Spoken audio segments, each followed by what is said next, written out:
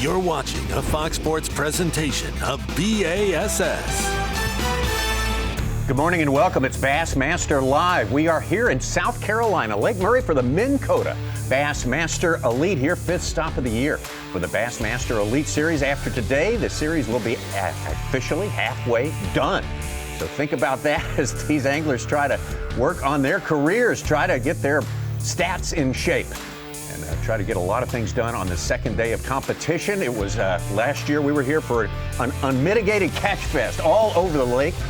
Some things have changed since then. We're here a little later. Some things haven't changed. There's still plenty of fish in this lake, Mark Zona. I mean, 3 to 5 pounders galore. It's just they get a little hard to catch sometimes. Well, they do, Tommy Sanders, but looking at the weights that we got to see on day number 1 here on Lake Murray, the one thing that could be said is that a lot of people talk about Lake Murray being one of the best lakes in the southeast quadrant of our country. It is absolutely one of the best lakes in the entire country, loaded with 3 to 5 pound bass. Take a look at our leaderboard as it stands right now. They are fishing. They have been underway for about 30 minutes now. And Patrick Walters, who started the day with the lead, 25 and a half pounds on day number 1, out in front a little bit more right now. Ahead of Mike Iaconelli, zooming up into second place from outside the top 10. JT Tompkins, a rookie, out here at the 25.5. He's caught one already. Cody Huff, his third year out here, doing very well at this one. Wetherill, Fouts, and the rest, the top 10. We will be with the top 10 as they started today in their status as they start day 2 action here. Full field, 102 anglers fishing on this 50,000-acre lake. Lake Murray, very close to Columbia, South Carolina. A lot of people around here, a lot of pressure, but boy, it is still great. Absolutely. No doubt about it. Tommy Sanders looking at our takeoff, right? Call it the mid-lake section, Dreher Island State Park, looking at about 50,000 acres, 650 miles of shoreline. But really, if you look at the center of your screen right now, from Shull Island up to the takeoff, that is where the attention is going on. And there's a big dynamic that we are going to talk about all morning long. Well, we talked about our leader, 25 and a half pounds, local South Carolina's own Patrick Walters, this morning. I was about to have an accident that I was looking at. We're getting there, though. Ready to just go fishing.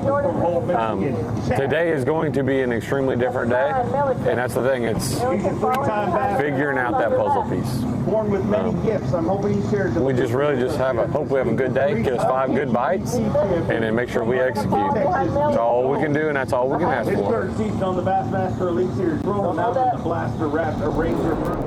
Patrick Walters with so much experience here, and he's a great front runner as well. So we'll keep our eye. We'll be with him all day long. Exactly right. Starting just around the corner from our takeoff right there in Dreher Island State Park. And here's the key.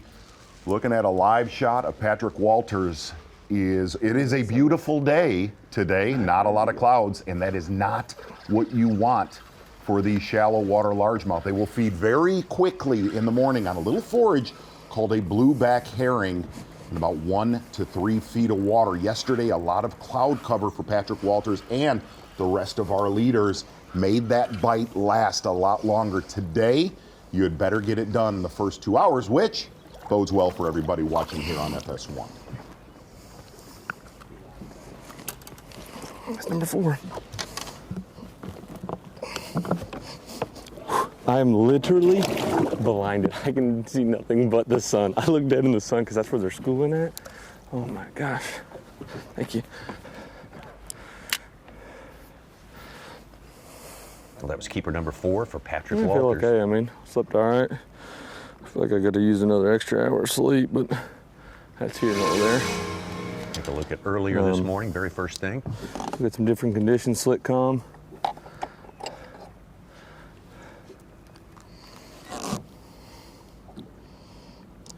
We're 1 away from a limit, which is always goal number 1, catch us a limit. And then we catch a limit, then we're gonna try to find us some big ones.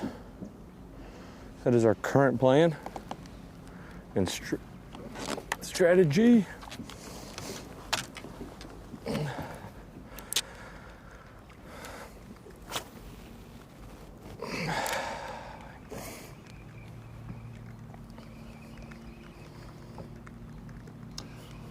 So really the whole dynamic that happens in the morning is the shallow high spots, very hard bottom. If you look over his right-hand shoulder, see all those largemouth crashing the surface. The blueback herring will get up in these high spots and spawn this time of year, and those largemouth will just sit and wait to ambush them really all day long. But the morning is key because a lot of those herring spawn overnight and into the first couple hours of daylight. Really want to get your work done quickly here on Lake Murray. And back to Patrick Walters live. I'm just about to go him up right there, unless it's a turtle. Oh, Raphael. They might school again, or it was bait coming up. Oh, get fired up. I dare you. I dare you.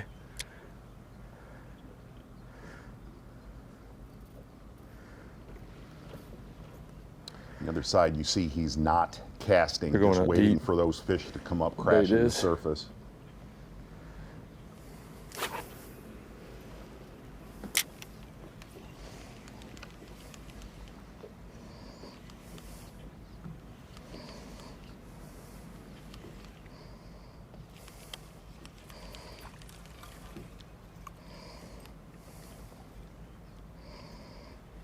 There's a ball of bait on top of the spot. Have that ready. Get a really good look of how shallow Patrick Walters and really every single one of our leaders will be fishing this morning. And Why did they not school on it?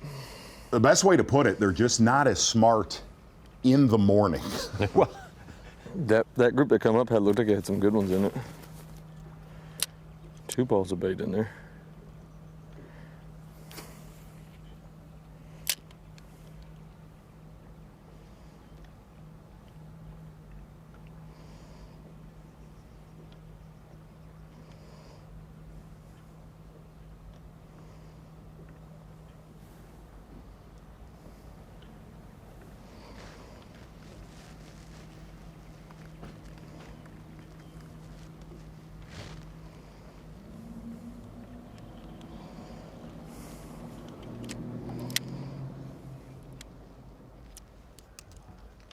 one more to a limit for Patrick Walters. You heard him say it. It'd be very much a plus if he could get a limit. That is the first order of business. He spent a lot of yesterday bouncing around different spots. It's kind of what the situation demanded.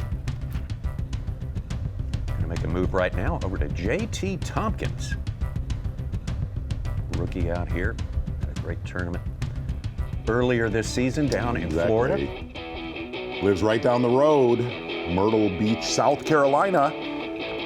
This is earlier today, getting a little bit of benefit from that wind right there. A lot of main lake points, islands on Lake Murray. Even though he lives right down the road, rookie on the Bassmaster Elite Series has only fished here 6 times in his life. But the one thing J.T. Tompkins in our top 10 said, actually one of the few anglers that got them to bite all day long yesterday.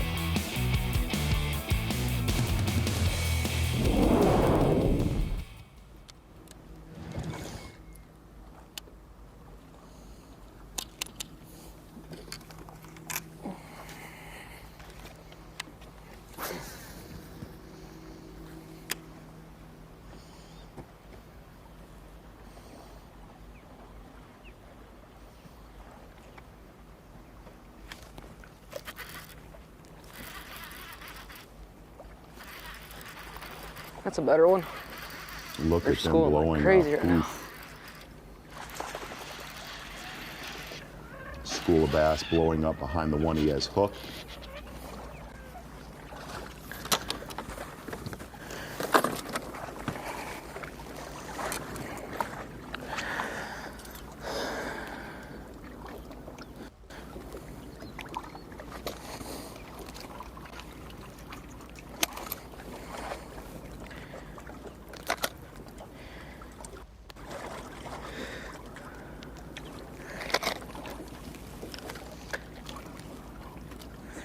Usually if you catch one while they're schooling, they don't need time to set back up. So that's good. That's 4.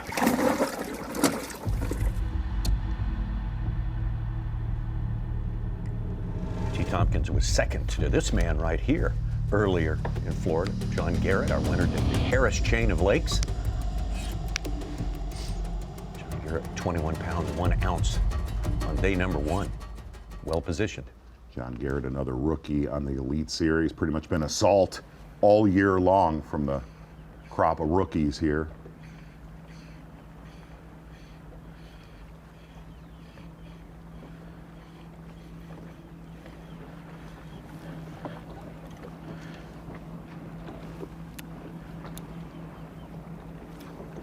God, man, staying all over it. I'm bringing like 10 back on every cast.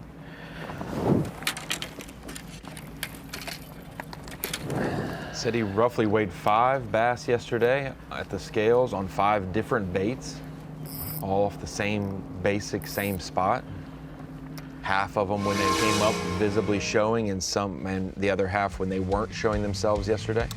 Yeah, and really where a lot of these bluebacks spawn in the morning is hard spots, very, very shallow hard spots. And he said it's a little bit of gravel, a little bit of shell, but about 50 yards long is where he did the majority of his damage yesterday.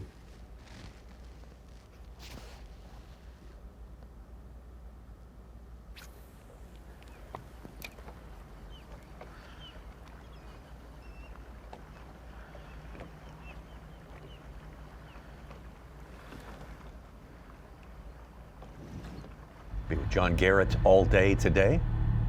That's for sure. Starting the day in second place, Texan Lee Livesey. Yeah, and one of the dynamics that's happening on a lot of these shallow areas, this lake gets a lot of pressure. Just started down here about 10, 15 minutes ago. We got two small ones. No wind today. We had really good wind blowing in this spot yesterday. They were eating real good. So I think the wind probably, they're not going to bite as good right here without wind for sure. But seen a couple blow up, one big one. Sometimes this takes them a little minute. You know, we got another boat sitting in here, and I think there was a local before him. So sometimes you just got to let them settle down a little bit, or just have a group of herring swim across here, you know. We're not going to put all our eggs in this basket. We're just going to be calm, fish slow, and see what happens. They're real smart right here when the wind's not blowing, so you got to be right on top of them instantly.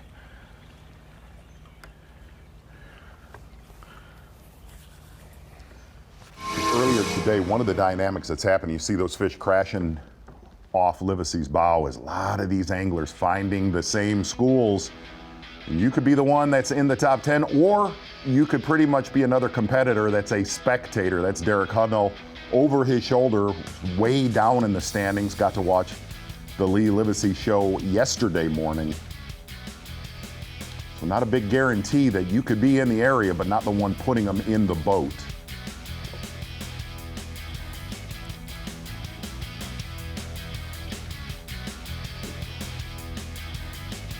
Had a really good showing here last year, Tommy, and was fishing around our day 1 leader, Matt Robertson, including Robertson on the Carolina rig when it got slow at certain times offshore. And so Livesey just seems to really do well in the immediate post-spawn, whether we're in Texas, whether we're in South Carolina, the immediate post-spawn, this May, June time period, Lee Livesey seems to normally be in the top 10% of our field.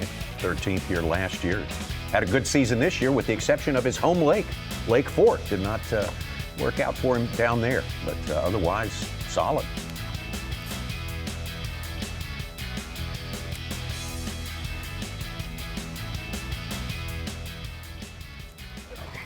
Going to lead with 22.5, day 1. Small one.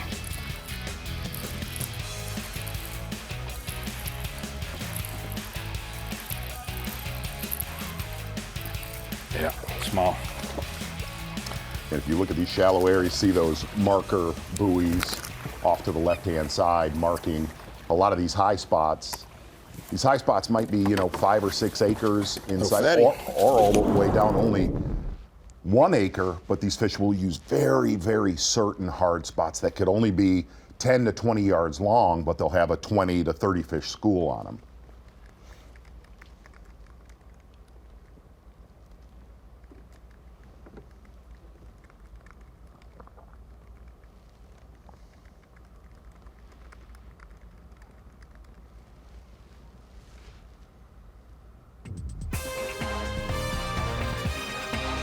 Been underway for about 3/4 of an hour here on day number 2, full field fishing. The Minn Kota Bassmaster Elite at Lake Murray. And local with so much experience, he went down, had a college career right down the road in Columbia, South Carolina. USC of the East there, J.T. Tompkins, another South Carolinian right behind him. Cody Huff, Lee Livesey, and Mike Iaconelli making it to the top 5. Be right back. The Minn Kota Bassmaster Elite at Lake Murray in Columbia, South Carolina is sponsored by Ranger Boats, by Rapala, and by Yamaha. Still in our first hour of fishing out there today on day number 2, the full field of 102 anglers doing everything they can, hustling hard to make it into the top 50 on this day. And there you get the true sense of, we talked about the mid-lake area of Lake Murray being the biggest player from Shoal Island up to our takeoff in Greer Island State Park. Mid-lake has been the best. Watercolor and all of the forage that is still spawning on this lake up shallow, that's been the biggest player.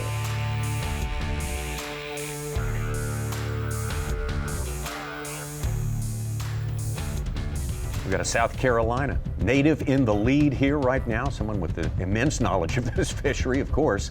And that is Patrick Walters in his 6th year with the Bassmaster Elite Series, already owns 2 victories. Did not burn a lot of gas right around the corner from our takeoff. A lot of fish replenished here throughout the weeks, the last few weeks. A lot of big tournaments going on, so big population. You could see some swimming on his forward-facing sonar right there.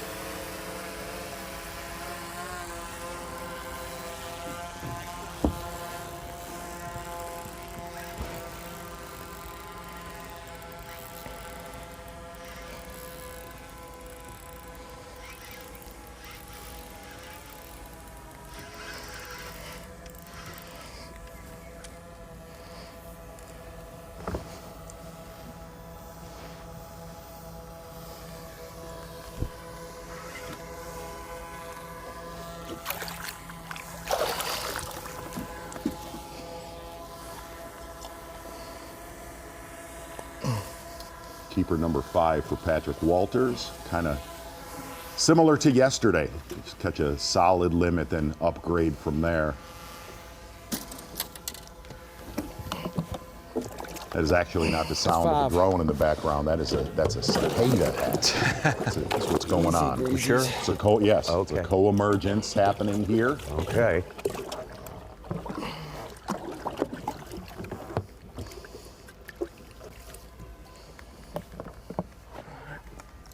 Thank you, boss. Ooh. Wow. That is what happens on Lake Murray. A lot of these little hard spots, those largemouth will act like great whites. They'll sit there and wait for the blueback herring to swim by and absolutely just crush them. And Tommy, you have to imagine it would just suck to be a blueback herring. Yeah, you've got to feel like you've arrived at the cannery at that point. You're in your reproductive mode this time of year, and you're being attacked daily. Waiting to beat you up at the front door when you walk in.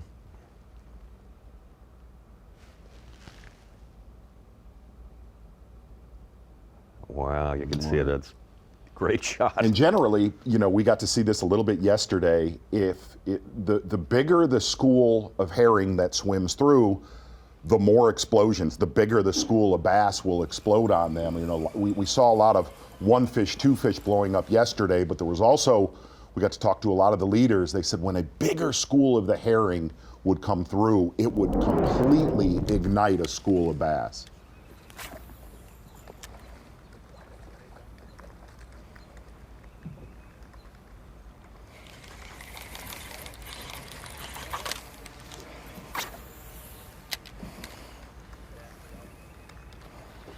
Fun.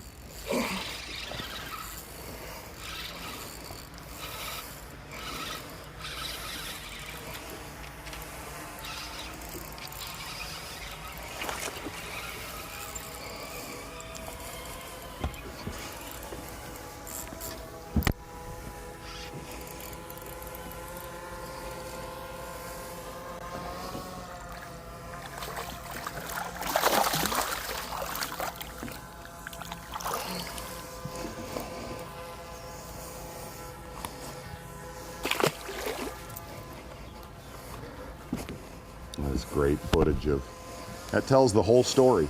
He's only throwing in about 1 to 3 feet of water. Good start for Patrick Walters.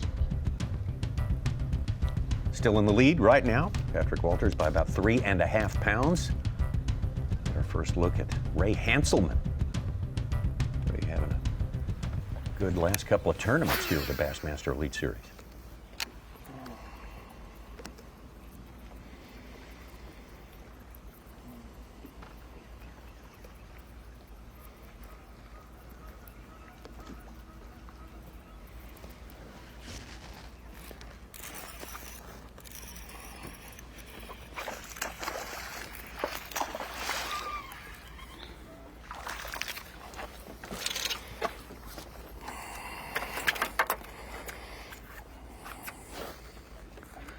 Yeah, dang it. See how fast, urgent. A lot of these guys work in the morning just because that window is so small, and after about 9 o'clock, completely shuts off when these fish could get a really good look at your bait.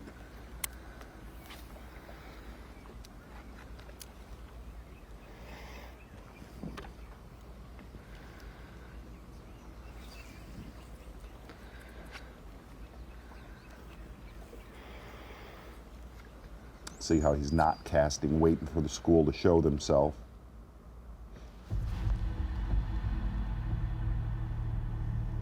Let's move from Ray Hanselman, great tournament last time, the St. Johns River. Let's go to our leader, Progressive Bassmaster Angler of the Year points, and himself already a winner, a big winner. Second stop of the year on the Bassmaster Elite Series this year. Trey McKinney.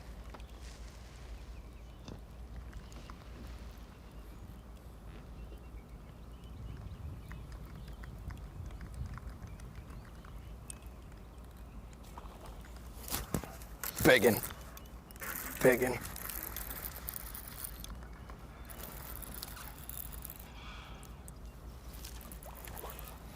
Real biggin.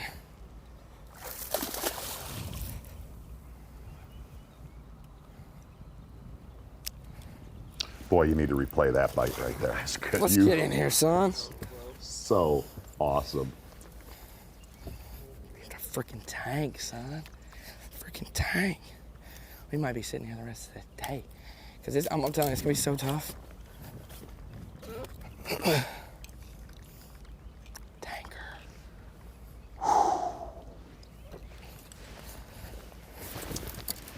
Well, a lot of the veterans have had a lot to say about the rookies on the Bassmaster Elite Series this season. Pretty much that is what Trey McKinney has done all year long.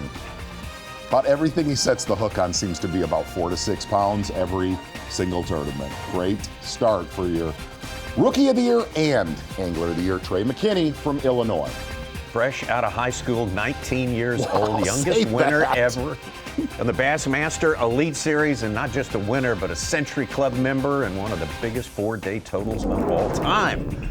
Our second stop of the year at Lake Fork. Let's take a look at those Progressive Bassmaster Angler of the Year points, and there's McKinney on top, having stretched his lead over veteran Jordan Lee during yesterday's fishing for sure. Great day yesterday. Cody Huff, he's in our top 10 today. We'll be seeing him in action. Chris Johnston of Canada always seems to be in that top 10. Jacob Fouts, Justin Hamner, our classic champion, Corey Johnston, who won last week down at the last time at the St. Johns River. Tompkins out there fishing today, Kelly, Shryock, and that is your top 10 Progressive Bassmaster Angler of the Year points.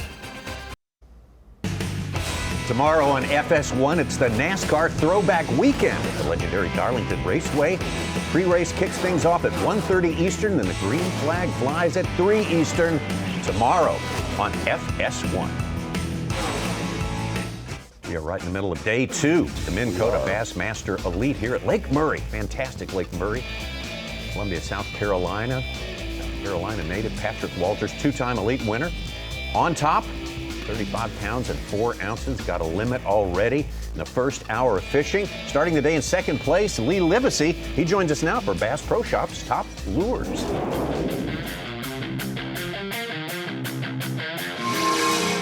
Hey everybody, Lee Livesey here. We're on Lake Murray for the Bassmaster Elite Series event.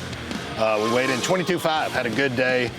Just gonna do a quick breakdown of how I caught my fish today and what I caught them on, just my setups. I pretty much had 2 setups. I'm just chasing herring fish, you know, long, skinny, flat point shell bars, stuff like that. Schooling fish, it's awesome, catching them on top water. My first setup, just a Halo HFX 7-foot medium cranking rod. That's what I'm throwing my top water on. I'm throwing 50-pound Sunline FX2 braid to a 6-inch catwalk. Just a walking top water, making really long casts when those fish come up with that, and catching some really big ones on that catwalk when they come up swimming, schooling. My second setup, you know, sometimes those fish will go down a little bit, throwing a fluke style bait. I'm catching them on a net bait twitch, just a white net bait twitch fluke style bait. I'm throwing on a Halo HFX 7.6 medium heavy, a little bit bigger rod, but that's to get those really long casts. I'm throwing it on 16-pound Sunline FC Sniper. That's it, just keeping it simple, you know, putting the Minn Kota Raptors down in the mud and making really long casts to schooling fish. It's awesome. Can't wait to go tomorrow, Lake Murray, day 2. Bass Pro Shop's Top Lures with the man from deep East Texas, he calls it, Lee Livesey. And those 2 style lures, pretty much what the entire field is throwing this week. Not a lot of diversity, but I think somewhere today, when that sun gets high and water slicks off, you will see a lot of finesse later today, drop shots, things of that nature. See how he just waits for them to blow up. If your bait's out there, silent live. You've only got a split second to make the right cast when they're aggressive. Mm-hmm. Trying to poke one.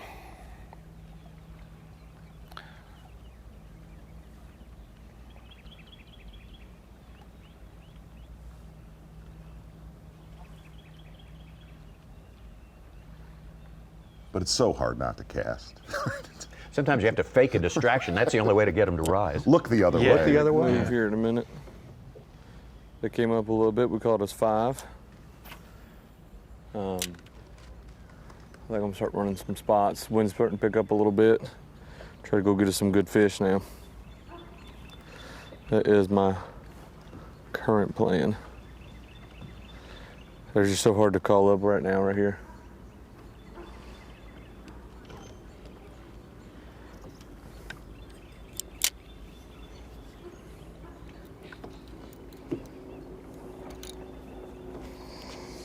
All right, let's do it. Depending on who this is.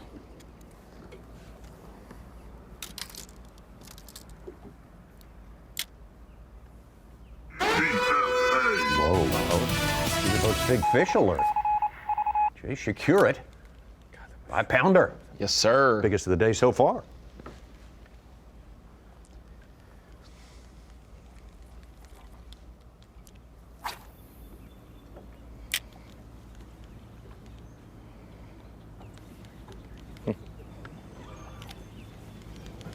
All right, let's do it.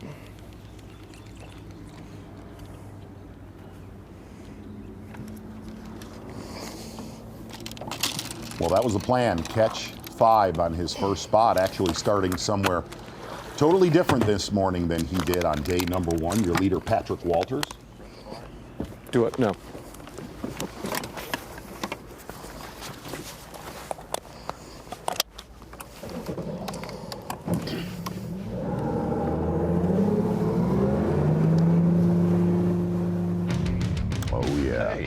That means Tommy that, Sanders. It is time. First one of the day.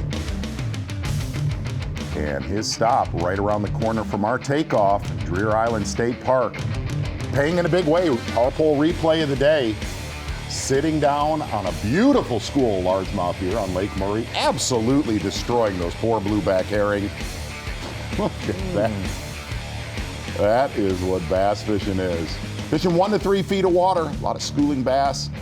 Patrick Walters said, make hay in the first 90 minutes. Well, he did that.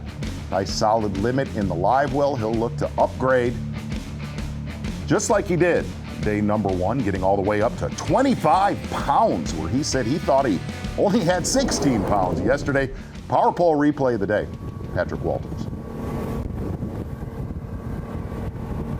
Patrick 3.5 pounds ahead of JT Tompkins, who lives not too far away, Myrtle Beach, South Carolina, on the coast.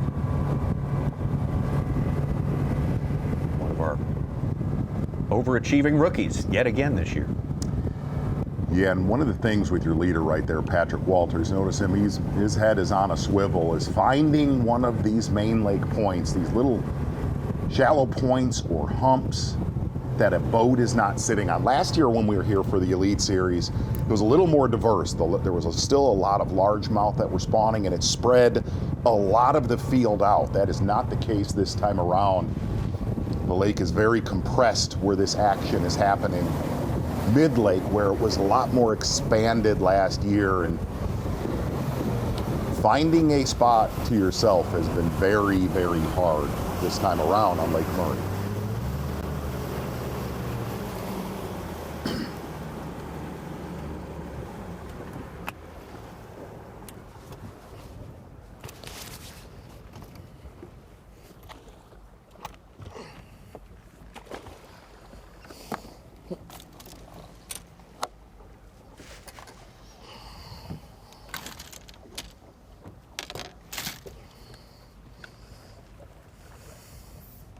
Patrick Walters talking about yesterday, left a lot of areas left alone where he didn't want to see his, have other competitors see his boat on. Really, kind of, you could tell he stopped fishing a lot of the juice around 11:30 or noon, day 1. But what?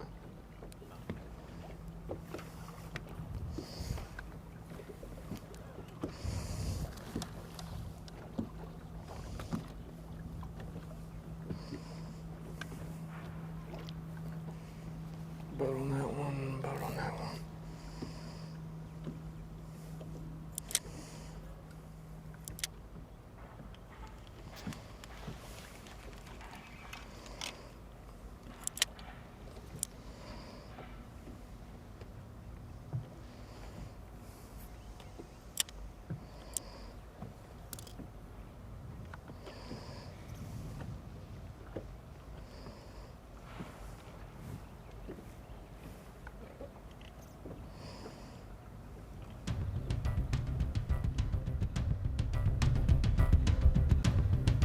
Getting underway on stop number 2 of this day. Second day of competition on Lake Murray. Let's get out to Cody Huff. Cody Huff with 22 pounds and an ounce yesterday. Starting the day in 3rd place. Right now he sits in 4th.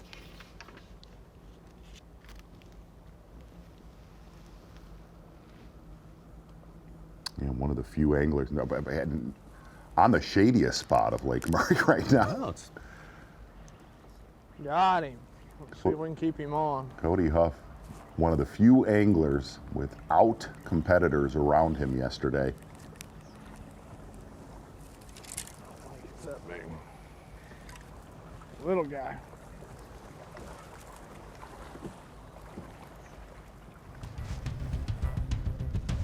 it's like a keeper. That one there for Cody Huff. Keep moving as our anglers keep moving in the second hour of competition here. The Texan Ben Milliken qualified in 10th place. One of the few anglers. Boy, there's a point that we got to see yesterday, actually, with another angler. That's right. Had a pound and a half all the way up till 11 o'clock, and then jumped up into the top 10.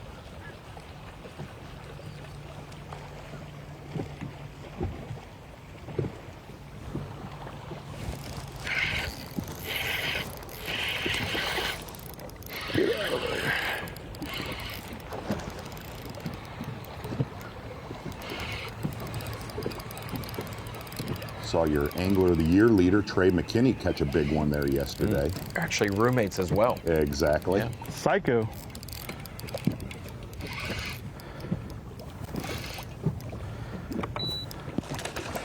It's hooked in the eyeball.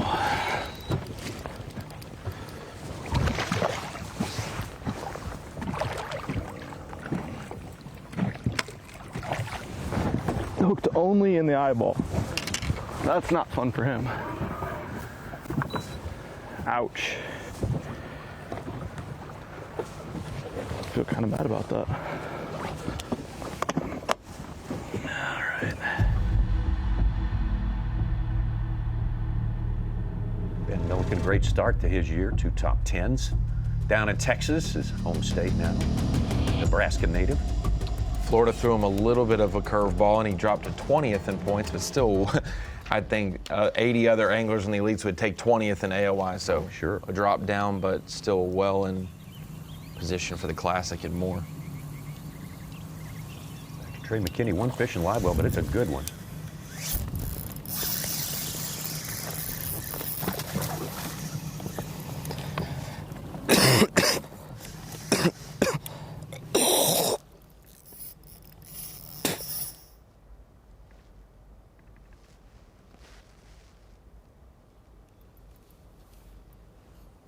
That first one missed it. Like he ate it underneath the water. This might be what we're throwing all day today. Come on, hopefully I can land him.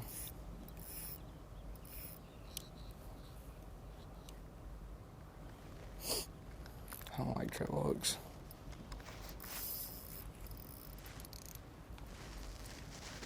I don't think he's that big. Oh, he's big for us.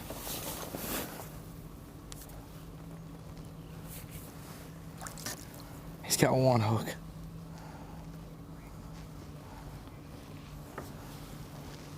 He's got one hook.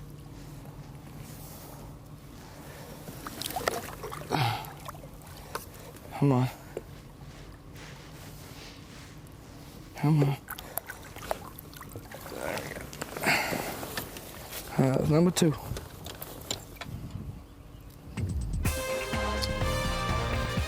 Fishing a riser style bait right there for Trey McKinney, and everything going right. Only had the back hook and not a problem. Battling the flu or some kind of Yeah, he's a little bit under the weather. bug. Allergy deal, I think it is. Yeah, he's got a little bit of a cough going there. Everything going right.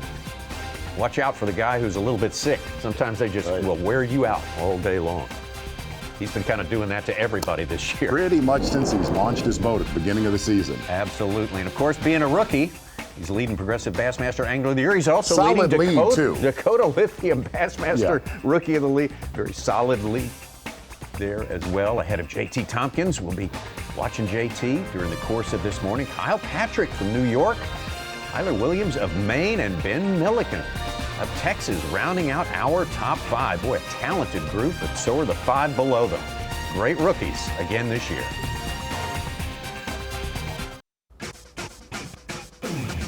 Things are happening out here at the Minn Kota Bassmaster Elite, Lake Murray. There he is. Yeah, Not bud. one of our competitors, but we got 102 of them out there.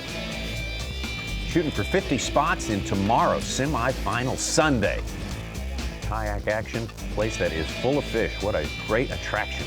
What a highly rated lake in this part of the country, and in this country, period. Patrick Walters, a native of this area, on top with 35 pounds and 4 ounces. Another South Carolinian, JT Tompkins, right behind him. And Michael Iaconelli, many people were kind of predicting as far as they were talking about fantasy pre-tournament as someone who would rise up and do well at this tournament. And so today, that is exactly what is playing out. But to the surprise of no one, it is playing out that Patrick Walters is trying to build a lead there. He would love to demolish this field. And he is a good front runner, but I think we're far from that point right now. Patrick Walters live, 5 bass in his live well.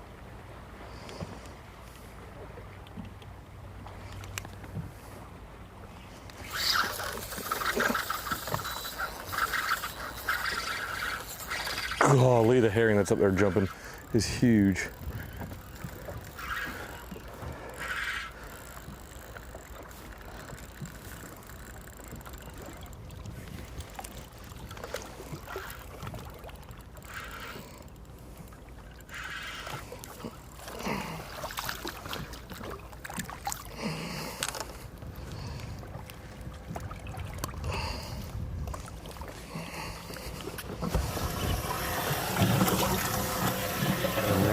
that will make it or not. He's got a limit in the boat, is Patrick Walters. A few minutes ago, we had a big fish, Skeeter Boat's big fish alert. It was me that had to announce it. It was a you. disappointment to everyone, I know, because everyone's used to our friend Such. Mike Such Sukan Yep, he doing that brings right it. now. But Such is off today. Wow. He is off to the Such Crescent has a City. very Miami look to him, even though he's in New Orleans. He's going to be the Big Easy down there. He is. Absolutely down there for graduation. One of his youngsters is graduating college, and good on him. And having a weekend down Poncha-train kid. Is he in? Is that Jackson Square?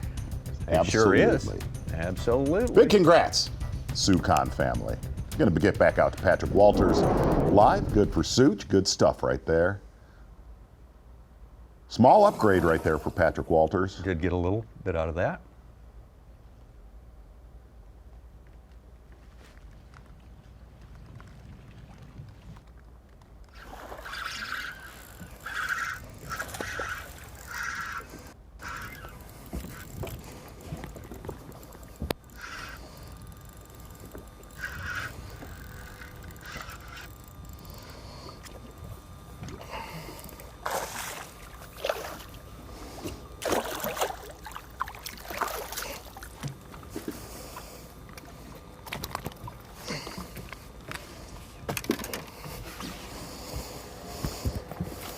Nice, solid limit in his live well right now.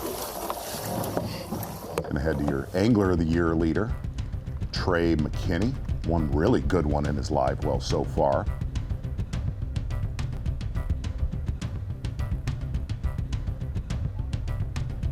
Actually, we are absolutely not going to Trey No way. McKinney. We're gonna slink back over to semi-local angler JT Tompkins.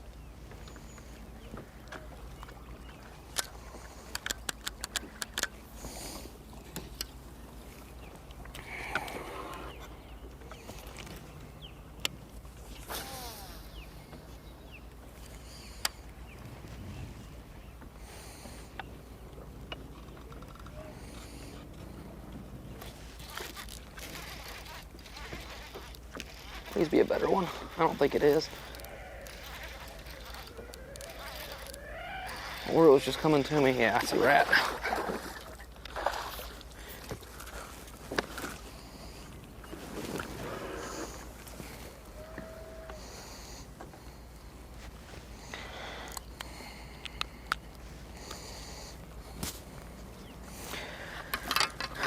Like chartreuse.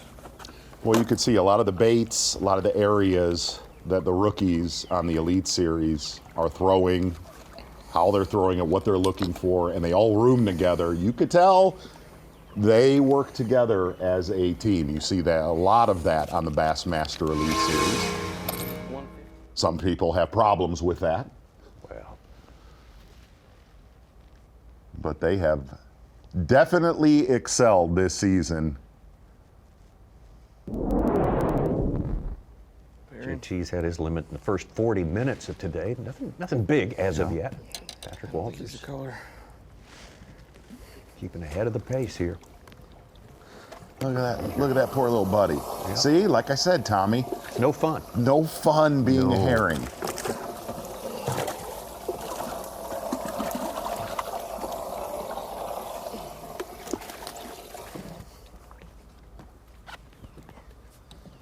Also still a lot of shad spawn going on, so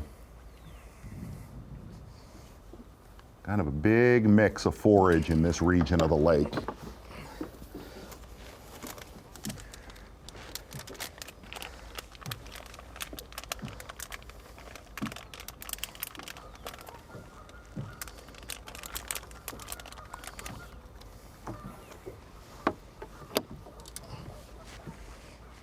Golly. You think they're eating right here? And really one of the other dynamics is you see guys like Patrick Walters that being local, has so many areas that he could rotate through the day where it's almost a law of average, right? And then a lot of other guys in the top 10, you look at a Lee Livesey or a Cody Huff that get on one of these key shallow water bars, points, or a hump where they don't have the knowledge and they just sit and wait. So those are really the two game plans in this tournament, and you're seeing a lot of the anglers in our top 10 that squatted yesterday, didn't do a lot of running around, really struggling this morning. It kind of reminds me opposite ends of the spectrum, but like tidal fishing. For the guys who know tidal fishing, you can run the tide. That's a good point. But some who don't just find an area and fish it in all tides. And wait. Yeah, and you can burn yourself even knowing the tide by running too much, and herring guys do the same thing.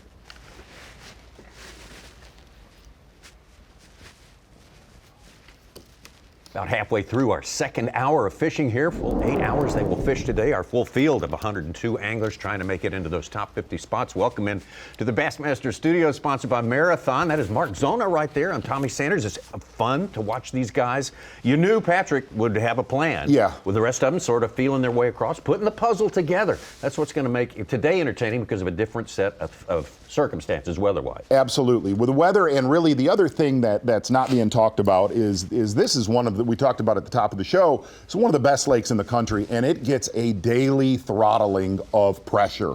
Lots of boats on this body of water. And the one thing to see with the changing conditions, very high skies, which one of these anglers, now that it slows down and the fish aren't as aggressive, which one of these anglers can make it work all day long? Will be interesting. Ronnie Moore standing by at the Screen of Knowledge here. Yeah, I wanted to, for those who, this is our first blueback herring tournament of the year, being the predominant forage for the Bassmaster Elite Series this week at Lake Murray. I'm at the Dakota Lithium Screen of Knowledge. I wanted to explain to those who maybe are from a state, have never fished blueback herring, don't know exactly what they look like, how they act. This is what a blueback herring looks like. It's silver by nature like most bait fish, but it's got a little bit of an olive green-ish blue back, where it gets his name from. It derives originally from the Atlantic Ocean. It is a saltwater species of fish that was introduced to a lot of these lakes, and they've taken well to these lakes. Sometimes invasive species, they end up not translating on a body of water, but blueback herring have taken to some of these Savannah River chain lakes, Lake Murray. You see places like Smith Lake, Lake Lanier. Those bodies of water are conducive to swimmers, and that is what a blueback herring is. It is actively feeding or actively swimming all the time, and normally we have the bass spawn around 62, 63 degrees, 64 degree water. We start to see that happen really heavily. Shad spawn happens right after that, and when the water temp gets around that 70 degree mark for substantial amount of time, blueback herring start to pull up on these shallower points and begin to feed. We see baits like flukes, topwater, swim baits are the ones that imitate blueback herring, and this is a video from a few years ago on a body of water that's somewhat similar, but when you see these flatter, maybe clay points, the hard spots, rock, shell, bait fish pods like blueback herring will actively swim around these points, whether they go point to point or they just stay and break apart. But when these schools get together and the bass are nearby, normally you can have a collision course with some kind of swim bait or not. A lot of these fish we're seeing are busting on the surface. They're pushing these blueback herring when they get up on those shallow points to the absolute surface. But when they're not actively visibly at the top, you can pick them off one by one like we saw with swim baits and other things here and there. But pelagic fish swimming their whole lives, Tommy, and the bass are just trying to wait for them when they get shallow. Bass love them. That's what's for dinner here at Lake Murray. The bass are really generally just lazy, waiting for them to swim by this time of year. Well, they stay in pretty good shape, staying on top of those herring, and we will watch them pursue, and the fishermen pursue the bass. When we come back, Patrick Walters, South Carolina's Patrick Walters, on top on day 2.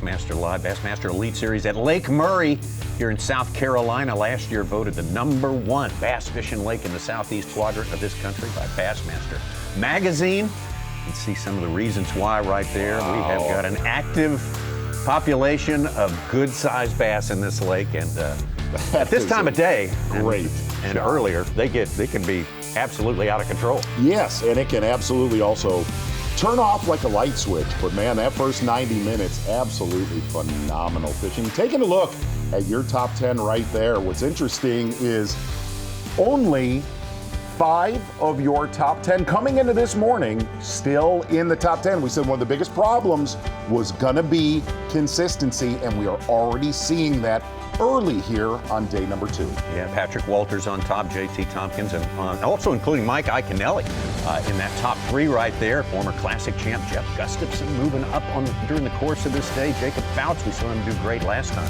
The St. Johns River. Jay Shakura just caught a 5-pounder 30 minutes ago. John Garrett's won already this year. Justin Hamner, your Classic champ on page 3 there. Two-time Angler of the Year Gerald Swindle. Ray Hanselman Jr., we're with him all day long.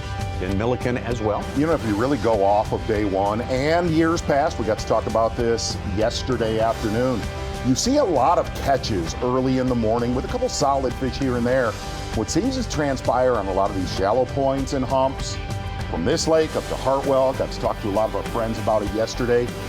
You don't see as many catches later in the day, but the size average generally goes up. Austin Felix, the last man, the 50 cut, that's what he'll want to maintain till the end of the day. A lot of fishing between then and now, and just below that 50 cut, Ed Loughran, Luke Palmer, Jason Williamson. We were with him a lot of yesterday's fishing. But right now, the man on top, Patrick Walters, talking about bouncing around. B and C on point. You can easily get in a bad rotation here, meaning, you could have a bad boat number. Your first 3 spots have boats on them, and then you're like, oh man, you go somewhere completely else you weren't even planning on going. You go there, they're not biting there. Then you go somewhere else, and then you start running behind in your, then I gotta go catch a limit, and that doesn't work out. So it's like a good rotation is you start on your first spot, you catch a limit, you slow yourself down, and then you can run spots like trying to figure the fish out. So you can easily get in a good and bad rotation here, or you can get in a rotation where you don't get on any spots, or you can get on all your spots. So it's really finding enough spots in the day that you have confidence in keeps you from really getting stuck in those bad rotations. There we go. He's not going to get stuck. He knows too many places. He knows way too many. Even though his home lake is Santee Cooper, he has done a lot of damage here, and it definitely sets up right. He's kind of got a spastic style of fishing where he just wants to keep moving, and that's pretty much what he has done every time he's been on Lake Murray over to Cody Huff Live.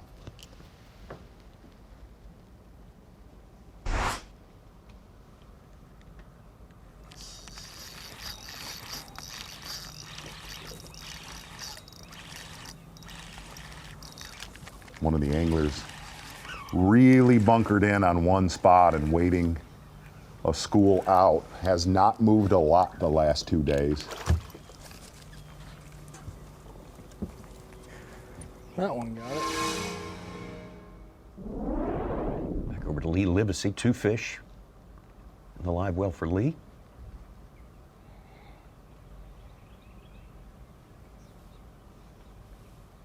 Boy, if you're a blueback, you're getting crushed by Oh, you are. largemouth. Life ain't A fair. lot of professional fishermen that fish for their living. Rather than, Right.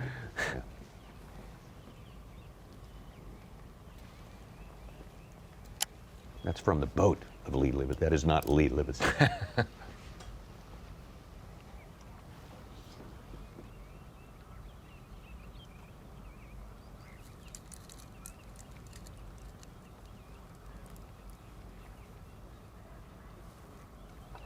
Boy, they are fishing close to each other. 8:38. 2 small bass in the live well. Day 2 Lake Murray. Not a lot of action yet. We're gonna stay here till about 10:30. God, oh my, that might have been a stripe. Too far out too. Waiting out on the school. These fish are smart when there's not any wind. It's almost pointless to cast, but no wind. Oh, did you see that one? You gotta hope they come up. Gosh.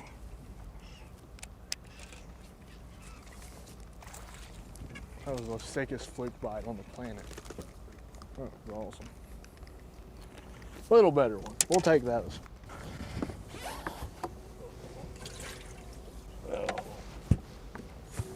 Okay, 4.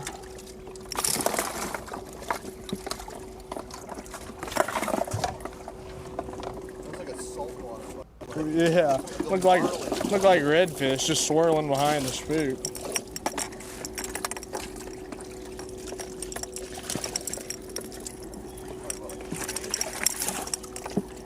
Yeah, probably.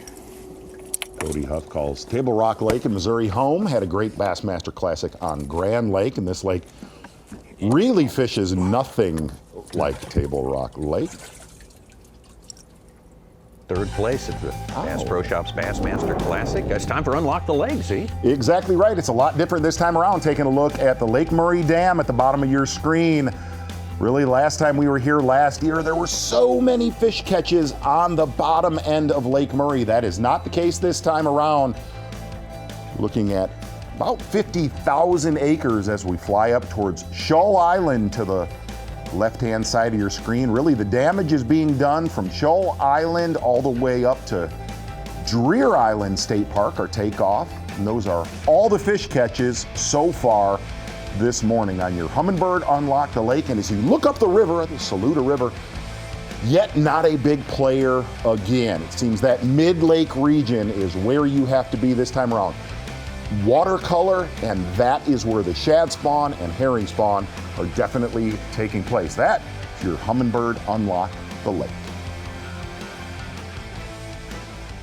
Seems like more and more that the blueback herring have changed this fishery, the less reliable the river can be. Maybe a one-day tournament you could go compete, but over a 2, 3, 4 days, like it's just, you can't make that river win like it maybe used to when we first visited with the Elite Series years ago.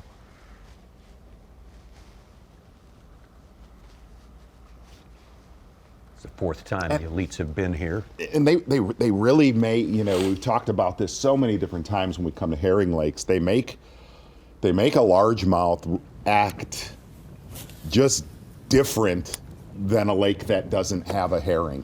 You know, virtually every one of these main lake points has some sort of bass on it, depending on the size, that will just sit there and they will squat. Tommy, you've seen it with your own eyes. You can go up there with a trolling motor and see a dozen, 4 to 5 pound bass just sitting on a hard spot on a 10-yard stretch, Big ball of bait waiting and waiting there on the edge. If they can for that see it and forage flow to through it, swim I'm by. able to get them schooling. Come on, go bait.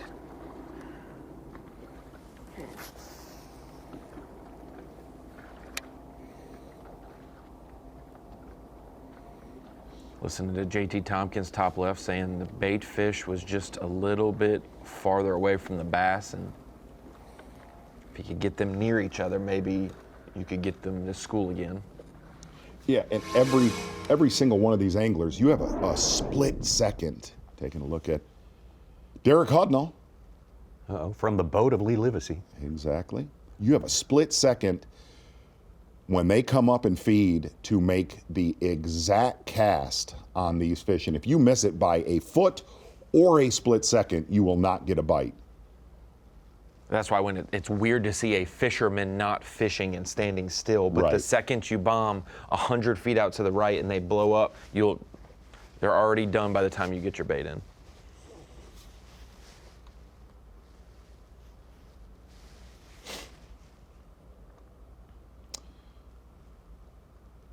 And again, Derek Hudnall was here yesterday, so those guys sharing water did not have a good day. He got to see the Lee Livesey show, only weighed in right around 12 pounds on day one.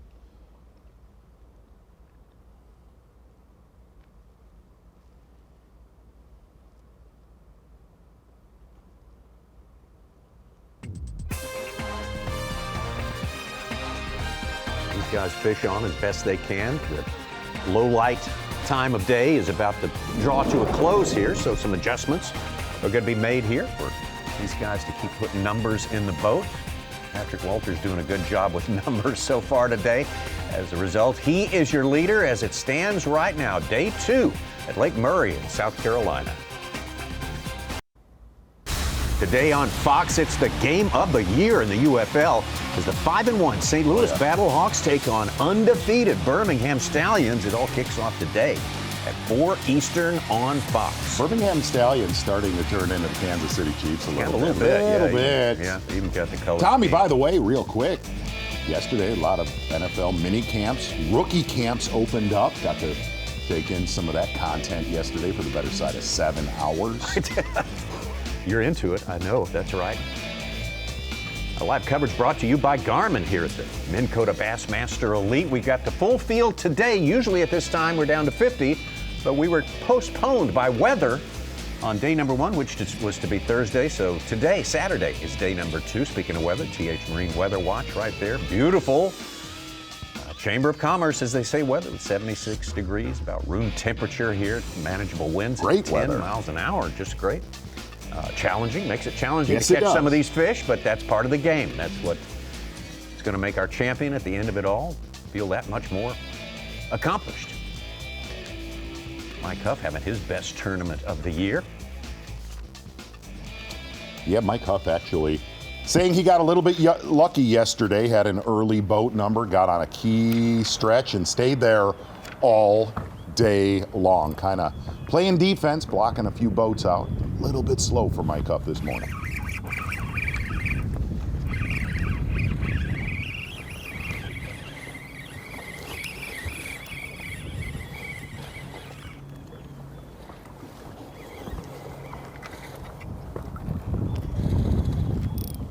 I don't think he's very big, but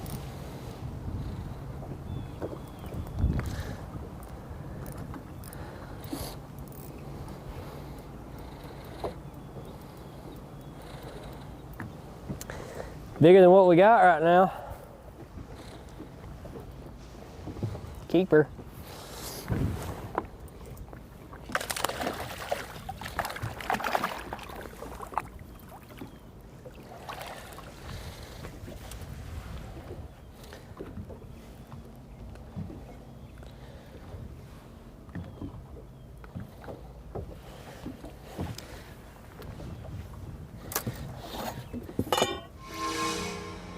Mike finished way down in the field here last year, haven't really turned things around this There time, we getting go. it done. Little striper boat out there, getting done on a Saturday. Even though we've got high skies, those areas that have a little bit of wind on them should definitely play a little bit better. Trey again, as we mentioned multiple times already today, and we should. He's the Progressive Bassmaster points leader, Angler of the Year points leader. Had a good tournament to start. Toledo Bend in Texas, but that second stop was where he really made some history. No doubt about it, Tommy Sanders. Looking at what he did last year, Ronnie said you better keep your eye on this young man from Illinois, fishing the Bassmaster Opens and qualifying for the Bassmaster Elite Series. And You just gotta his second tournament in, big 130 pounds and 15 ounces. I think Mercer said he caught more weight in the tournament than he weighs himself. not an 120 pounds exaggeration soaking either. wet. Tommy, we saw him really develop though and change his pattern throughout the week. Started more in the bay of Lake Fork and his main creek. Day 1, jerkbaits, jighead minnows, and started slowly getting closer to the bank as the tournament wound down and caught him shallow and deep that week. Think about this, his lowest finish of the season, 19 years old, 17th place. That's And the other thing is winning that tournament, winning on Lake Fork, there are anglers in this field, veterans in this field, that have never done that. oh sure. Trey McKinney. What a tournament though. 10 of them got century bells. Spread out. No locals over here. Really need to get 2 big bites. to have a good day today. We don't need 25 pounds to do anything. It's just like, you got to survive every day. We get 2 big bites, and I think we'll be in good shape. I'm not seeing any fish. That might be them right there, actually. Take that back.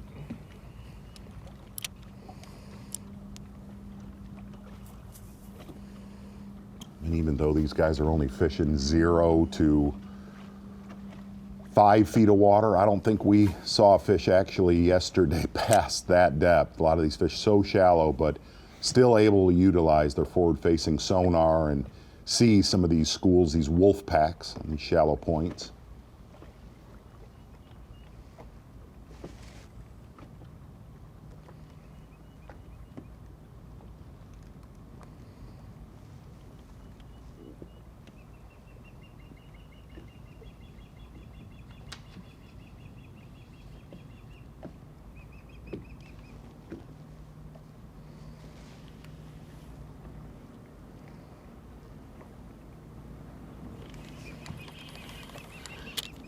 What is amazing about this lake is when it stops, when that schooling on herring stops, it stops all over the lake.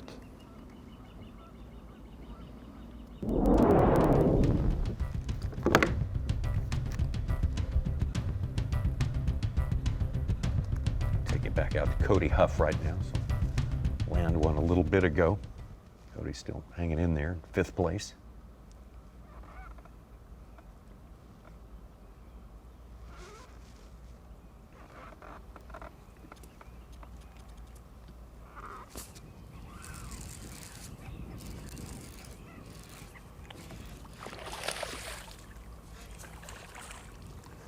Little dude.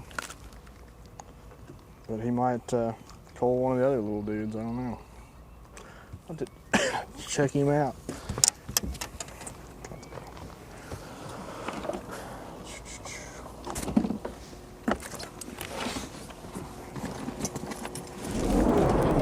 Yes, indeed.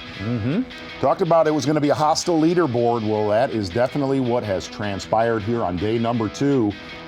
Mercury move of the day. A lot of history here. A lot of history on the Bassmaster Elite Series. Needed a good tournament. Mike Iaconelli. Solid morning with a lot of room to grow. Got a 3 3/4 at 726. 4-pounder at 807. Unofficially about 12.5 pounds. Still need to grow from there, but a solid morning. New Jersey angler here on the Bassmaster Elite Series. Mercury moved the day from 22nd place all the way up to 3rd. Mike Iaconelli. Mercury move the day. Second largest limit of the day, owned by Mike Iaconelli. Clifford Perch has just under 15 pounds unofficially. Move himself into the top 10.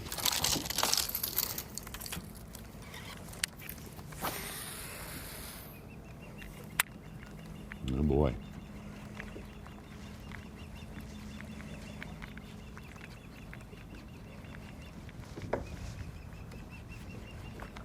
Oh yeah. Gosh, that is fantastic.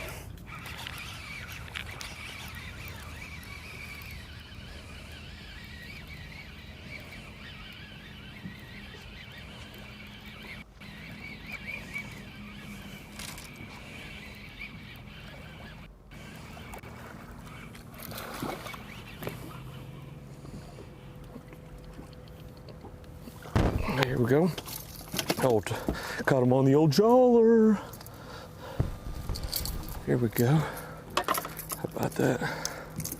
Old new rapple at topwater, call him that. Well, Patrick Walters said he needed a couple of big bites. One of them down right there. Watch this.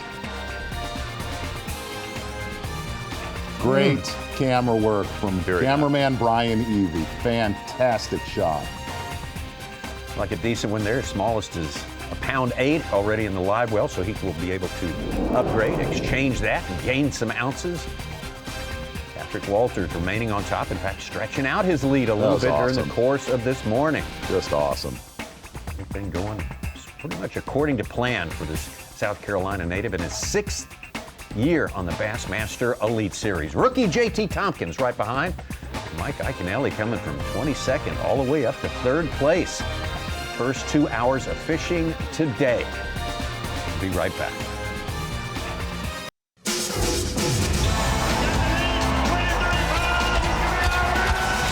You're watching a Fox Sports presentation of B.A.S.S. After the first day of competition being pushed back a day due to inclement weather and storms in the area, it is a beautiful sunny Saturday morning here in South Carolina for the Minn Kota Bassmaster Elite at Lake Murray. Picture perfect conditions. As far as watching the tournament, some of our anglers said it might get a little tougher on them today. A lot less wind, big high sunshine, and anybody anywhere close to this world, I imagine right now, is either gassing up their boat or getting ready to launch it on Lake Murray, because this is a perfect day. And we are in South Kakalaki for the 5th stop of the 2024 Bassmaster Elite Series. At the end of today, we will officially be at the halfway point of the 2024 Bassmaster Elite Series. Lake Murray, a critical tournament, an incredibly history-rich environment, and part of that history is my partner right here, Davey Height. This is where you became Davey Height. This is where you learned and honed your skills, and of course, 2-time Angler of the Year, Bassmaster Classic champion, and well, everything good on earth. And Davey Height, spectacular day today. Yeah, absolutely. It's a beautiful day. This is a day where the anglers really try to catch all they can in the first 2 hours, because the high sun and little wind makes it difficult during the day. If the wind will pick up just a little bit, the catches will be good again this afternoon, but the wind is a big deal here when we have the high sun and no clouds in the sky. Going into yesterday, we had a lot of chatter from our anglers saying, not the Lake Murray of last year. A month later, it's a lot tougher. It didn't feel that way. No, it really didn't. These lakes are just so different than most of these elite anglers are used to. These blueback heron lakes here in the Carolinas and in Georgia also, they're different, and it's just unusual to see largemouth bass in 2 feet of water or less with the sun up high in the sky and actively feeding. So it's just different. The guys like Patrick Walters, J.T. Tompkins, they kind of know the deal. Definitely know the deal, and they are representing their home state very well. Our day one leader, Patrick Walters, well, he basically ruined the entire way. And I mean, he came in first, weighed in the biggest bag of the day, and nobody ever toppled him. But if you ask him, he was pretty happy with the way that worked out. Patrick Walters, a 4-time Bassmaster winner and a 3-time member of the Bassmaster Century Club. And this is how his day started. Yeah, what a day for Patrick Walters yesterday, and he started off on fire again today. Patrick Walters calls Santee Cooper his home lakes, and they definitely are, but he has spent a lot of time here at Lake Murray, not just the Elite Series here last year like most other anglers, but I saw Patrick Walters here a lot over the last few years during this time of the year, this general time of the year. So very key to have multiple spots. And when I say multiple, a lot of these anglers in 2.5 days of practice probably found a handful of spots. Patrick Walters probably has 50 spots that have largemouth bass on them, and he didn't have to use many of them yesterday. He probably put it in, let's say, neutral about 10 o'clock yesterday morning. I could tell I was out on the water and could just tell what he was doing and what he was running. According to Bass Track, he had about 16 pounds, but it turns out it was 25 pounds. So typical Patrick Walters. Always a sandbagger, and the MC of the weigh-ins, I appreciate it. I mean, it makes it a little bit more exciting, but when an angler lays off, throws it in neutral, as you say, by 10 a.m. and still weighs the biggest bag of day number 1, that's a scary sight for the other 101 anglers. Yeah, Patrick Walters is really made for these blueback heron type lakes because he loves to run a gun. You can see him there. He only takes a drink of water when he's doing like 70 miles an hour. So these lakes are set up perfect for him. In second place, our 2023 EQ Bassmaster Open Angler of the Year, South Carolina's J.T. Tompkins. Yeah, what a day yesterday, and he's catching them again today, moving on up the leaderboard, staying in second place. You can see here he's on a very familiar place to a lot of anglers that fish here, and the wind's blowing right in there on it. The wind, we didn't talk about it a whole lot yesterday because we had so many clouds and we had overcast skies most of the day, ended up having some rain late in the day. But when you have clear skies like we have today, the wind is a big, big deal. And oftentimes it'll blow early in the morning, then it'll just calm down during the day. But look for it at 12 o'clock on to maybe pick up a little bit. And that's when some of these fishermen may have switched up, changed techniques, but they really hopefully will go back to those herring places that they were able to catch fish on early in the morning, because those fish will be active again if they get that wind. Can you imagine being 19 years old and leading everything there is to lead in bass fishing? He is your progressive Bassmaster Angler of the Year leader, your Dakota Lithium Rookie of the Year leader, and the youngest angler ever to win the Elite Series event, 19-year-old Trey McKinney. Yeah, absolutely incredible to be midway of the season like I think we are officially, just a little past it at this point. And for him to be leading Angler of the Year, to see him win early in the year, yeah, he made it to the Elite Series. He's obviously a winner. But to be leading Angler of the Year midway through the season at 19 years old with these fishermen, 102 of the best in the world, no doubt about it. And for him to be leading is absolutely incredible. And this was the place, we talked about it a little yesterday, Dave. This was the place to me that I thought he might stump his toe. Because the other lakes, we all know forward-facing sonar is going to be even a bigger factor, and he's obviously very, very good with that. But this is a place I really said, man, he might not catch him there, and some other guys will move in there and maybe even take the lead, but he has not let up a bit here at Lake Murray.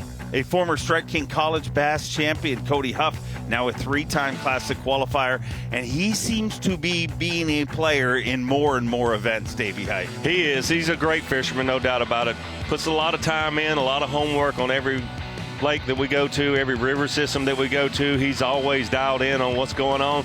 One thing about Cody, he seems to only have a few places, but fortunately for him, they have reloaded for him today, and we'll see. Hopefully those places will keep reloading. It's going to be so important not only for Cody Huff, but for every angler in the field, other than just a few like a Patrick Walters that just has so many places. He will never run out of fish this week. Well, that catch you up with some of the action we've seen already here today on FS1, but let's catch you up with our leaderboard and how it breaks down. At this point in the tournament, 2 South Carolina anglers atop the leaderboard, 1 and 2. Of course, Patrick Walters and J.T. Tompkins, an Elite Series rookie, but I love seeing Mike Iaconelli in 3rd place. And Davey Height, you have pointed that out all week long, saying Mike Iaconelli's a player, especially in this body of water. He is. You look at his record here on Lake Murray, it's very impressive, and not a surprise to see him in 3rd place. He will be a factor, and I'll go ahead and say he will be here on Championship Monday. Well, it's not all about the top 10, especially not until Monday anyways. It's not about the top 10. Got to get inside the top 50 to keep your tournament alive, and these anglers continue to charge up that leaderboard. And is that a grebe? That's not a grebe. That's a great blue herring. Oh, and it is beautiful. We'll be right back.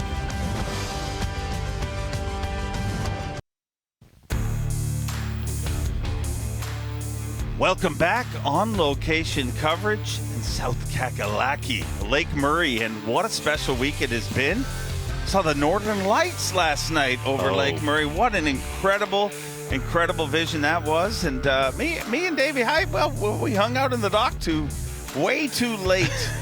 How could you go to bed with that beauty in the sky? It absolutely was incredible. You know, I was born and raised here, and I've never seen Northern Lights anywhere near like that. A big story in this tournament, not just the Northern Lights, but blueback herring. Talk to me about it, Davey. Well, you can see what's going on right here with Lee Livesey.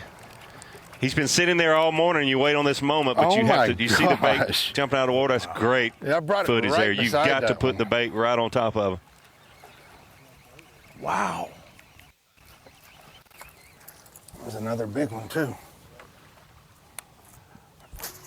That could have been 2 So just that fast, it's over.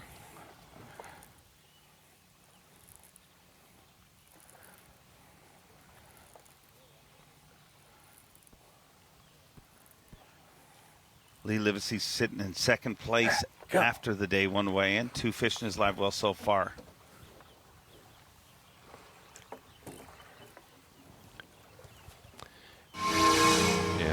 Hopefully we can take another look at that, and you see. Now, set the picture.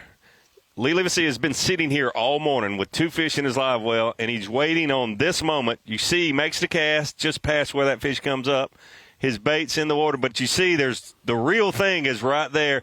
And unfortunately for Lee's bait is right where it needs to be. That fish did hit it, but there was just too many blueback herring there, and they didn't fall for his top order lure. That's just unfortunate for Lee Livesey. That's the exact picture that you're looking for, you're waiting on patiently, and he did exactly what he was supposed to do, but there's just too much bait right there. Now, if he had some bait in, you see in the distance, there's still some activity, but he's done here, and he knows it. He's reeling in fast, but it's over just that quickly. Great coverage of that. Incredible. He might sit there for 30 more minutes if he chooses to do so before they come up again. It could catch a 4-pounder or two. Now over to Trey McKinney live, the youngest Elite Series champion ever. Under the weather this week, but hey, when you're leading Progressive Bassmaster Angler of the Year and everything there is to lead in bass fishing, there is no time for a cold. Absolutely no time for a cold. Had some fish were, fish were boiling the water right there, not splashing so much where you could see them good, but they were doing the same thing that we just saw around Lee Livesey, just not quite as aggressive.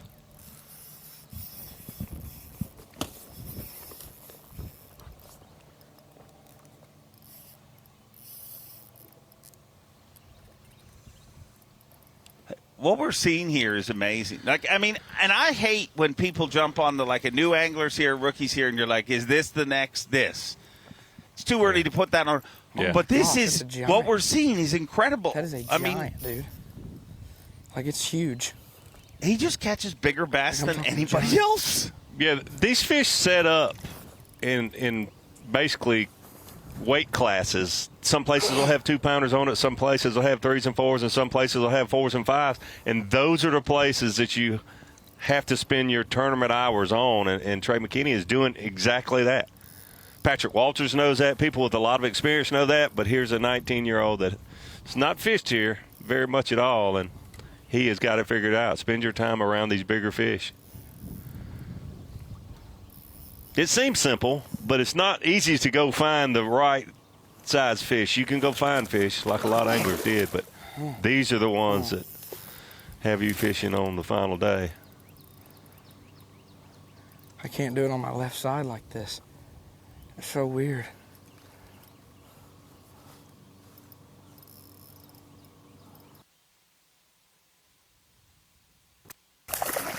So composed. Dude, what is going on? Yeah, he really is. He acts like he's dead. And all of a sudden he comes back to life. Come on. You're stressing me out, and I'm sure you're stressing everybody else out.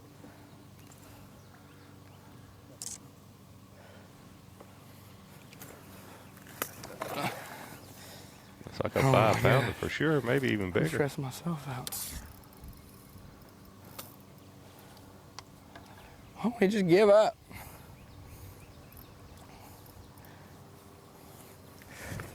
There he goes again. Dude. These are some of the strongest fish. You hear a lot of anglers that don't fish Lake Murray a lot when they come here and start catching them in practice and say, man, these fish just never give up. Yeah. I'm never landing another one on that side. Man. Never landing another bass on that side. Maybe not quite as big as I thought, but in my life. Really good fish for him.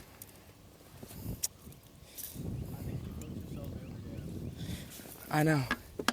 I can't stop hooking myself. Yeah. Just because you're leading everything, you can still get a hook in your pants. Hey, that was crazy. The leading angler of the year certainly has to have sharp hooks. They'll grab anything, including you. That was crazy. Rain suit. That is crazy, but what we're seeing from this young fishing phenom is crazy. I mean, he's 19 years old. To come here to win that fork event and just to, let's say he just slides into the Classic, but to have continued to deliver the way he does time after time, it hasn't been easy. You know what I mean? There's a lot of pressure on him. There's a big target on his back, but it feels like the bigger the moment, the more he shows up. Yeah, he's been leading our Angler Year for a while. Then you have to ask yourself, how can a 19-year-old do that? and I've really thought about it a lot. He may be so young that he does not realize the magnitude of what – I mean, he does because he's been on this journey for a number of years. He didn't just show up and start fishing tournaments this year. But really and truly, to win a Bassmaster Angler of the Year title is life-changing in your fishing career. And I'm not so sure he's old enough to really even realize that, and that's a good thing for him. That's a good thing for him at this point. Now over to a guy who is definitely a proven winner, a 4-time Bassmaster winner, Lee Livesey. Weighed in the 3rd biggest bag in Bassmaster history, and man, he is filling his trophy case at a very, very rapid pace. They're up again. You could tell how fast he got his bait back out there. He was a little short there. You have to literally hit them, within a foot of where they are schooling on the surface, or you will not get a bite. Those were all little. That one's not little.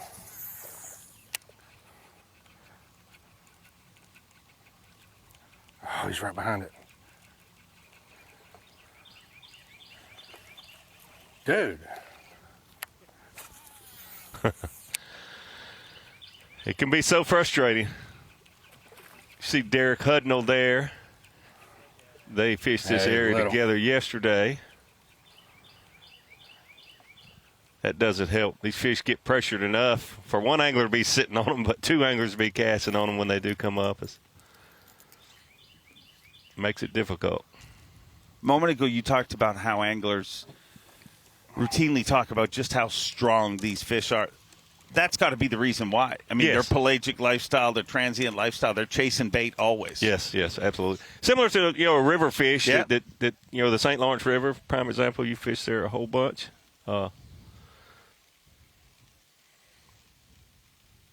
They work out every day, living life on a treadmill.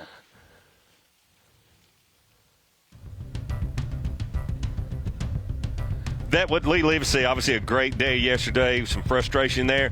That's why this is such a different game, and it's so hard to win one of these Bassmaster events.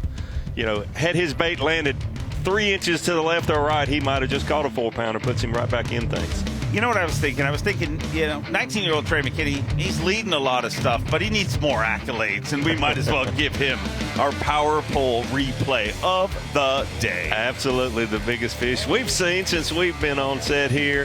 Trey McKinney taking a jerkbait. We've seen him use the jerkbait a lot this year, but a very different scene the way he is using this bait here on Lake Murray. Blueback herring schooling in the area. I see a lot of top waters, a lot of soft jerkbaits, a lot of hard jerkbaits, but the big deal is here why he is a power pole replay today. Look at the size of that bass. And other than when he kept saying he's stressed out, you wouldn't have known it. I mean, he literally never shows the pressure of the moment. Well, as of right now, here we go. Come on. It's just kind of, here we go. Come on, here we go. Come on. Oh my goodness. But most of it, I've only had honestly had 4 bites, landed or connected with actually only 3. So, I mean, it's just been tough all around. It's just the sun, and I haven't thrown like a riser type style bait all week, and now I just pulled it out, and I'm really happy I did. So I think I just today I'm gonna have to play a rotate game. Instead of trying to hit the most spots, just keep rotating my best schools over and over and over and over and over and over till I get my 5 bites. Because I need 15 to at least have a shot at staying in a decent bag, Anything else, I'm like, because they're gonna catch them again. I don't think they're gonna catch them as good as what they did. They might. They probably will, but either way, it's hard. So I'm gonna go start running back down towards takeoff and just run all my best schools for the rest of the day till I get 2 bites. If not, I'll keep coming back to this school every hour and hopefully catch one every hour. So yeah, or we'll sit here all day. But you gotta do what you gotta do, and I feel like that's my best option is rotating my best stuff. Yesterday I could just go anywhere and catch them, but not today. If you don't have a lot of competition, you're not catching them. Mentioned about his work ethic and using that wake bait on a day like today, high skies, low winds, is a perfect choice for Trey McKinney. It seems that's where he lives, just in Perfectville. Yes. I mean, I'm just going to come here to the Bassmaster Elite Series, and, well, I'll decimate the competition. But ahead of him in the leaderboard, another hot young gun, Patrick Walters with 38 pounds, 8 ounces. Trey McKinney trying to chase him down. Look out for JT Tompkins, and always Mike Iaconelli in the mix. We'll be right back. Bassmaster Live.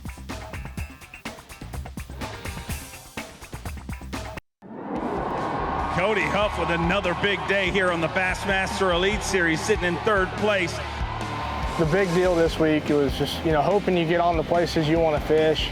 So I think I found one place that was a little bit sneaky that didn't get a lot of pressure. It's honestly one of my favorite ways to catch them, man. When they're schooling, it's just the most adrenaline-packed bass fishing there is. They're blowing herring everywhere, and you're just doing everything you can do to make the perfect cast because they're smart. Just because they're blowing up doesn't mean you're going to catch them. A lot of times you'll land right on their head and not get a bite. So it's just, you never know when one's going to come up and just kill your bait. That was the sickest fluke bite on the planet. You never know when one's just going to come up and kill your bait. That's what we like to hear, no doubt. Adrenaline-packed way of catching them, but it is often feast or famine. I mean, you go through long stretches, but when that happens, I mean, it makes me excited. It really does, and this is a Saturday. There's a lot of, obviously our 102 anglers, but a lot of other anglers out there fishing, and to be able to see this schooling activity in 2024 on any public lake is just absolutely incredible. That's why Lake Murray is so special, and that's why it's voted the best bass fishing destination in the Southeast by Bassmaster Magazine. Stuff like this, and honestly, this has been happening for 2 months here at Lake Murray, every single day. Wow. Blueback herrings. I mean, you explain to me, how are they so different? Like, they make a fish, I mean, it's an addictive, like tournament fishing is addictive to anglers. Blueback herring are addictive, like nothing else matters in their life. Yeah, and I've seen that. I mean, I've personally seen that out on the water, but I told you a story the other day a little bit about fish being in aquariums, and you drop different baits in there, and when you put a blueback herring close to a largemouth bass, you can immediately tell it gives them a different attitude. Let's get out on the water live with the Myrtle Beach, South Carolina angler and Elite Series rookie JT Tompkins. A generational tournament angler. His father, Timmy Tompkins, longtime angler. Well, JT Tompkins is here to stay, I would imagine. It certainly looks like that.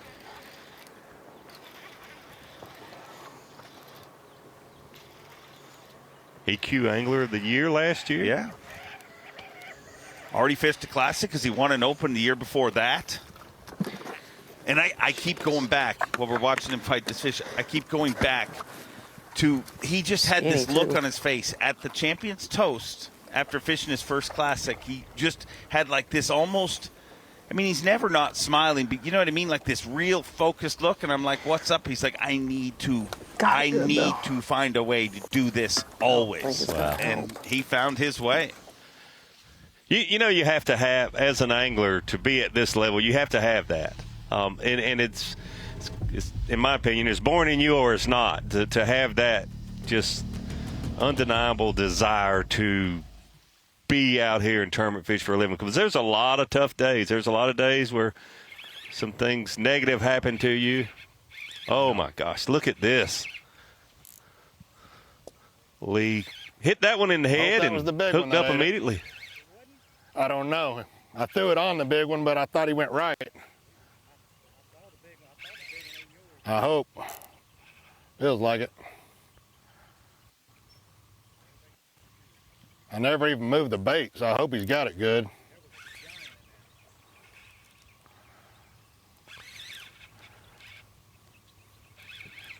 He ain't that big, whatever it is. I did not catch the giant. But I got to get about 11 pounds to make my 10 grand first.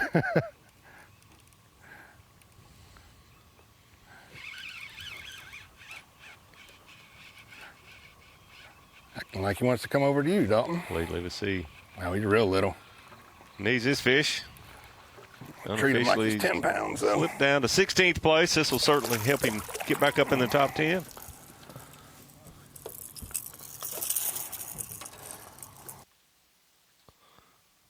Little chunk. He's little, but we'll take him right now.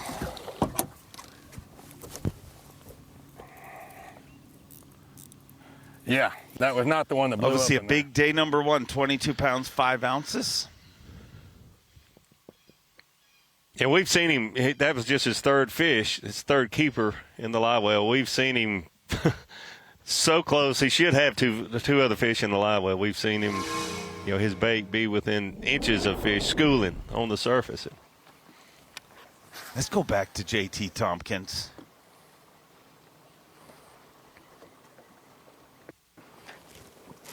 Please be a big one. Trying to on pace to make his second top 10 of the season. A little better.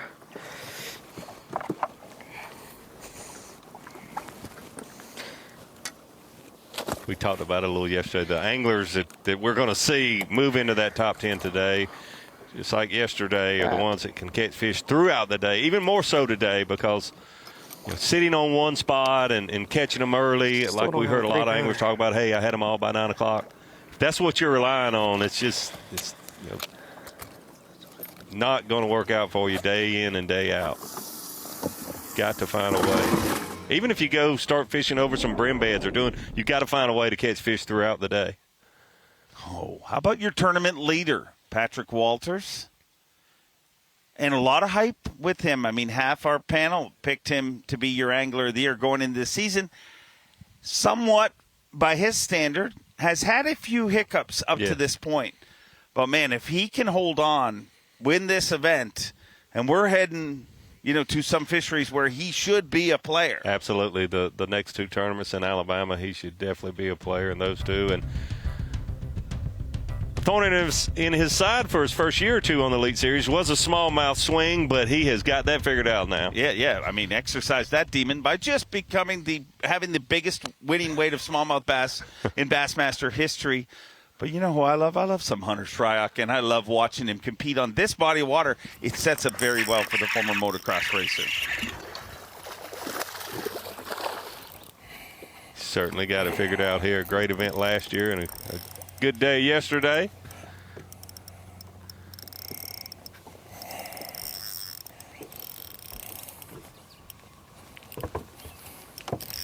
Each one of the anglers, especially last year, spent a lot of his time not fishing around the blueback herring spawning areas, just fishing boat docks and doing some other things, mixing it up to try to be able to catch fish throughout the day. Put this rod behind my head. Come on, fish, come on. Dude, ain't even that big. Whew. David, we caught one. We caught a bass. Oh, that's a good one. That's an average. From Hunter Shryock, let's head over to Ray Hanselman Jr. from Del Rio, Texas. Once full sweeped an entire division of tournaments and the championship. Yeah, I think they're probably about the same. God.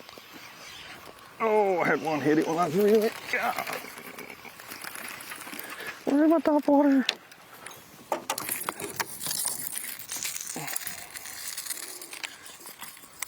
Boy, look at him. Oh. If he doesn't get it there, he's going to be too late. I'm afraid. Maybe not. They're still busting. Barely hooked. His bait's there.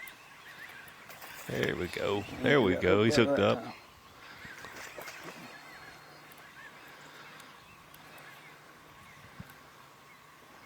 Oh, look at that. One with it. Get on there. Oh, he just hooked one hook in the face.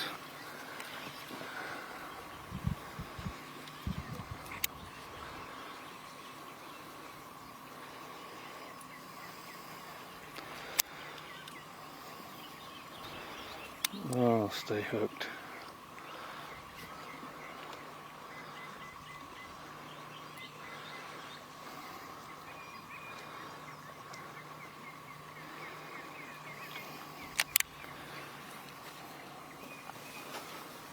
Oh my God. Gotcha. Really? Heck yeah, that'll work. Good one there from Ray Hanselman. You can tell things are kind of picking up. Just a little breeze makes a big, big difference in some of these areas you see, like where Ray's at right now, just a slight little breeze picking up. Speaking of picking up, half our field after today is going to pick things up and head down the road, and half our field is going to stay here. Got to be inside the top 50 to fish on semifinals Sunday at the Minn Kota Bassmaster Elite at Lake Murray, and that'll look at your top 10. That's what Monday's going to be all about. But today, as Tommy Sanders calls it, it is moving day, and you've got to move inside that top 50 to keep your tournament alive here on Lake Murray. And Lee Livesey, who started the day in second place, slipped to 11th place, but is he in with 28? Yeah, I think he's in with that, but he certainly doesn't know that. I know he would like to finish his limit, and you know, when you're in second place, you don't want to drop to 11th, but you heard him say all these anglers are mindful of making that 50 cut. Not only a $10,000 payday, but also the points towards a Bassmaster Classic. See our Yeti Hot Seat cut line right there for day number 2. First guy outside of the cut, John Cox. You got Jason Christie, Chris Johnston, who's in third place for Angler of the Year. A lot on the line. Got to be inside the top 50 to keep your tournament alive. Minn Kota Bassmaster Elite, Lake Murray.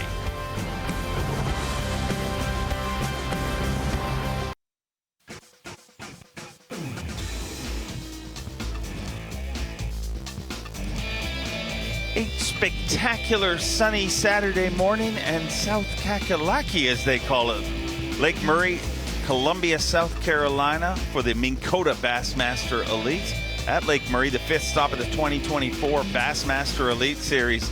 And that a great aerial view of our playing field, and it is spectacular here. It really is. It's near and dear to my heart. Obviously, this is where I grew up and learned to fish, but such a beautiful place, and the weather this time of year is absolutely incredible. A little cool this morning, but it feels so good. Live coverage brought to you by Garmin, and that a look of our playing field and how it all shakes out.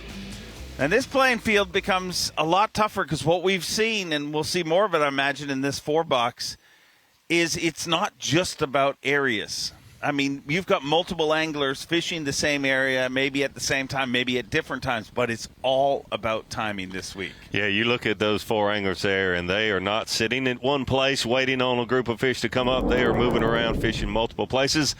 And the one thing you have to kind of get over on Lake Murray this time of the year is fishing behind someone. And these 4 anglers are not worried about coming in and fishing behind someone and getting those fish to bite. Well, let's check in with Mike Huff, who just happens to be a Bassmaster Classic qualifier, but also the second most famous man from Corbin, Kentucky.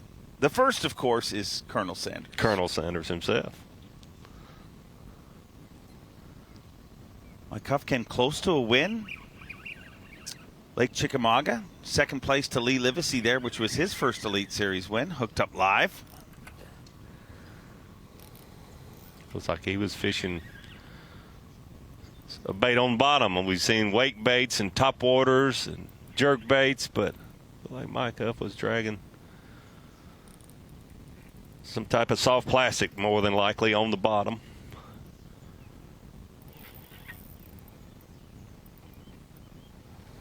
Another little one. Because these fish get so much pressure, and most people are throwing baits that imitate the blue-black herring, sometimes to put something in front of them totally different. It looks a lizard, a worm, a jig, a mop jig, something like that these fish haven't seen from other anglers.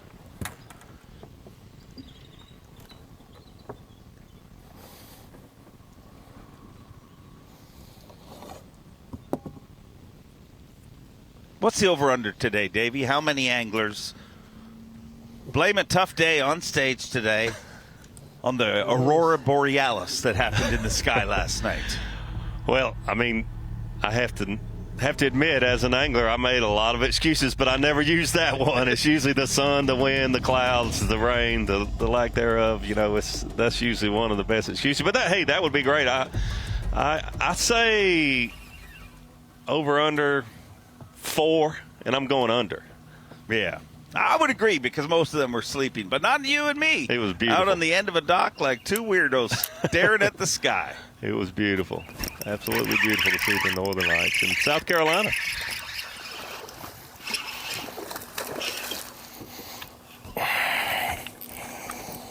Good fish here for Hunter Schrag. Just caught his first fish a few minutes ago. Slow start for him, but got a chance to catch his second one here. Things picking up. Enough.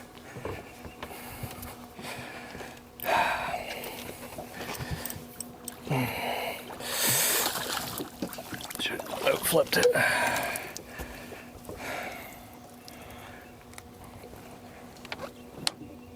Oh. Another 2. Yeah, we caught a bass. Spawners on stumps.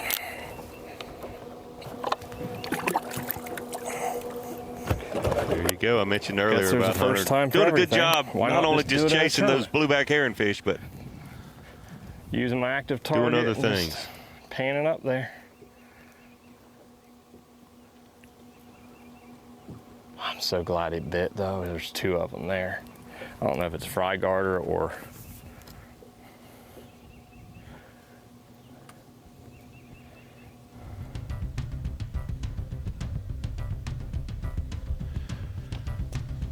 From Hunter Schrag, let's make a move. I'd like to see that little 19-year-old fishing phenom. I mean, he's your power pull replay of the day, leading everything there is to lead in bass fishing. Under the weather, but that doesn't stop him. He's just impervious to anything. He just catches them always. Fish schooling up in front of him. Just heard Hunter Schrag mention about using his active target to see that fish.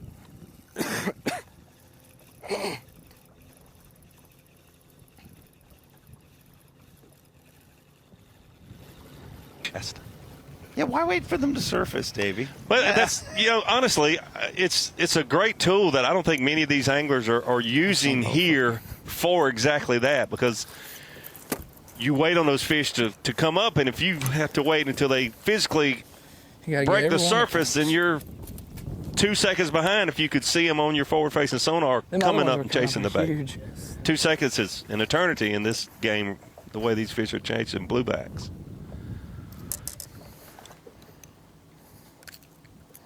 Hopefully it's a keeper. That is 4th keeper.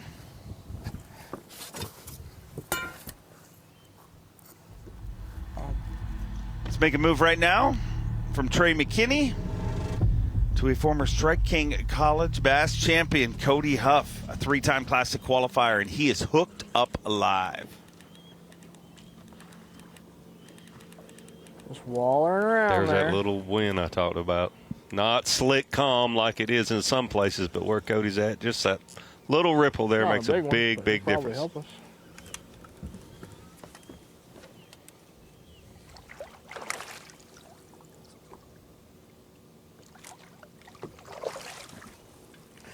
Down there, grabbing one, barely 2 pounds. We got little bitty hooks on this thing.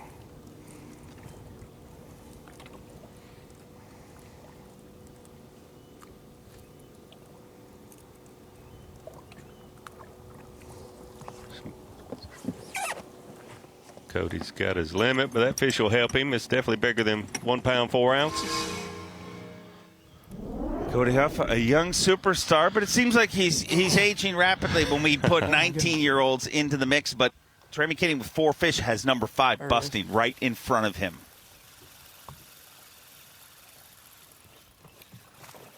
Oh, look at him. Look at him. Of course, I always catch the smalls.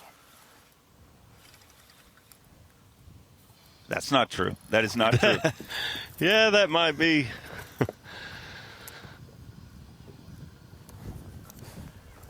The biggest untruth we've heard this week. I'm trying to think of a kind way to say it. I must be honest.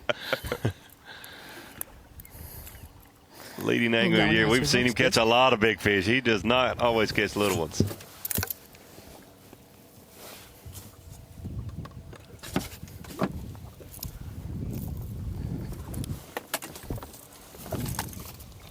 Should be number 5 for him.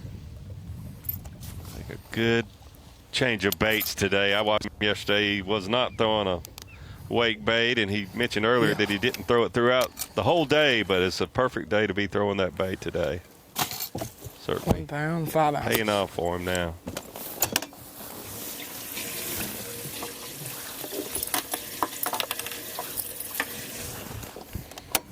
We'll have a look at all of McKinney's action from today, and obviously got a limit of fish, but always working. One of the amazing things that you look through one of the photo galleries on Bassmaster.com, Andy Crawford you're looking, and it's real easy to be like, well, this is a 19-year-old kid. It's all about technology. Subtle adjustments, watching him carve the side of a bait, and basically I think he was taking the paint off and changing colors, but this kid, he's a lot more than just a screen. Yeah, absolutely. You see the conditions there. It was slow for him this morning. Slick, calm in the areas that he caught his fish yesterday. Could not get them to bite the baits that he caught them on yesterday, making those adjustments. I heard so many anglers say yesterday, I just couldn't catch anything after 9 o'clock. Instead of having that mentality, he keeps digging and changing the color of the bait, changing the baits that you're throwing, and has been able to catch all of his fish after the prime time in the morning. Just caught his 5th keeper a few minutes ago, and it's almost 10 o'clock. Not really shocking, because if there is any weakness in his game, it is first thing in the morning. A total train wreck. He's got bedhead. He says he loves sunrises. He just has a hard time getting there. It takes an energy drink or two, but boy, when he gets going, look out. Typical 19-year-old in 2024, I think. Yeah.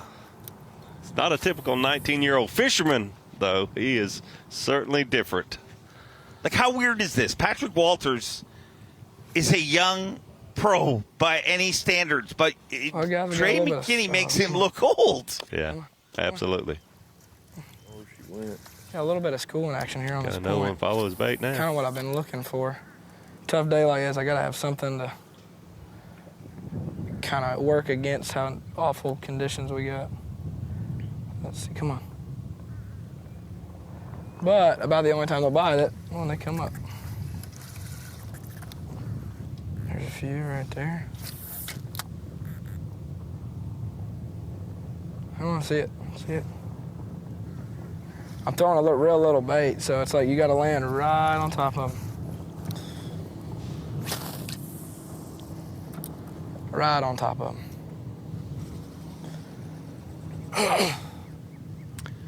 Right now we're just kind of sitting in the middle where I can cast shallow and deep. But we got 5.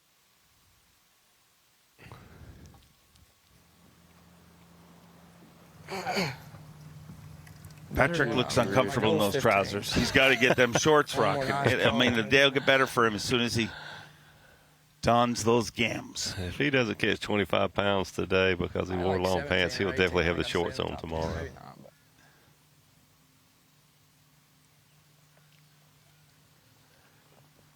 Mentioned these anglers using the forward-facing sonar on these blueback herring spots. I'm not so sure.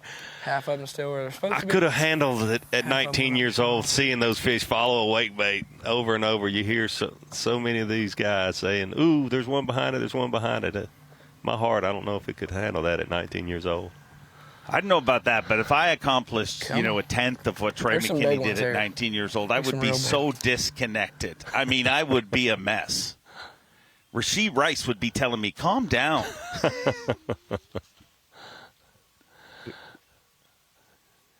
Good look there at all the rods on Patrick Walters' front deck.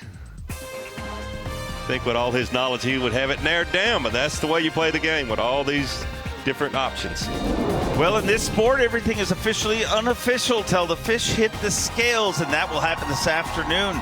3 p.m. Eastern Time, we will have our weigh-in. Bassmaster.com. Make sure to check that out and find out who moves into the top 50 Davey, I always enjoy watching bass fishing with you. We got the greatest job in the world. We really, really do. A beautiful day, a beautiful night last night here on Lake Murray, and a lot of fish to be weighed this afternoon. Well, this is not ending. Our little segment ends, but we are going to throw things to the studio where T, Z, Ronnie, and Such are going to break down the action. Who's the sleeper pick? Gosh, I just think Lee Livesey is going to move back up. Second place yesterday, fell way back this morning, but I think he'll be back. Well, sounds like a good pick, especially since he was in second after day one.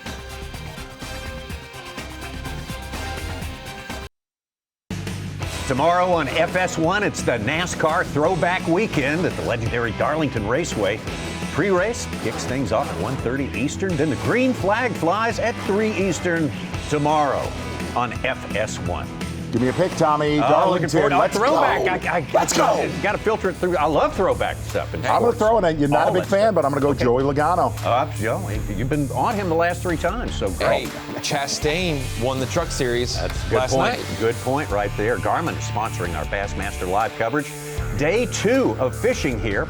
Should be day 3, but we got the first day sort of postponed because of bad weather here in South Carolina. I'm so glad you're with us as we have the full field of 102 out there right now shooting for 50 spots in tomorrow's semifinal Sunday. Welcome to the Bassmaster Studios, sponsored by Marathon. Tommy Sanders here with Mark Zona and Ronnie Moore. And Z, as you predicted, that leaderboard, and we'll show it in just a little bit here, has become pretty much completely repopulated during the course of this morning. Very hostile. We talked about coming to this tournament. One of the biggest problems is consistency, especially with the weather conditions we have today. And as we open the show today, if you looked at your top 10 leaders after day 1, only 4 are in the top 10 right now. But with that being said, if you really looked at the last hour with Dave and Davey, you're starting to see a lot more quality showing up on a lot of these shallow water areas than we got to see this morning, which is exactly what happened yesterday. Ronnie Moore, we got a little bit of a slugfest going on in the top 2 positions on our leaderboard right now. Yeah, and I think that what's going to be key going forward, Tommy and Z, and we'll talk about this as we see the afternoon coverage and then Sunday and Monday, is if you don't get off to a good start, you're going to probably have to have another pattern to lean on. Will we see one of the leaders struggle in the morning but survive because of fry garters in the afternoon, maybe dock fishing and get a fish or two? It doesn't have to be your main deal, and it may not be the winning pattern, but it keeps you in the game long enough for something on those herring points to really show up and come to fruition. There was a scenario that happened a half hour ago with Lee Livesey on one end of the spectrum, and then your Angler of the Year leader, Trey McKinney, on the opposite side. Trey McKinney has one bass blow up. It misses his bait, then totally gets it. It's a 5-pounder, close to. The other side of the spectrum, Lee Livesey has been sitting on a school of bass with another angler all morning long, and complete giants blow up everywhere. He makes the perfect throw, and the fish misses his bait, and the school's gone. That is the story. That is a little bit of much more of the story to be written this afternoon. But why don't we take this opportunity right now to catch you up on what the story has been so far on this day number 2 of competition with our Yamaha midday report. Exactly right, Tommy Sanders. And looking at Ray Henselman having a good Florida swing, backing it up here on Lake Murray. This is the Ray Henselman we kind of been looking for in the Bassmaster Elite Series the last few years, not to be found, but showing up this season, catching this big one just a few minutes ago. Not catching numbers, but quality definitely there for the Texas angler. Good one right there on a topwater bite. 26 pounds, 7 ounces, unofficially 21st place. Started the day in 9th place, did the angler from Del Rio, Texas. Remember, going to another Texas angler has been very much a part of that story, as you mentioned just now. Lee Livesey down there and waiting them out. Yes, and here's the okay, look. Sharing this with another angler, catching a couple little ones earlier this morning on a topwater bait. Backed it up yesterday with a soft plastic jerkbait, and then just sitting there, not casting and waiting for them to school. Well, the problem is only 3 bass in his live well that weigh 6 pounds unofficially. Had a couple really, really good opportunities that he did not capitalize on. Lee Livesey, actually 4 fish in his live well, out of our top 10 so far for Lee Livesey. Livesey started in 2nd place. Starting in 3rd place today, Missouri's Cody Huff. Had a good Bass Pro Shop's Bassmaster Classic. A little momentum coming from that. Yeah, and really just in tune with clearwater bass that feed on forage coming from Table Rock Lake and just south of Springfield, Missouri, growing up there, cutting his teeth. And one of the rare anglers in the field here on Lake Murray this week to find a little off-the-wall notch point off of an island. Cody Huff sitting with 5 fish for just over 9 pounds. Got him right down in about 6th place. But again, the benefit that Cody Huff is going to have, not sharing water. 50,000 acres here in Lake Murray. Not so many fish in the bank as they were last year, a year ago, because of spawning bass. That's not as much of a thing this time around. So yeah, it's concentrating anglers into smaller places. One of our great rookies, man, JT Tompkins, what a season he is having here and what a tournament he is having in his home state of South Carolina. Yeah, no doubt about it. Looking at JT Tompkins, and he was one of the anglers after the day one weigh-in to say, no, I'm pretty sure I can catch him all day long. A lot of numbers this morning, and it's rare. Usually if you catch 7 or 8 bass here on Lake Murray, you're going to have 16 or 17 pounds. Definitely a lot of numbers today. Still looking for a little quality soft plastic jerkbait. I know he's been switching up from a pearl to a really bright chartreuse soft plastic jerkbait. Kind of a smallmouth color. JT Tompkins. Nice upgrade right there. Sitting with 5 fish, just a hair over 12 pounds, so still a little work to do for the South Carolina rookie. #1 qualifier for the Bassmaster Elite Series back in 2023. You can bet he's in his home state and he's got a plan for the rest of this day. Talk about another overachieving rookie, the #1 right now. Trey McKinney leading in the points race for both Progressive Angler of the Year and Rookie of the Year. And sometimes, this time of year, sometimes you'll get some of those old grizzled veterans that'll say, man, you're talking about this rookie too much. His lowest finish is 17th place. That's why we would be talking about him. Getting it done with a riser today. I mean, a big one here. Now, you're going to see one fish catch. Keep your eye out for this. He actually grabs this fish right here, I believe it is. Yep. To land him. Haven't seen this much on the Elite Series. Grabs him by his tail to land him. Yes, caught it a little short right there, but one of the most interesting landings of the season, Trey McKinney. A little bit of redfish sort of technique there. It was a tailing redfish landing. Tommy, we've got not only a great rookie class leading Progressive Angler of the Year is Trey McKinney, but we have John Garrett, who got 2nd in the points race last year, won our 3rd event. We just mentioned JT Tompkins. All 3 that finished 1, 2, 3 in the points last year for the Opens are on camera today. Man, oh man, they are so good anymore. Patrick Walters. A lot of people picking him, most people probably picking him as the favorite to finish on top this week, and not without reason. He's showing why. Exactly, starting really just around the corner from our takeoff at Greer Island State Park. Big population of bass there. A lot of tournaments go out there, release their fish. So there are hundreds, if not thousands, of bass around that general area. Pulling up on a real shallow little notch point. Caught his limit, then made a couple upgrades. A little bit off the pace so far for Patrick Walters. Definitely fishing a different rotation than we got to see him do on day #1. We thought maybe he had 18, 20 pounds yesterday, and then he revealed he had 25. We haven't seen any fish that's going to dramatically skew his bass track. He's around 15. There's one. At most 15. He's at 13 on bass track, but nothing more than 3 pounders, it seems, today. Maybe a 4-pounder. Patrick says he's going to need a couple of big ones to make today be a success. Let's move back down to starting the day in 2nd place, Lee Livesey. Let's take a look at this, Tommy. Lee Livesey, power pole down. You're going to get if you look to your right, there is a wolf pack of them. Lowrance bird's eye view there. That is the exact situation that is going on here. Those bass just sitting there waiting for herring to, and there is a bunch of them off of his bow. look at all of those bass.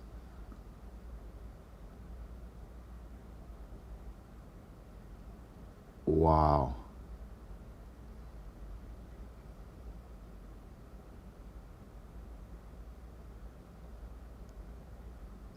So he is around them.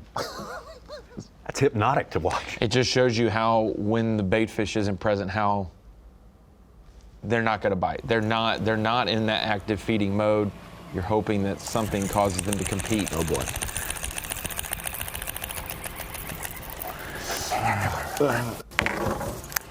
Yeah. Oh, we missed it. We missed it. Got him. That's great. Wow. He about got messed up right there having that other bait out. That's why we see him just standing still for so long. Oh my gosh, there's like 10 of them with it.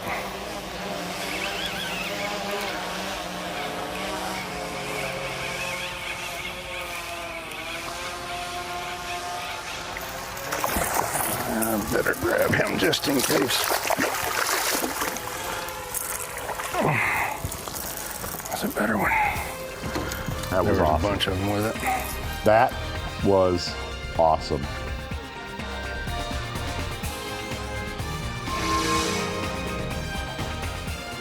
Fish missed his bait at first.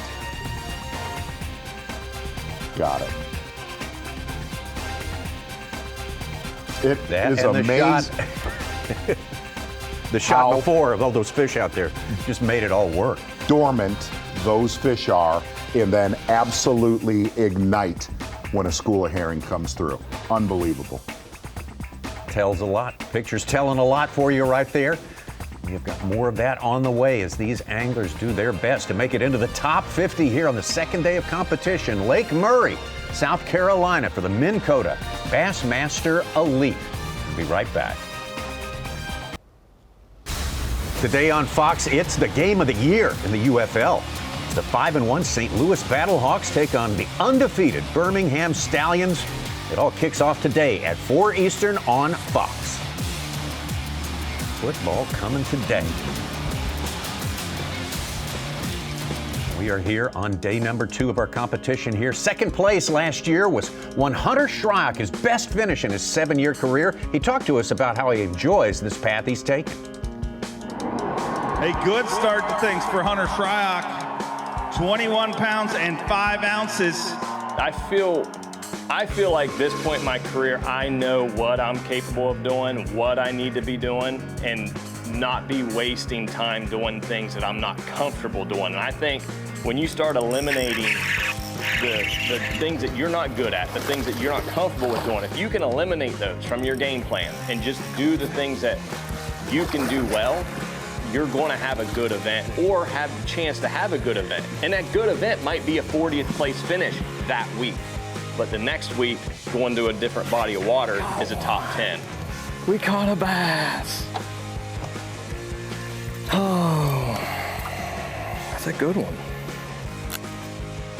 Hunter Shryock has made every cut so far. This has been a Wow. good year for Hunter so for far. him. Great job in 2024. Really starting to put more consistency to his game. He was one who maybe was a grass fisherman, a shallow, predominantly only fisherman, but he's been able to catch smallmouth at the end of the season, and he's figured out these in between those spawn to post spawn transitions well, and it's given him some Eliminating consistency. bombs. Yes. That's the biggest thing. And a bomb out of 102 anglers is 75th or worse, probably.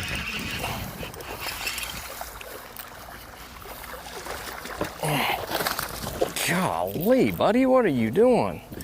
He's a high flyer. Okay. That was very professional-like. They didn't like that. We got another one. Starting to see a drop shot play with the conditions that we have compared to yesterday. What a grind. Lake Murray will giveth, Lake Murray will take it. But we will take whatever she will give us today. Fish number 3 for Hunter. Back to Lee Livesey and that familiar shot that sort of said it all. And really, you see what ends up happening when those herring are not on those points. Those fish will kind of break up just a little bit, be real lazy. What was interesting was that last aerial that we looked at, how real tight the school was together.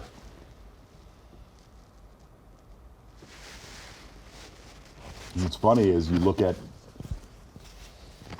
3 fish right there can turn into 20 so fast on these points.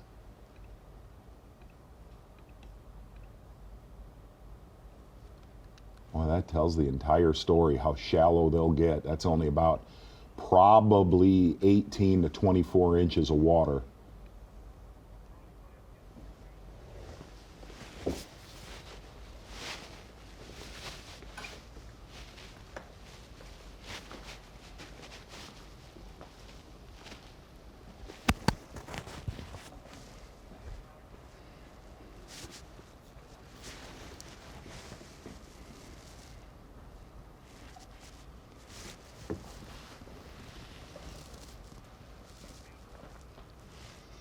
Guys, we're here in the month of May last year, and it's hard to compare lake to lake or season to season, but Lake Murray in April last year versus Lake Murray in May, just slightly a little bit different weight-wise. I'm at the Dakota Lithium Screen of Knowledge showing some of those day one stats that we we previewed what it was like yesterday for last year's event. This is how it transpired. We had 13 20-pound bags yesterday, brought in obviously by every single person on camera. Today, the whole top 10.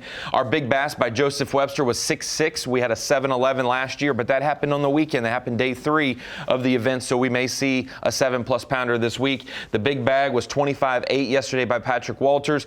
I think the biggest bag of the week last year was 26.5, but it's still early. This is still on par with the day one leading weight from last season. The big question, though, with the Elite Series, the top weights are always going to be very similar to what they are in the past. It's what is the cut weight, and 50th place right now after the day one competition was 16 pounds 6 ounces. Last year it was around 17.5, so it was about a pound less, but 34.3 was the 2-day total to get the top 50 to make it to Sunday last year. So we'll see how it goes. It'll have to be a little bit of an uptick. It might be more in the 32 3/4, maybe 32.5 pound range for our top 50 cut, which is very important to these guys. Last year it came in a little bit below the usual formula for the 2 days. Normally so we'll see if that happens today. You take your day one 50th place and double it and add a pound or subtract a pound.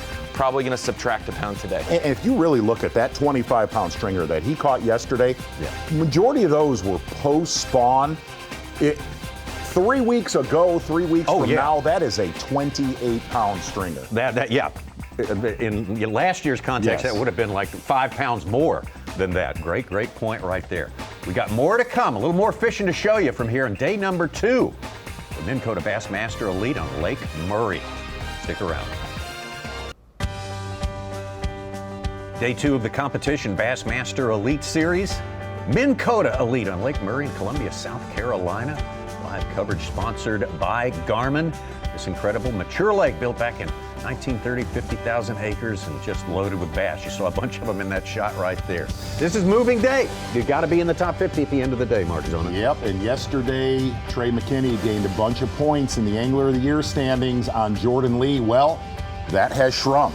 Jordan Lee catching very, very solid stringer so far today, moving all the way up to 6th place. So making up a lot of points for the veteran Jordan Lee.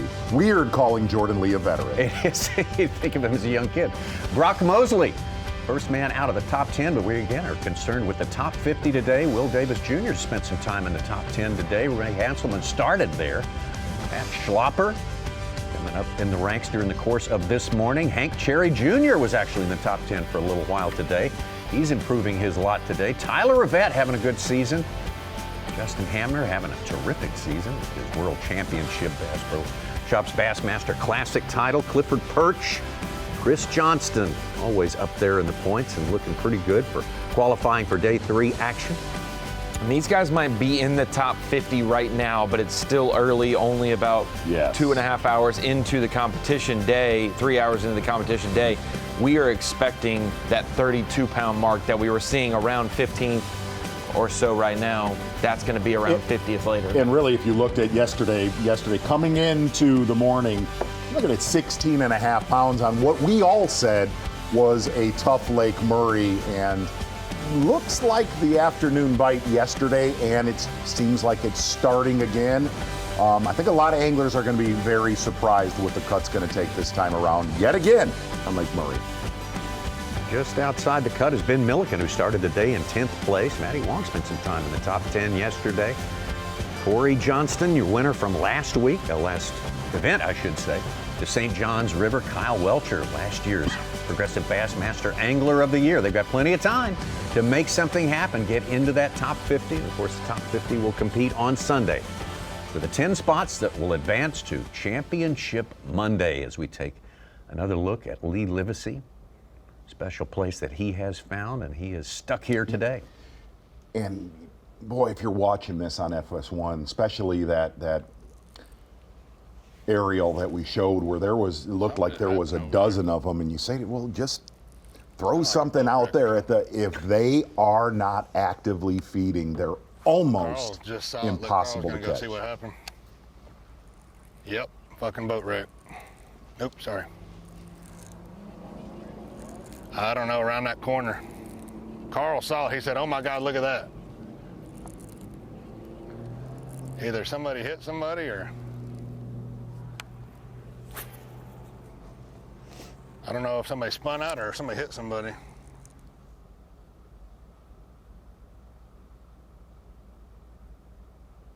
Something going on out there. Something you don't want to see, probably. No, I never want to see. It's going to be a busy day on that lake. And the weather's perfect. We have to also remember, normally we make our cut and we cut the field in half. You get the security of fishing day 3 and making a $10,000 check, and then the lake gets populated with a lot of other boats, but that's not the case. We have a May in Columbia.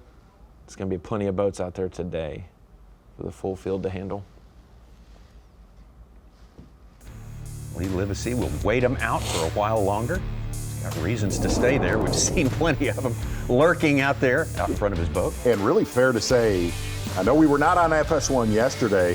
The actual schooling was a lot better today. There was a lot of wind yesterday. We had slick conditions today, almost perfect. Kind of like that young man right there, Trey McKinney, rookie on the Elite Series. He caught more numbers yesterday, but he got better size today. Absolutely. There's your leader right there, Patrick Walters. That's the biggest one in his live well. Going to need to make a few upgrades. Solid morning of fishing here on Lake Murray. They will fish on and up until 3 p.m. Eastern Time. That is when the weigh-in will commence at Clear Island State Park. Side of the takeoff and the weigh-ins. 50 cut will be made, to disappointment for some. Others will welcome the chance to improve their lot. Got the live mix coming up next over on Bassmaster.com. And then coverage continues after that, taking you all the way up to weigh-in time at 3 Eastern on Bassmaster.com. Coming up next, NASCAR Cup Series qualifying from Darlington. We will see you tomorrow, 8 a.m.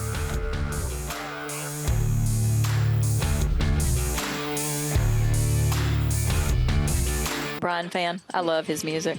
Yeah, no. I somehow knew that without even asking. You knew that about me or her? Yeah, both of you. Welcome back to the Bassmaster Elite Series event at Lake Murray. We went away on break because that's part of the deal, and one of the discussions we were having or talking about was there was a potential boat accident or some sort of accident that was taking place in the background. We were close to Lee Livesey at the time, and we're hearing that that's a man overboard type situation. We don't think that it's Bassmaster related, or it might be a spectator, but not a competitor or whatever. So anyway, for those of you, your men out on the water and watching this, it could be, but right now I know I know how you women think, right? Mm-hmm. No, I don't know how you women think, but I always feel like, oh my gosh, I hope that's not my guy. Sure. Over water. Right. So now we're up over with Cody Huff. This may be the first top 10 ever with 2 huffs and a puff. No, I'm just kidding. Who's the puff in this top 10? Who is in the top 10 right now? I swear he's standing on his rod. No, it's just that's a rod handle. I look at these events, and I've sat with Leanne and Trey before, and then they start talking about the front deck, and you expect that kind of rod number in an event like this. But I mean, there's an easy 15 rods. Oh yeah. Was that used to back in the day? Wasn't there a limit, like especially in the Classic? Wasn't there like a limit of how many rods you could have in your boat? In your boat. Yeah. Why did that change? Do you know, Bowman? I think that it was there because they provided the boat. We had to travel the location, and not every, let's just keep it, the whole 10 pounds of tackle, that kind of thing, was a neat little thing. But I mean, you can't. I mean, tell these guys got 10 pounds of tackle, and I mean, it's not going to happen these days. But I mean, and that kind of slumbered some on the tackle industry. I mean, it could happen these days with all this jig head minnow stuff. Yeah. You could probably get away with the 10-pound tackle these days. Yeah. Well, not me. But I don't know. I know that rod lengths were there because of no fly fishing rules. Sure. Right, and then also there was when flipping came along, there was a real forward-facing sonar type battle. They wanted to ban flipping. And because of the longer rods and that kind of thing, and some boats not being able to carry them, some people not being able to find them, afford them, et cetera, and the ability for away from the boat and jerk. Rod length. Anymore. Not any, say it, that with forward facing, you're going to start seeing a lot of longer rods. Really? On that crappie trip, and I know it's crappie, on that crappie trip, we had 16-foot rods. Right. Well, I mean, but I got a 16-foot rod before forward facing that came around. I had no idea what to do with it. I'm like, when I catch a fish, what do I do with it? It was awkward. You whip somebody with it. Why no fly fishing? Why did they not want fly fishing? Can you imagine two guys in a boat? Fly fishing? One's fly fishing, one's not. What about? I mean, it's just there's no way to get a back cast in. What about now, though? Can people fly fish? No. No, because it's the same thing. I mean, I don't think that rule will change. Because you can actually buy equipment now that will send a light enough offering out without having to have a fly rod. Gotcha. That's all form over function anyway, except for your western states. I've never considered that. That's interesting the way you put that. No. But if Huff is throwing out in front of him now, and he's got even a 12 or 14-foot fly rod in his back cast, I mean, we wouldn't be able to put a camera in there. So. There'd be a lot of hooks being removed. Yeah. Well, I mean, it's just not right. It's just not. It just wouldn't. It's not what. It's not really not what the sport's about anyway. Do you fly fish, Bowman? I have. I used to love to pop and bug for brim, that kind of thing. And I fly fished a little bit in the world record trout fisheries of Arkansas, but quickly realized that I could do the same things without a fly rod. Sure.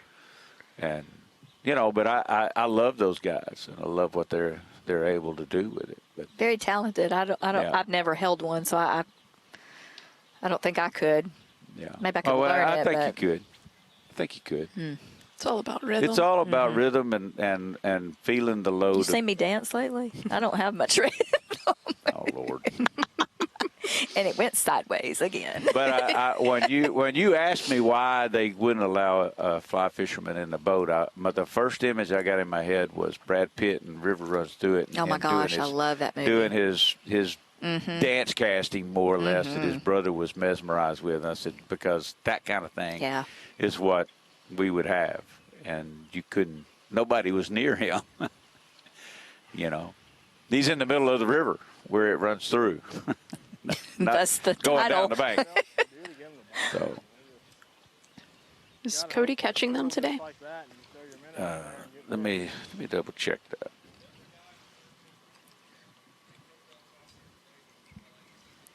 He's got 9.2. He's in 10th 7.5. currently. Are the weights down? He's got today? 5 that weigh 9 pounds. Yeah, they're down. They have gone way down. But here's the deal.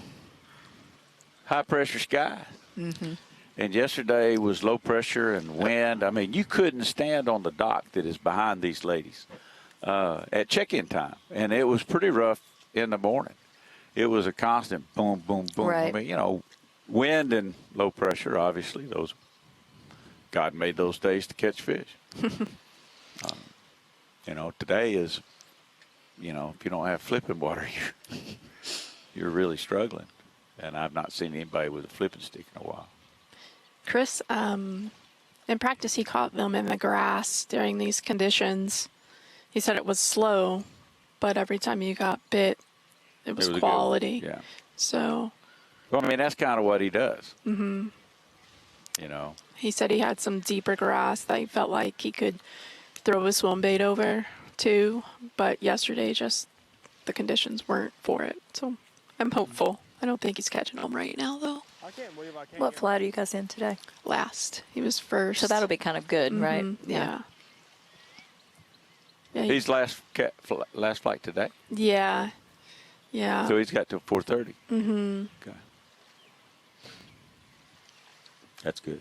Yeah. He just he was first flight yesterday, which was good, but I was watching B.A.S.S live yesterday, and I think he didn't get the memo about Mid-Lake because he was south. Didn't get the memo, huh? That's where what there's another name for that. Trying to think of what Daryl called it. He said that's where the entire tournament field was. That's what Chris said too when he came in. He was like, "Yeah, I didn't get that memo until I was driving through it all." So they were all in a. Is that what during practice? That's what Daryl was telling me. That they were all in a. Everybody was. Mm-hmm. There we go, sea rig. Man, that's a nice one. Brush hog. We caught one worm in. Let's go. Now we got to figure out what's going to call. Because they're all cookie cutters. Yesterday they were all cookie cutters, 25 pounds. So, do you think, Bowman, that Patrick's going to run away with this? Lord, no. No, because of the herring spawn situation. Yeah, How? If anybody's capable of doing it, obviously Patrick is. He's kind of set that record, hasn't he? That fork that year. But no, I mean, you know, it's too early to say because there is the two big factors, and nobody wants to. Is one blueback herring. Two, is this the craziest weather we've. Weather, swing. You know, Yes. we get tired of talking about weather, but weather is a big deal. Mm-hmm. I mean, you know, we have calm skies and bluebird today. Tomorrow, there's no telling. There's no telling, and it will change things. And the reality of it is our game is played on the premise of figuring out who can catch them the best with the constantly changing conditions that are thrown at you. And I like it that way. Mm-hmm. Well, yes, you know, absolutely. I hope tomorrow is totally different than today and yesterday, and then Sunday is totally different than that because these guys will stay on their toes, and that's what as fishermen we want to see our pros do. They're going to teach us how to quickly deal with changing conditions. Adapt, One, right. Moving bait, cloudy skies, high pressure, and then tomorrow's another thing. Right. You know, and that's really where the survival of the fittest comes in, and that's what's wired in our DNA to follow.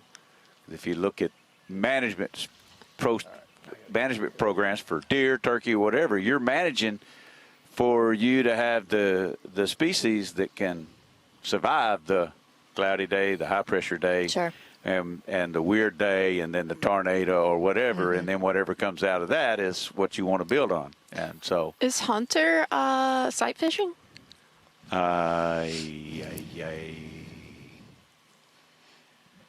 He's definitely This is the first scoping. time I saw him this morning, but this is the first time I saw him this morning, but this is the first time that I have seen He him. looked like he was looking around he may the be water. he may be forward facing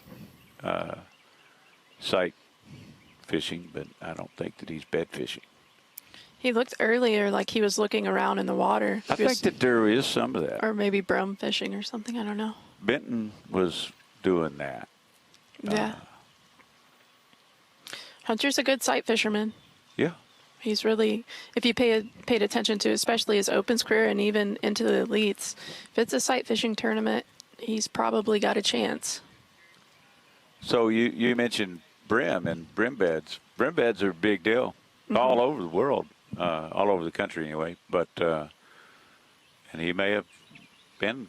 Gerald saw several large brim beds because we were talking about going after the tournament was over and just catching us a whole bunch of them. I was like, are we going to eat them? I'm like, we don't usually like cleaning brim. We just normally throw them back. Love it. But he said these were big enough that he said you could probably fillet them. Oh, yeah. That's what you want. Mm-hmm. That's what you want. My daughters love a brim po' boy. Oh, wow. I've never had one. Yeah. I mean, that's high eating right there. Could you do the same thing with crappie? You could, but Can I say crappie here, or do they call it crappie?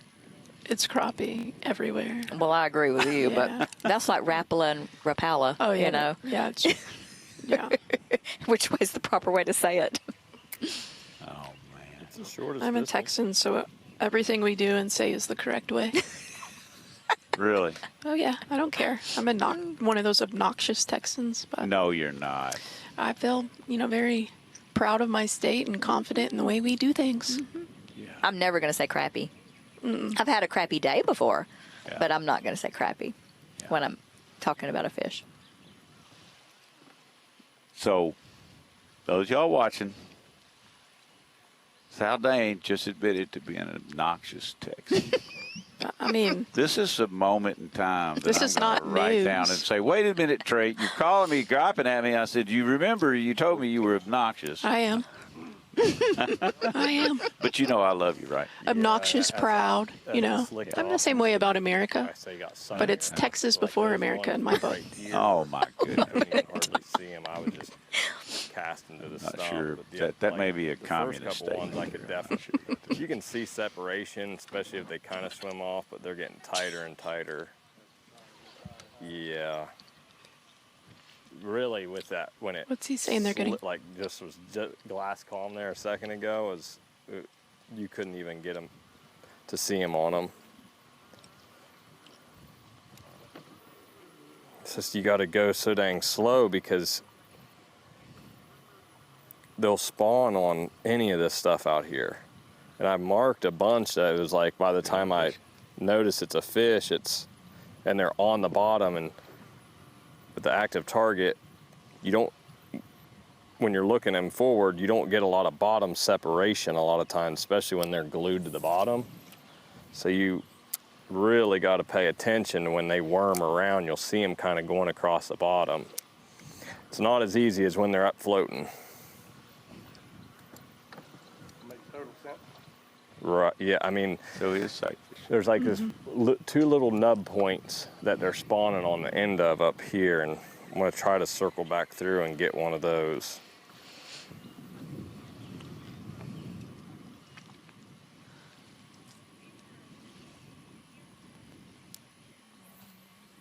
I think it's interesting that okay, let's roll. But yeah, I have confidence in this little Hunter's stretch. right. So For some people, I love the fact that we're finding new ways to fish. Right. I hate the fact that I don't know how to do it.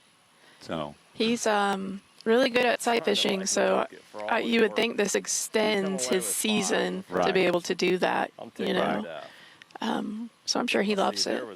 It is interesting, especially with the recent behind-the-scenes conversations regarding should they be hooked in the mouth, right? If you are using forward-facing sonar, right? See is. Do you feel like we'll see a rule change? Look at all of them, Jake. Yes. 4, 5, 6, Yeah, 7 of them. I think so. Yes. I don't see how not at this point. Right. The first one, those were all little. Because guys are getting First so one good I at thought it. was big. Give me another So that's spot to fish. he called that a little fish while he was reeling it in. That looks like a chunk to me. So see what he calls with I've not this. seen anybody on. I just got a text from Geddes, and he said that it is crappie. Oh, no, Geddes. Where does he live? He lives here. Isn't this the south? 3 exact.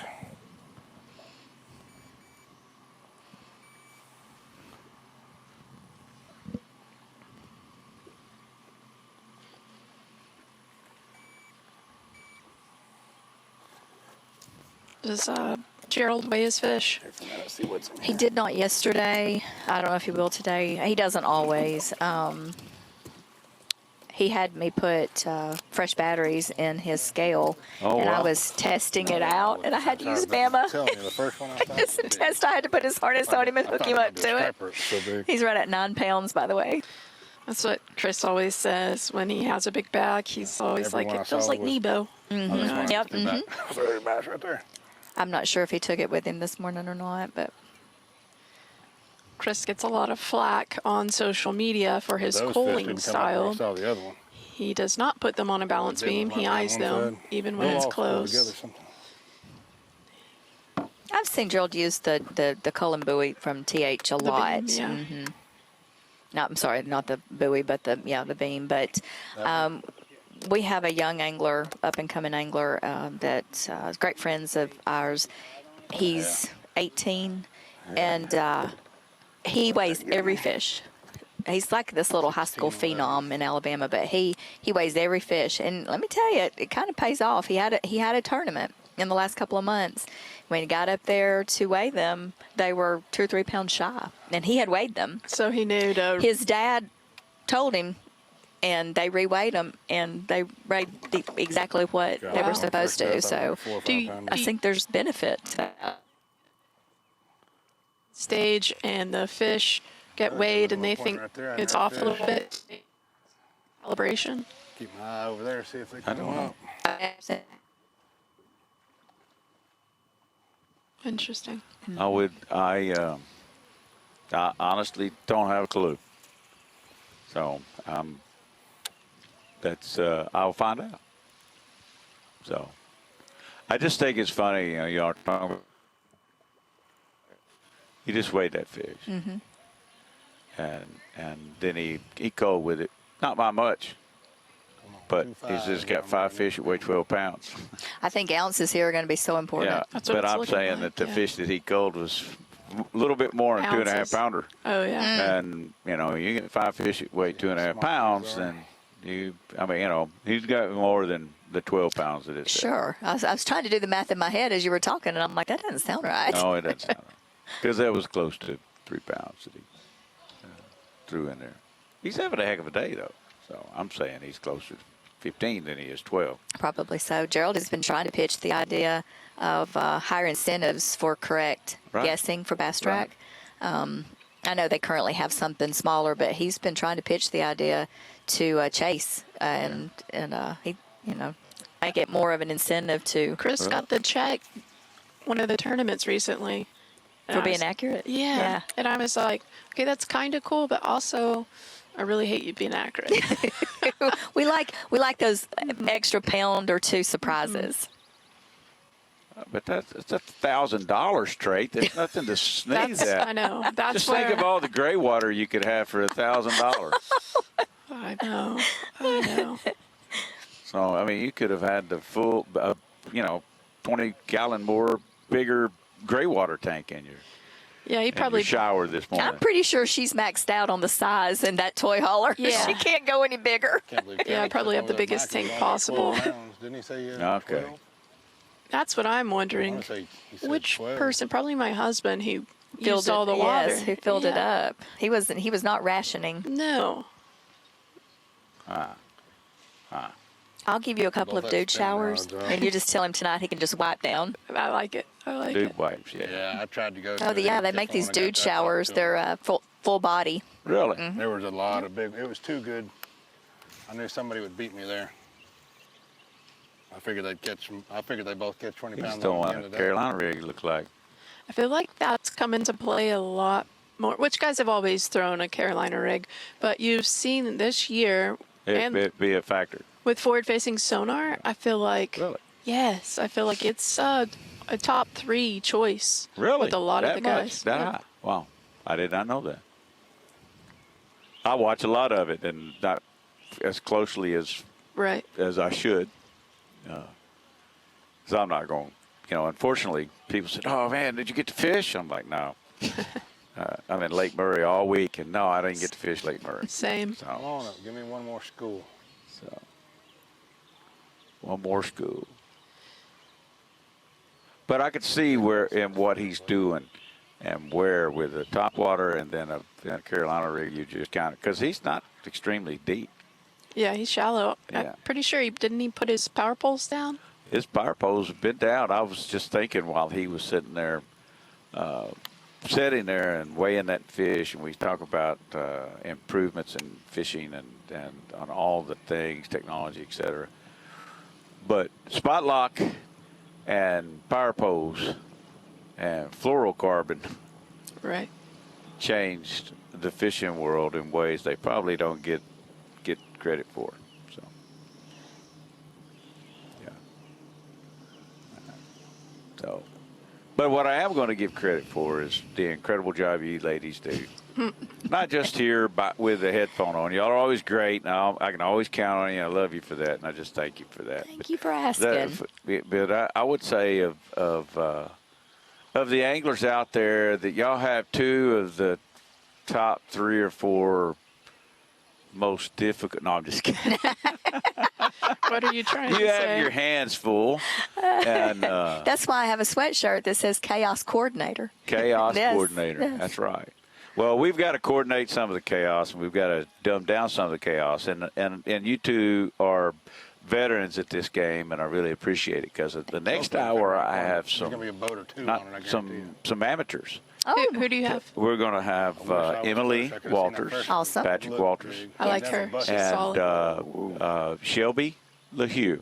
Okay. Oh, LaHue. Cool. I don't think I've met her. I don't think I Neither have of either. these ladies has ever had a mic in this format. I'm sure Shelby's been around tournament fishing for a while. Oh, I'm right here.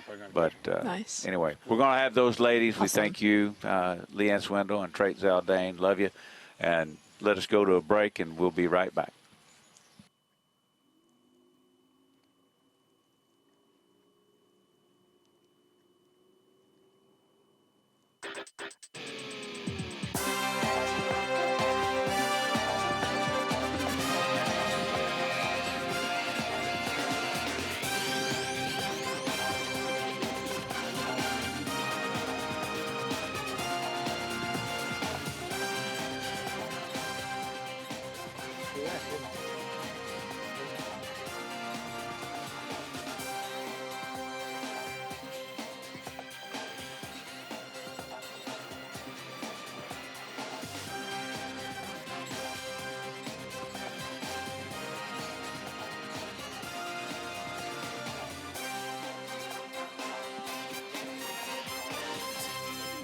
Come on.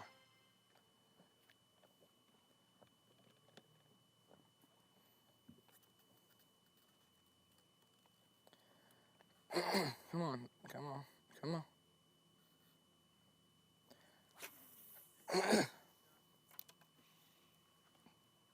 What?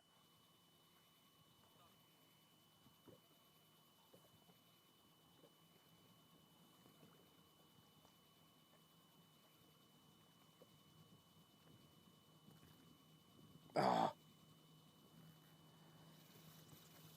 They got so close to seeing it, but they just didn't.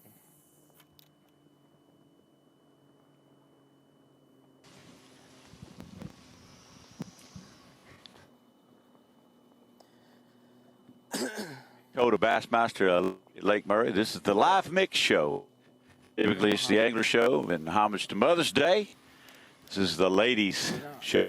Ladies, we got a new slate of ladies this hour, and it's Shelby LaHue and Emily Walters. And actually, we got, I think y'all are friends before, and anyway. But we also have two different things going here. One, you got Emily, whose husband is leading the event, and you got Shelby, whose husband is vying to make the cut. I mean, he's on the close deal. So, what are you hoping for? I mean, I know what hoping is a terrible word. What are you watching for on today, Emily? I mean, you want him to stay at top? You want him to blow this thing out? What goes through your mind? Or do you even care? I do care. Yeah, it would be nice for him to blow it out. I don't think that's necessarily going to happen. It's nice when your husband or significant other's at the top, but that doesn't always happen. You know, Patrick's coming off 2 pretty rough tournaments in Florida, so I think this is good for his mentality, you know, getting a little bit of confidence back. He really likes Lake Murray.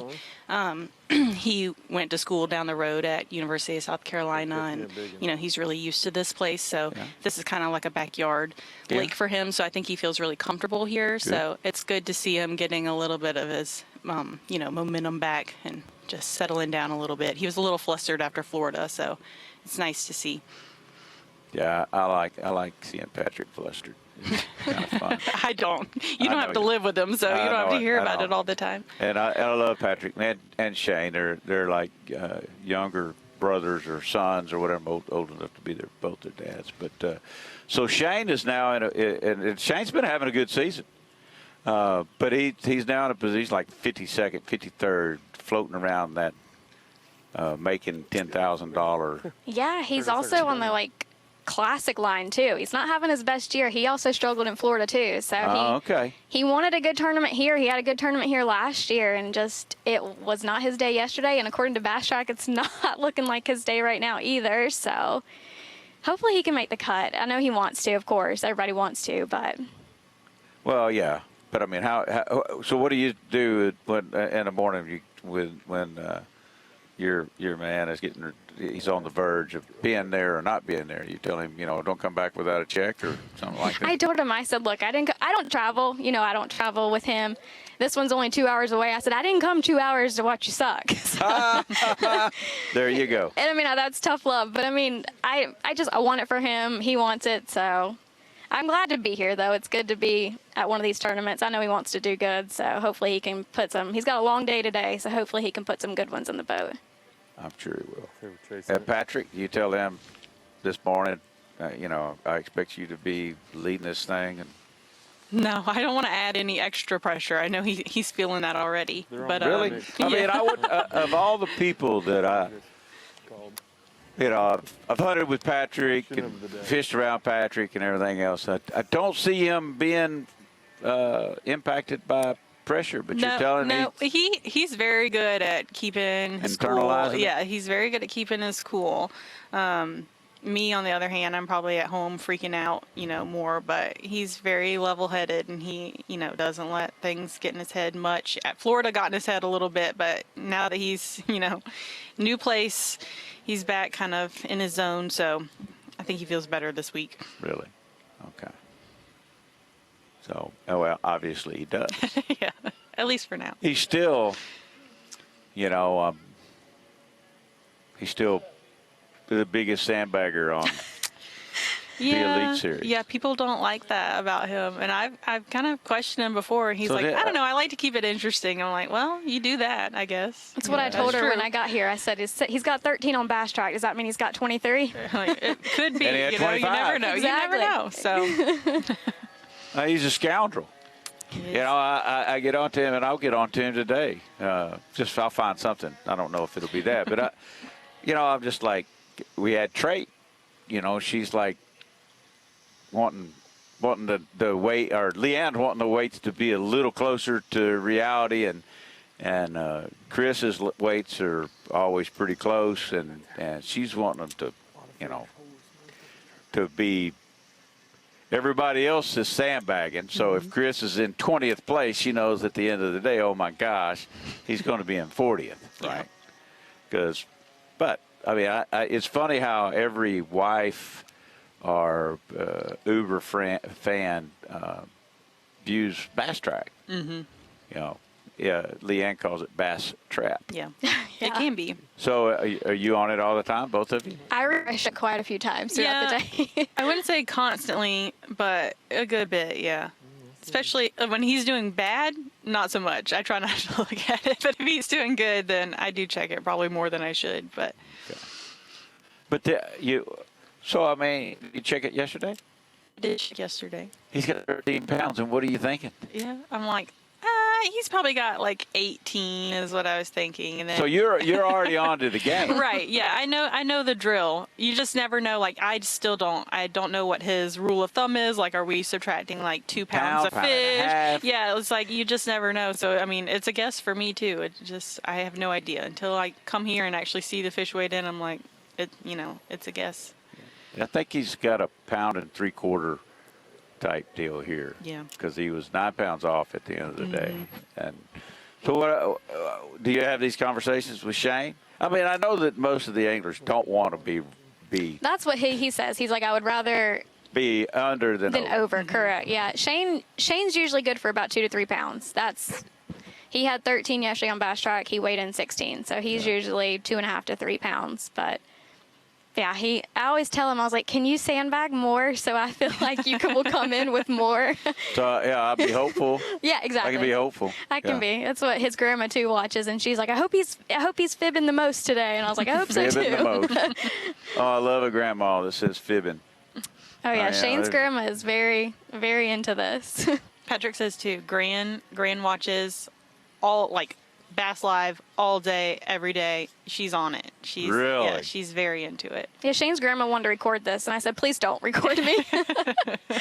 Oh no, well I think you're it's very worthy of recording. Oh goodness, I don't think so. So what, Shelby? What do you do when you're not at a bass tournament? So I work for a management company. I work remotely, so I could travel with them, but I've got 2 dogs. We've got 2 dogs, so I stay home with them, and I just keep the house running. Okay. Keep our dogs alive. What management company? What kind of? Is that like a real estate management? Yeah. Yep. And I just took it last year. It's a new job. It came with a lot more flexibility, which I wanted. In case like when we go to the Classic or tournaments like this, I have the freedom and flexibility to come. And like I said, I could come, but I don't know. I don't want to I feel like him and Cobb, Brent, he travels with him. I feel like they've got their way of doing things, I don't want to get in his way. I feel like his routine, so I let him go and I stay home and do my thing. Is an important part of the deal. What is? The routine. Yeah, exactly. And I don't, I don't want to come in and mess up his, routine, mess it up. So I feel like I'm the way being here, like last night they were all talking fishing and I'm just reading a book. They let them do their thing. So. Yeah. Oh, that's good. Emily, what are you? I know you've got a newborn. Yeah. I just started work back on Monday. I'm also pretty much fully remote. I'm an interior designer at an architecture firm in Charleston. I've been there probably 5 years or so. Really? Also have 2 dogs at home and now a new baby. He's 3 months old. He was here yesterday and he's so cute. Yeah, he's a big guy. So that's a lot, but we make it work. Our parents are close by, so they're a big help. Keeping up with everything. So. Yeah. Well, I know Patrick's parents. They're the epitome of helicopter parents. Because he's come on, he's a grown man now. He can land that helicopter. But no, I love them. I love the Walters. They're very supportive. And following Patrick around is probably a lot of fun. Yeah. But I was like talking to them. You think Emily will come be on the show? She said, well, she got the baby. I said, well, I know, right? I know y'all will watch the baby. There's plenty. I know what grandparenting is all about. Oh, yeah. My mom was like, I'll watch them. She's on it. Yeah, 100%.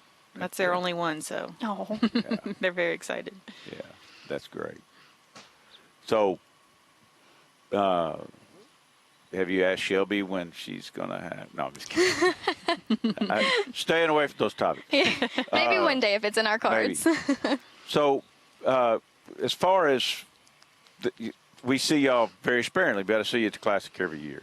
and you know, we come to South Carolina, North Carolina, that kind of thing. So, and let you guys have your routine. Are y'all good with that? You love the Classic as much as the anglers love the Classic? That's what we were talking about just a little bit ago is, you know, Shane's struggling this year a little bit. You know, he's trying to make the Classic, you know, and it's just like, this is going on his 6th year, and he's made every Classic. So it's like, we were talking like, you just assume you're going to go to Fort Worth next year, you know, but I love the Classic. I love seeing everybody getting dressed up for it. So I'm hopeful that Shane can finish strong, you know, the rest of the season, and that we get there, that we get to go there, because it is so fun to see everybody, see them out of their normal sponsor attire. So we've seen a variety of ladies on the show today, and we started with the campers, you know, those who try. They're at every event, and then we have, you know, new moms like Morgan Benton and Emily, and the tried and true veterans like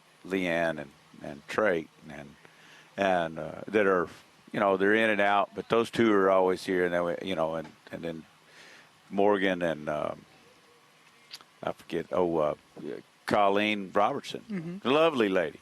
First time I've ever met her, you know, and she's got her hands full with Matt Robertson. I'm sure.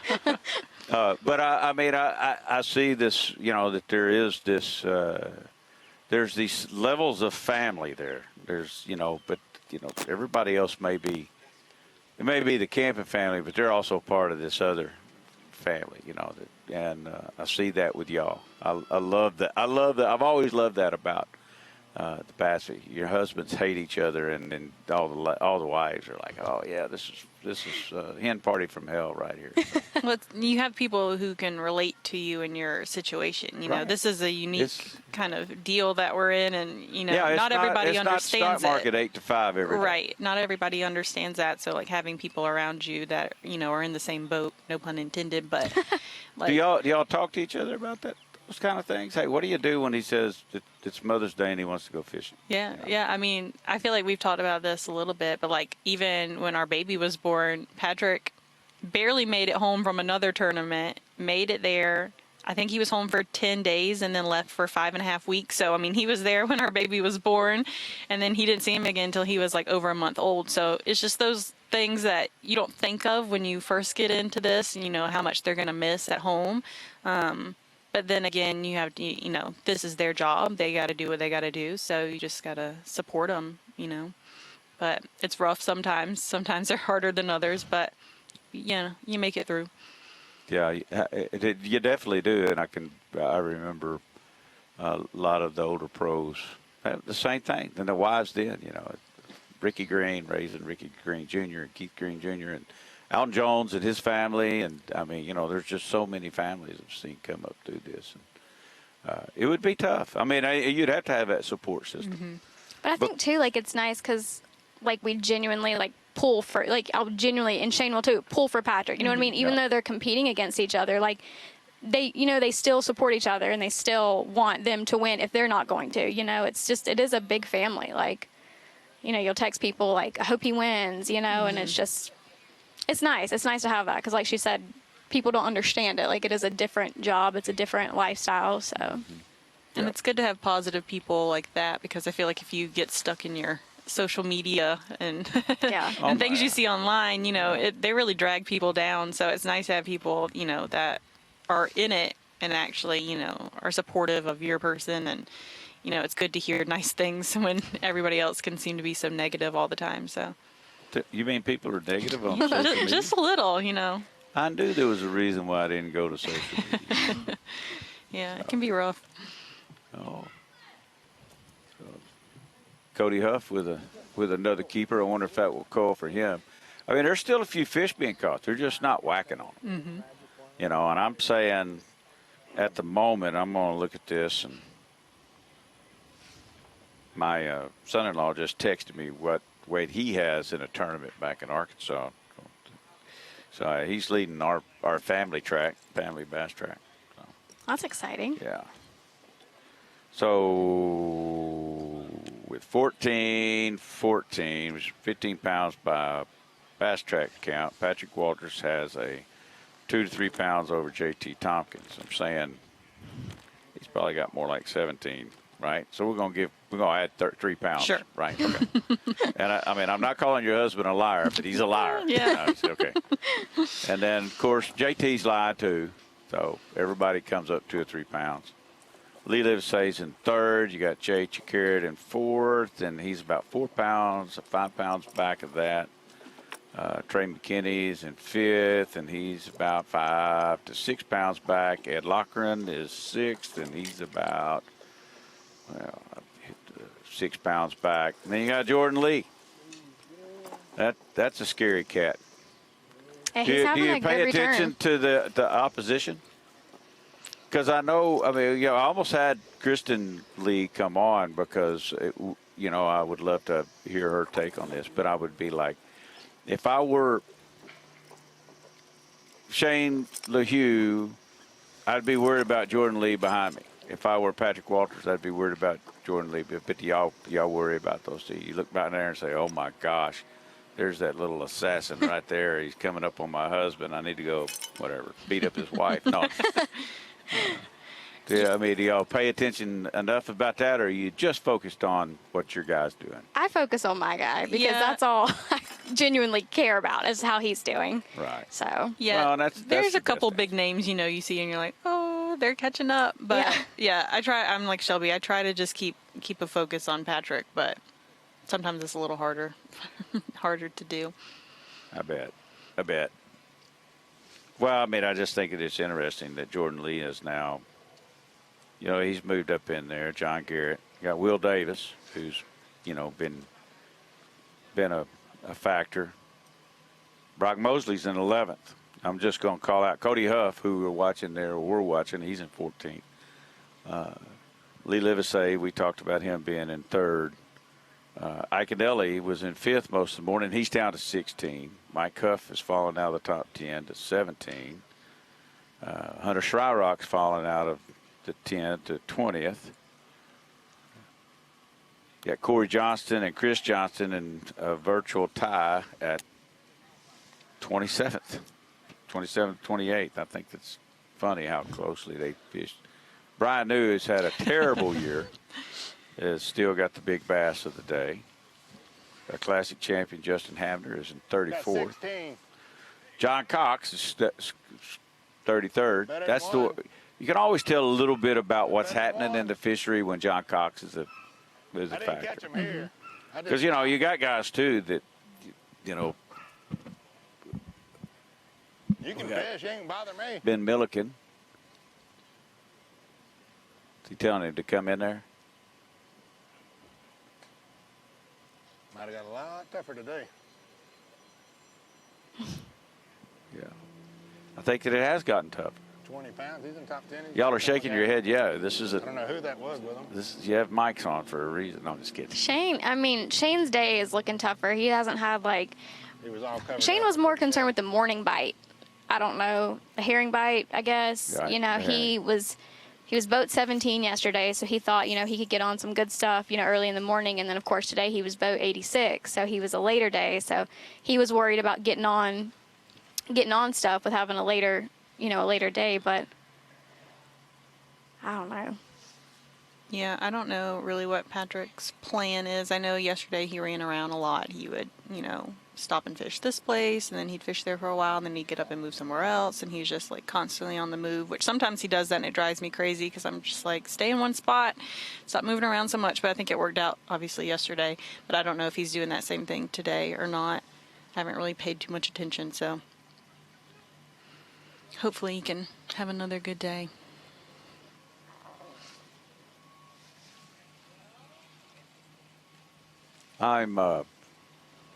I'm guessing that Shane will put it together and make the cut. I hope so.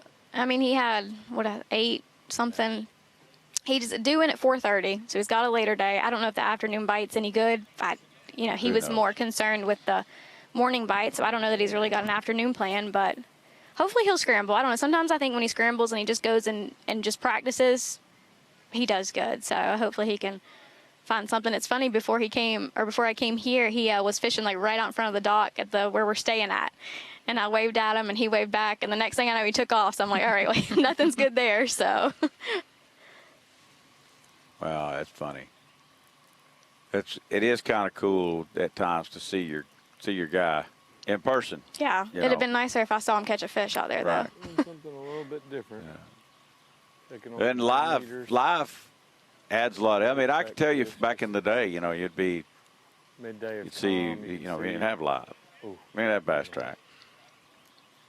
They sent them away, and everybody just said, "Okay, we'll see you back here." And then, there would be wives that were sitting there at the end of the day, chewing on nails and what have you. And I don't know if that would be better or worse. Yeah, like I don't not know. knowing versus knowing. I don't know if it's better or worse. Because when Shane doesn't have a marshal, like there's times when he don't have a marshal and you don't check it, you don't check Bass Track because it's not gonna, put anything in there. So it's kind of nice to kind of go about your day and not worry about what he's got. It's not consuming all your time. Yeah. What? No, I get it. And and there's been a lot of, it's just been cool over the years to see that transition, but I remember I'd go out on the water and take pictures. And been in here already. and I'm talking almost 40 years ago, right? And I would come off the water, and there'd be wives that meet me. What do you know? What do you know? What do you know? What do you know? What do you know? I thought, I didn't see your husband. Or I saw your husband. He's got a limit. Everything, oh God, But it would be that way. I mean, you'd latch on to whatever you could get, and whatever rumor you could have or find or what have you. And Gerald Crawford, who shot a lot of stuff for Bass. Oh, my God, he did and that. reporters like me who went out there and were covering it for another entity would be like, we'd be heavy targets. So just be glad that it's not. I think what we have now is better. Yeah. Yeah, it's nice to be able to know what's going on. So how Emily? I know, and it may have been the same thing with you, Shelby. But I know you and Patrick were college sweethearts. High school. High school sweethearts. So this has been a part of Patrick's life. Oh yeah. So how hard was that in high school and college, or was it? So or you just used to it? I met Patrick our freshman year of high school. We started dating probably sophomore year sometime, but he knew what he wanted to do back then. He made it very clear, like, I'm going to fish for a living. And at that time, I kind of laughed at him, and I was like, okay, sure. Like, you do that. Like, my parents were like, okay. Like, you probably need to find somebody who has, like, a more stable career path. No. But he would bring his boat to school. We went to a little tiny private high school, and he would bring his boat and park it in the parking lot. And if it was nice weather, like, I'd go with him after school. We'd stay out there till dark almost every day, So, I mean, he was just on the water all the time. And then, like I said, he went to the University of South Carolina. I think that's when things really started picking up for him. He joined the team there. He and his partner won on Lake Murray in 2015. And so that is kind of when I was like, okay, pretty good at this fishing thing. Bassmaster Live continuing through the second half of this fishing day. Day number 2. The Bassmaster Elite Series, the Minn Kota Elite. Fabulous Lake Murray in South Carolina. Garmin is the sponsor of this live coverage. So happy to bring you great pictures on a beautiful day. Obviously, a gorgeous day here in South Carolina. No clouds, hardly any wind. There's the leaderboard as it stands right now with South Carolina native Patrick Walters out in front. Trey McKinney, Lee Livesey, Jay Shakurit has joined the top 10. Also Jordan Lee, Jamie Hartman, Michael Iconelli, Wes Logan. All those last 5 started outside our top 10. Kind of looked like Lee was trying to fire that shoal up a little bit right there by doing some donuts. Could be. Could be. Let's get out onto the water here. And one of our rookies starting the day. Way up that leaderboard, JT Tompkins. Yeah. Exactly right, Tommy. We talked about a lot of these anglers, you just don't give up. This was moments ago with JT Tompkins as we were at break. JT Tompkins moments ago. Let's let it ride. Come on.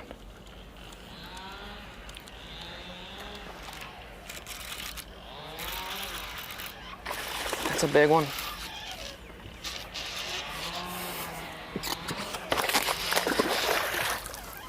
Come on. Come here. Come here. Come here. Come here.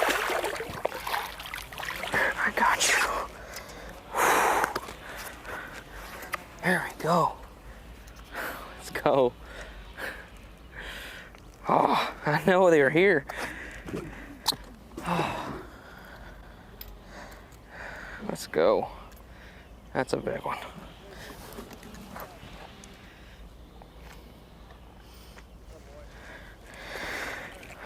Let's go.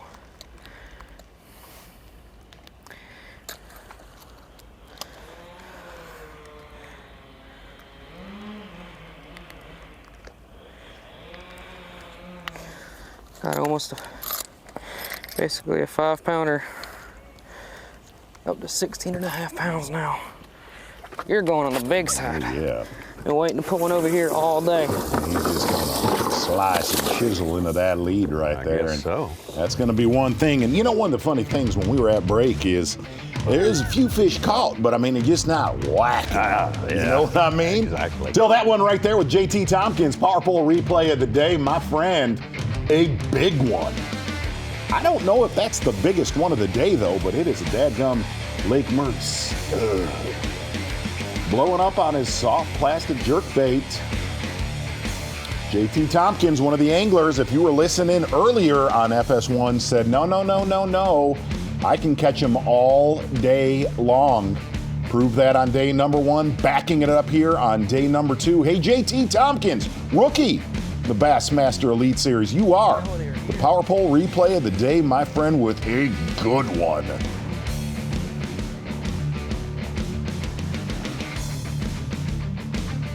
Fish almost looks pre-spawning.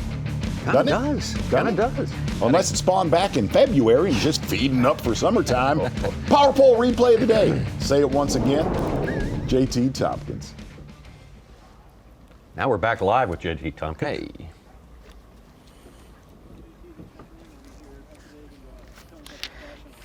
Yeah, finally got a big bite today. You know, we're still catching a lot of fish. For some reason, the size is just, I know it's not left, but I just haven't, you know, when the big groups come up, the big one just hasn't got it. And I think the few times that the big one has, I think they're just nipping at it.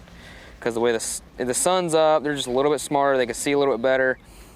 And the bigger ones are just, they're just hard to trick. And so what we're gonna do, we're gonna keep doing this the rest of the day. I'm around big ones. I'm gonna run very specific big fish stuff that I know that if I do get bit on, it's usually gonna be just that higher quality fish. So that's all we can do is just keep putting our bait in front of as many big fish as we can and just let the cards fall where they may. But we still got plenty of room to grow. Our smallest is like a 250. So, I mean, every single big bite can be a multiple pound coal. And we just gotta, you know, the fish still bite late in the day. They might not bite as good, but if you get in front of ones that are either schooling or they're just grouped up right to the point where the competition can take over and kind of make them make a mistake, that's kind of what I'm looking for, is just pulling up on places where they get very tightly grouped up or they school a lot. And this is one of these places where they school a lot because a lot of wind hits it, a lot of bait gets pushed in here. And there's like a little depression next to rocks where they all sit and ready to ambush up on top of the bar. So I don't know. I think we can get it done today. You know, 2 more 4-pound bites and we're gonna be right back where we need to be. But yeah, I mean, I'm not worried about, we still got plenty of time. I'm not worried about it, you know. Definitely need to make a different decision on where we're gonna start tomorrow, because we need to put our boat wherever I think the biggest fish are at. And I thought the biggest fish were where we started, because I caught a 5 and a 7 there in practice, but haven't caught one over 4 there this week. So need to be around that 4-pound class fish if we want to make a run at winning this thing. So I don't know, that's what we're gonna do. That's kind of the game plan for right now. And we're just gonna try to keep on grinding all the way to 4 o'clock and see what we can make happen. Dropping some nuggets right there of wisdom from JT Tompkins. And I'm actually gonna call him out real quick. I met that young man about 2 years ago down in Winyah Bay, his home turf. And he made the comment, he has only fished here 6 times. How do you live a couple hours away from Lake Murray and only fish it 6 times in your life? Good question. Obviously doing pretty well. JT Tompkins, fine young man. We're gonna slink on over to your day 1 leader, Patrick Walters. And this one as well was moments ago.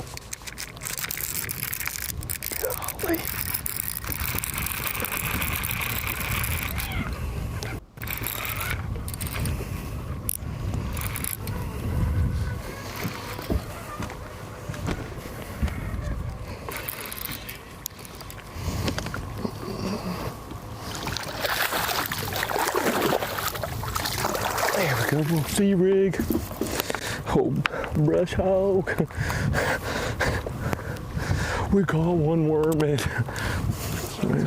Let's go. Now we gotta figure out what's gonna cull. Probably take a second and bring them. They're all kind of getting the same size. They're getting that clone size, and that's about a pain in the butt as it gets. Good fish right there for Patrick Walters. And T. Tompkins catches a 5. Walters answers with a little upgrade there. And we're going to get over to Trey McKinney, our Angler of the Year leader. And that's kind of the problem a lot of these anglers have to face with Patrick Walters.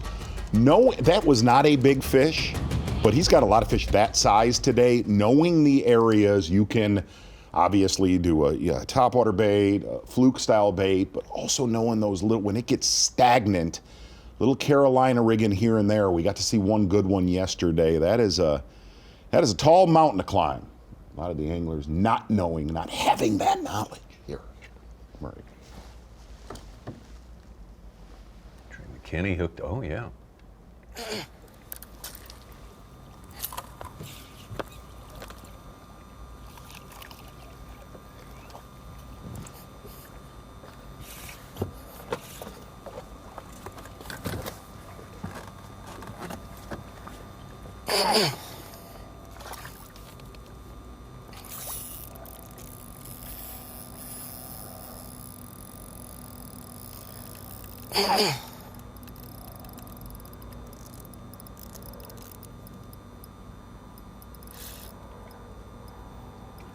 Come on. It's gonna help. I don't know how much, but it's gonna definitely help. That was a fry garter.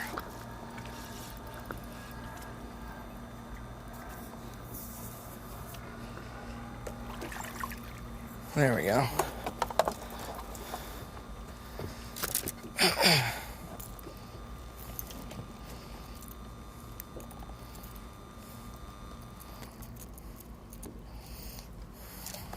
Nice little fry garter.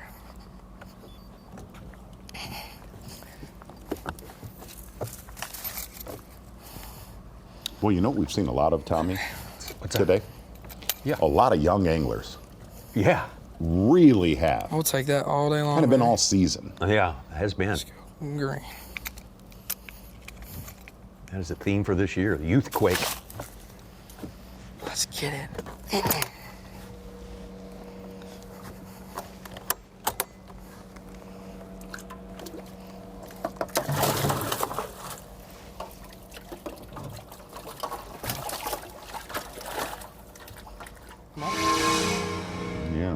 And that's been the backup plan for Trey McKinney. This is the first time that we've seen him apply it. Never did that on day one with all the cloud cover and wind we had yesterday. Kind of stuck to a lot of unobvious shallow water points on day one. Today, he's definitely going to a backup gig. That is a good fry garter right there. Said he was only going to utilize them if it got calm and sunny. That is the case today. Good one for Trey McKinney. Let's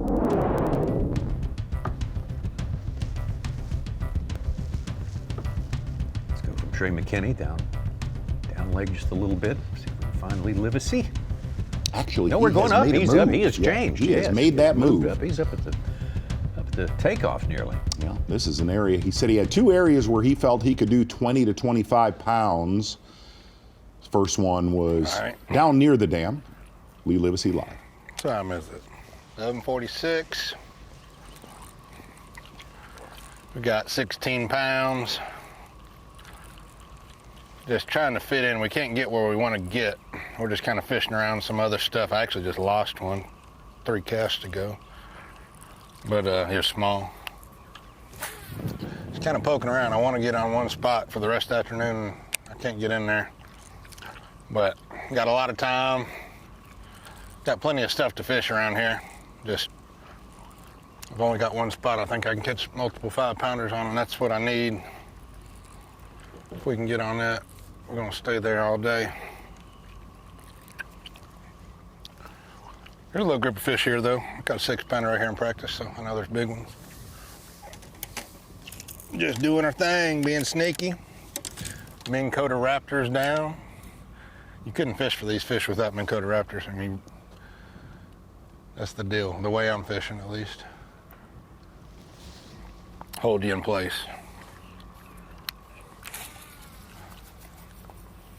Oh, there they went. Those were little ones.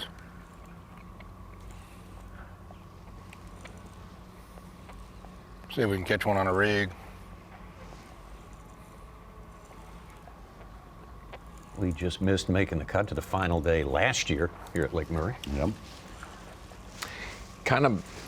It's totally different than Lake Fork, but this reminds me of that record-breaking or almost record-breaking day, 43 pounds at Lake Fork, where he was pulling up to those really shallow, either elongated points or shoals or around islands, and bombing out of topwater as fast as you can, or as far as you can, for those fish that wolfpack and school up on top of places, like we see at Murray here, but different set of circumstances, but it's definitely in his style of fishing. Well, and the other thing about it's a good connection, and you look at why are anglers good on certain bodies of water away from home is a lot of what Livesey targets on Fork is forage chasing bass that are on gizzard shad predominantly their whole life, and that's obviously the connection here would be the herring. But you're right. They a lot of very similarities as far as depth of water at certain times a year.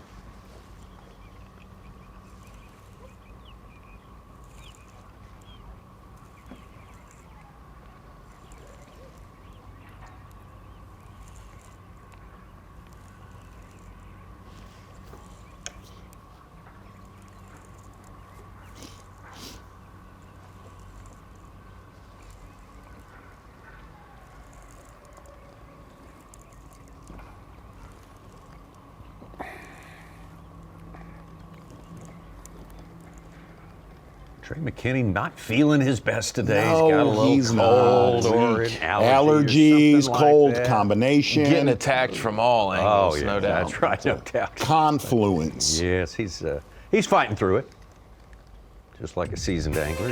Yeah. A lot of. Hey, I know we don't have Such here, but how about some trivia? Would you like a little trivia? Okay. How about if I give you some Northland daily trivia? Please do, friendo. Is that your choice? Okay, here you go. Who was, speaking of points leaders, rookies, and so forth, who was the last elite rookie to lead Angler of the Year midway through the season? Would that have been Drew Cook? Would it have been, back in 2019, would it have been Patrick Walters in that same year? Would it have been Austin Felix the year after that, or 2 years after that, I'm sorry? Or would it have been Hank Cherry back in 2013? Think about that. Ooh. A lot of choices there. We'll let you think about that for a little bit. We will let these anglers fish on, and we will come back and pay it off for you. Such isn't here, but we're carrying on with the trivia.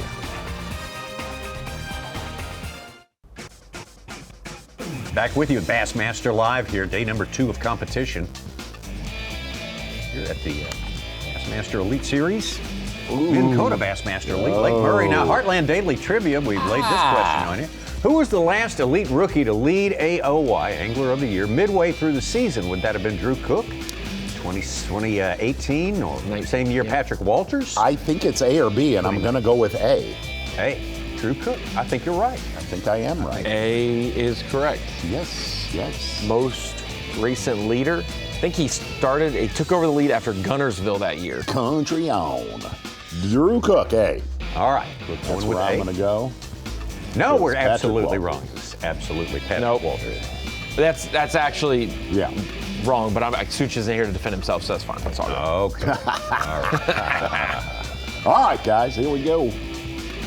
Oh, we got something to. I understand else. We got some video of kind of a remarkable thing. Look at this big one. Keep your eye on your left-hand side of your screen now. See him down there? Right on that grass line. That is a good one. That is a porpoise. Ooh! An old lone rider. Oh my gosh. That is a big one. Don't tell anybody where that is. Oh, and he is hunting. oh man. It's actually a carp, but we just like to disguise it as a largemouth right there. Yeah. We took that last year over SeaWorld. There we go. Yeah. Good stuff right there from cameraman Wes Miller. Been with the Bassmasters for 49 years. Not quite that long. Not quite that long. Going back to 93, I will say that. Actually fairly close. You're not that far off. Let's get over to second place in 2023 here on Lake Murray. Hunter Schreier. That is a fine house behind the Hunter right there. The struggle is real. Lake Murray in Columbia, South Carolina. In the mouth. Ha ha ha ha ha. In the mouth.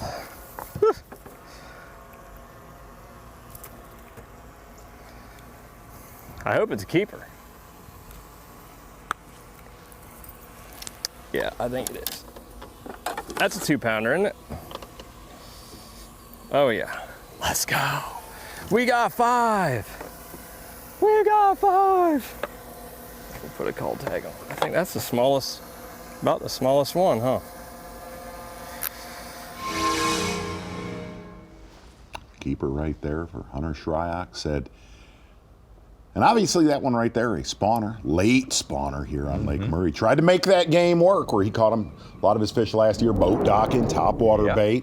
Pushed it an entire practice day, not happening this time around. I'll be honest with you, that house to the left is not all bad either, Tommy. Things are good in that neighborhood. It's not the day that we had expected or hoped for, but we're just grinding away, taking what the lake's given us. You know, really, I told Zona that I had one place that I caught them off of, and that's how it went down yesterday. They came up schooling, fired up there, Berkeley drift walker and a magic swimmer, and I caught them.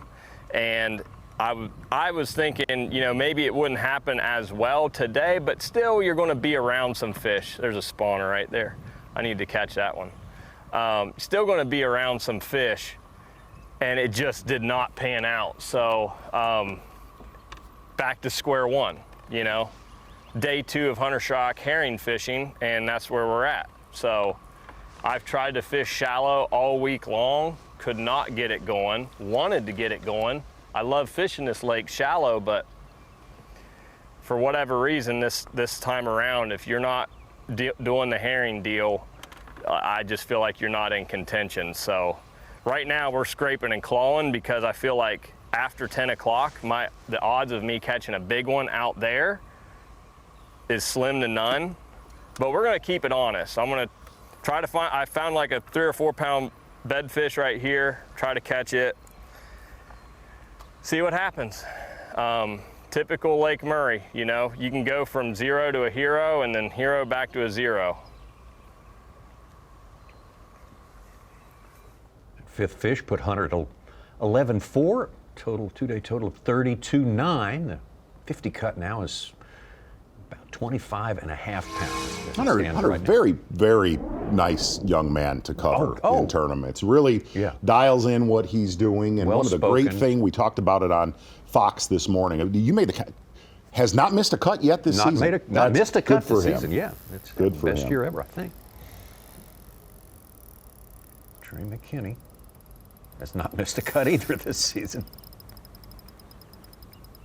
Obviously. Oh, she swiped at it. Foul hooked her.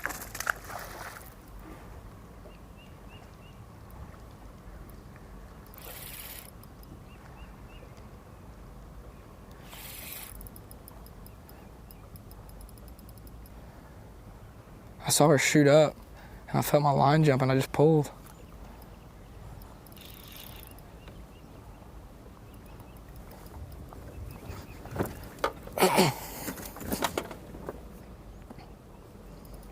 This ain't the one I saw.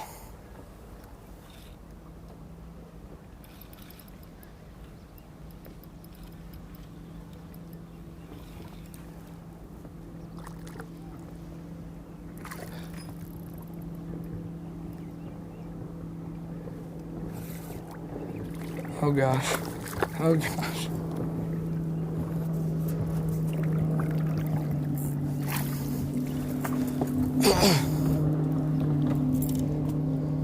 Well, what you call on that right there? They're liking this little riser.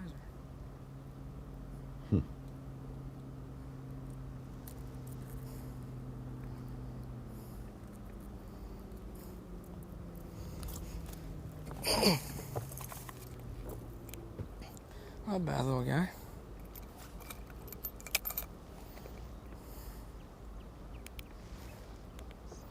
You know, we've just had a lot of bass not hooked in the mouth this year. I mean, that is really an have not had a outbreak lot at of every bass hooked in the tournament mouth. of that. I knew when I hooked her, I was like, she did her like 8 pounds or something. Hooks are getting sharper. I guess.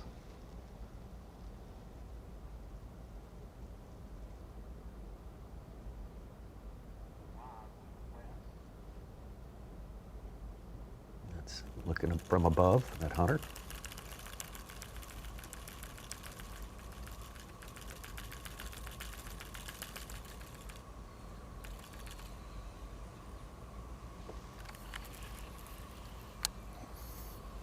We good, or we still running?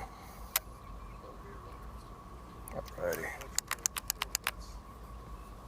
I got you. They'll make fun of me and say we're always live, Hunter. Always live. Cool.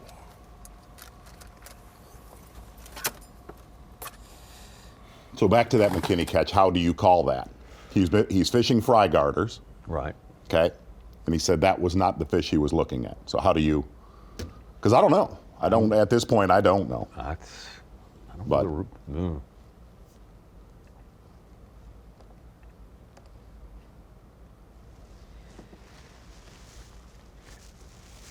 Certainly something that is being discussed behind the scenes. And let me throw something out there. Let me throw something out there. You know, I've heard a lot of people say, make it simple. Make it simple. Every single bass has to be hooked in the mouth. Okay, I got that. Let me throw something out there real quick. Do you know how many fish come off in the air as guys swing them into the boat? For sure. What do you call that bass? Right. Well, dead serious.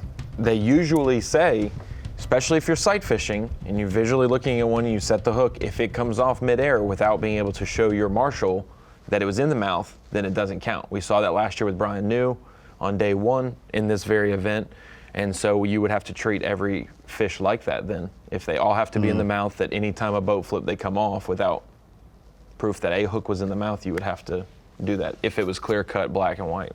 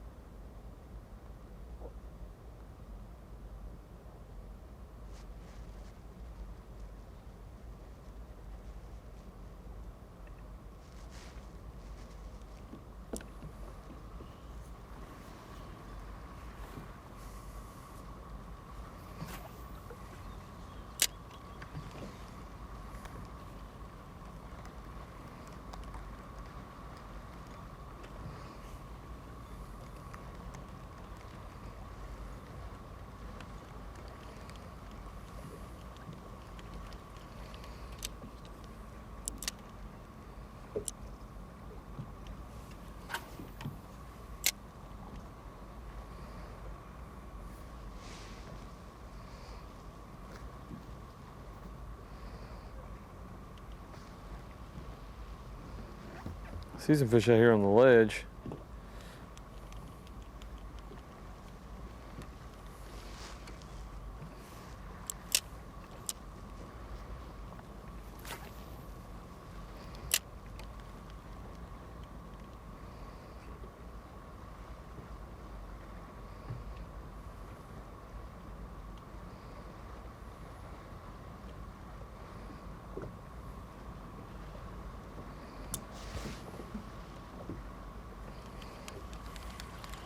JT Tompkins told us a little bit ago, I'm going to I know where the big ones are. I'm going to stick in these places, this place right here primarily. And that was his same it's not MO at Harris Chain. He said, I'm at one spot. It's got him. I'm not forsaking this place. I'm going to trench in. I'm going to trench in, and I'm going to finish second. Here he is, second. 2 events later.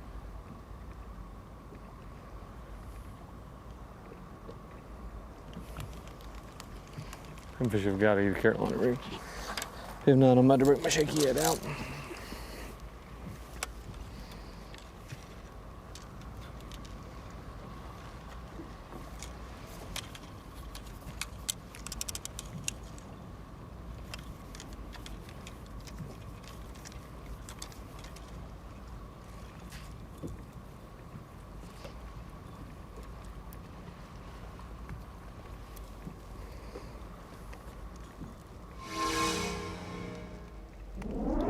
Kentucky's Mike Huff.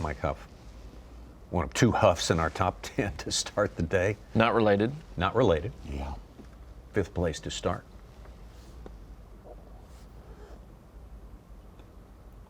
Boy, and he had a vibe. It was going to be tough on him today, having a lower boat number yesterday. Kind of had free rein where he wanted to start it and landed on him and pretty much protected him all day long.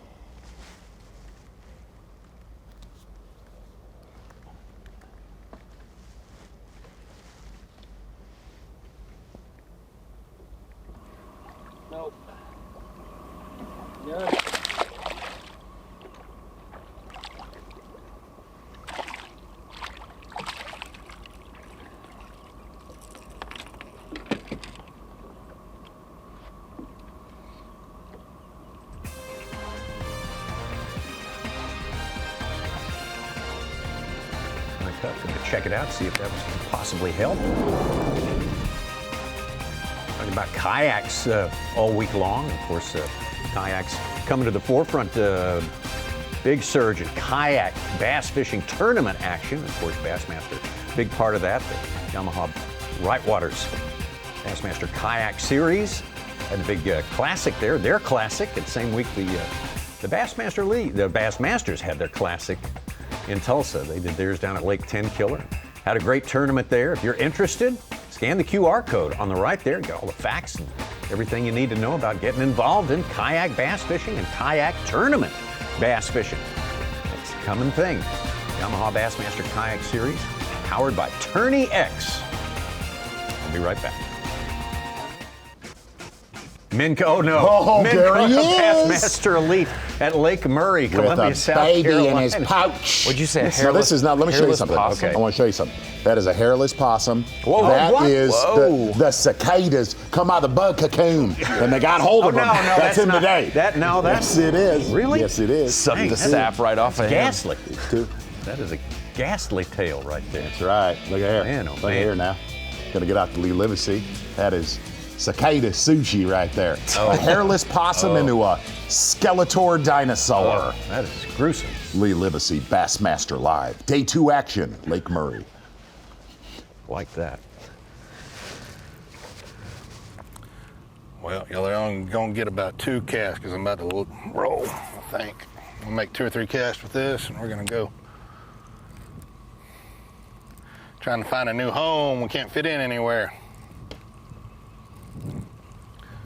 Just fishing a bunch of stuff I've caught fish off of in the past. The wind did just switch. Fishing's going to pick up here in about an hour and a half.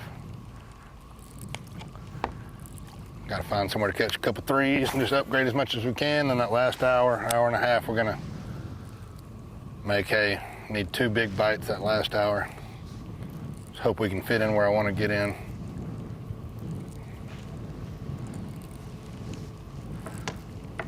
Last cast, no, that is the last cast. Let's go ahead and go while nobody's sitting there.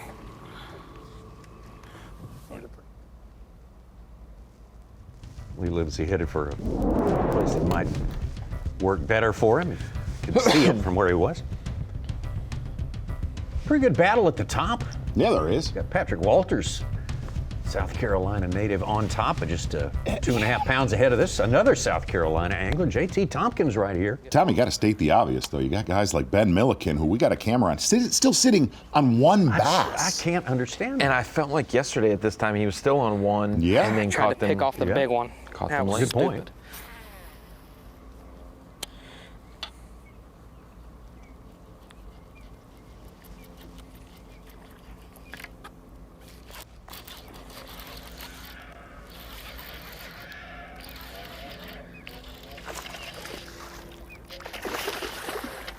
I'm gonna just bring her. Boom! Let's go. It worked out. Another big one. That's meat right there.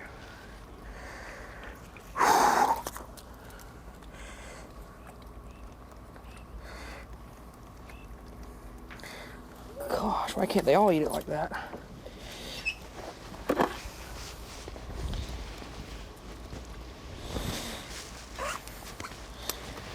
Boy, we talked about it. I don't know how big she is yet. Opening of this tournament. Who can dial it in all day long? There they are. That right there is the dude. That's pretty good evidence right there. I love boat flipping biggins. I do too, JT. We all do. That looks like a 5, doesn't it? We all do. But he's got 2 now that really look pre-spawny. 470.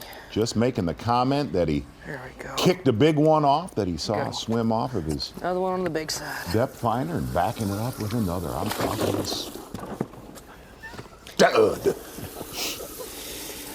I'm losing it, dude. You are. You are too. Well, we're doing our best. are We're doing too. our best. We're doing our best. Pretend I'm not.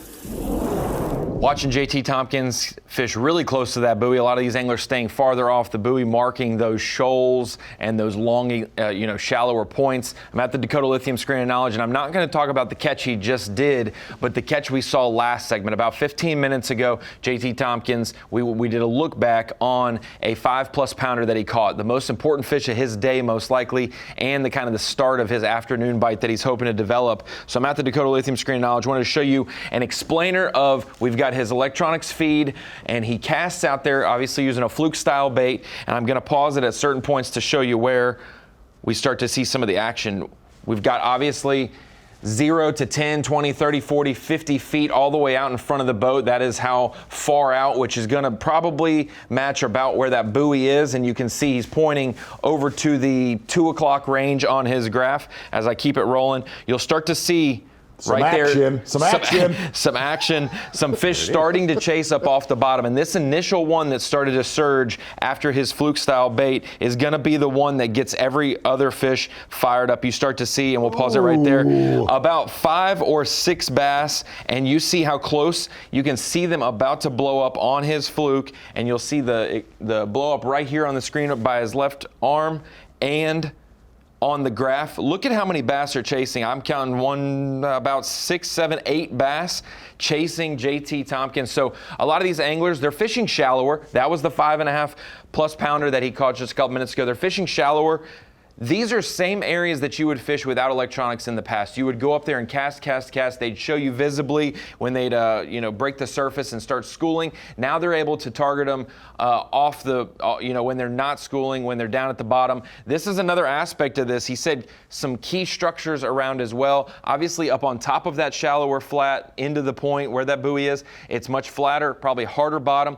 Off to the side, when he landed that fish, his graph turned just a little bit, and instead of 10 or 12 feet, it panned off to about 16 feet. And what you saw is the grass coming off the bottom, various levels all the way out. So not only does this recipe for that spot, it has good hard bottom, a buoy marking obviously the depth of it, but then it does have grass off the side. It could be a place that maybe the afternoon could be a factor for JT, but one, Tommy, that you'd want to revisit. We saw 10, maybe 11 fish there chasing, and a 5+ pounder. If there's any kind of equitable size. Yeah, well, you told the rest of the story right friendo. there. Well, we just talked about him, Tommy. Why don't we slink on over? 1 bass in his live well, and like you said, Ron Moore, that's what he had yesterday at this time. Ben Milliken from Texas.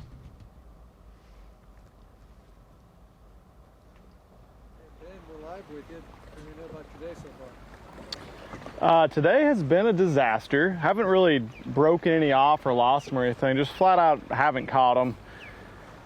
A lot of the stuff I was doing yesterday and a lot of the spots I was fishing later in the day have just been getting, I think it was grass. I would assume it was grass the way the day's gone. Yep, definitely grass. That's kind of how the day's gone right there.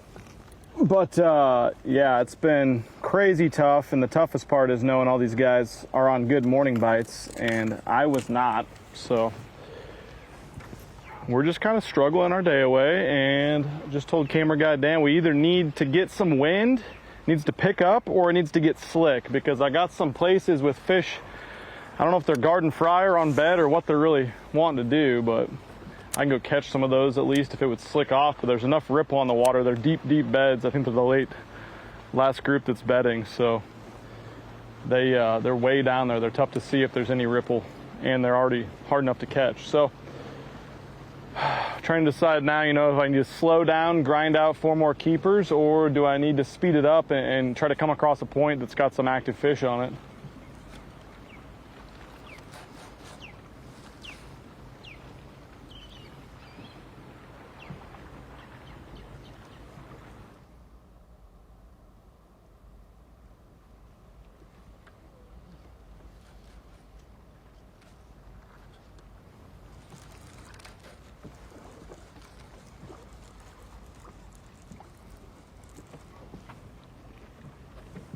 Rough day for Ben Milliken. Yeah. Started out with 2 top 10s this year on the Bassmaster Elite Series. Interesting, caught 3 of his biggest fish yesterday. Get ready for this. On a almost 1 ounce lipless crankbait. Wow. Speed reeling it. Very cool. No lipless works here, but boy, it's a big lipless. 1 ounce.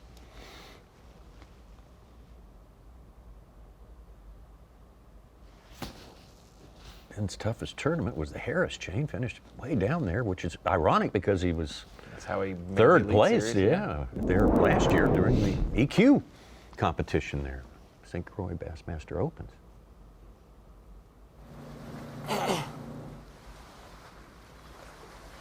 He also, in that Harris chain tournament, when it's not your week, it's not your week. He was culling all day long, just Tommy. busting extra second year, which Got is back good. to weigh and realized he never had 5. He had 4 all day. Wow. That is a mistake that you never want to make. But he, based on his 4, he didn't have the best size, so adding 1.5 pounds wouldn't have done much. But when it's going that way, it's going that way. Culling all day long, and you never had a limit to begin with. Not your day.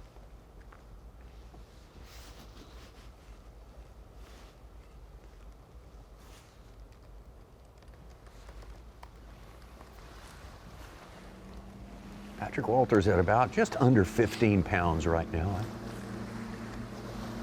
He said back when he had about 12, 13 pounds, I need a couple of big ones to make my day. You caught one of those. Yeah, caught one of them, and just need to spiff it up a little bit, maybe with one more. He kind of knocked off early yesterday. Yeah, he did. Very much so.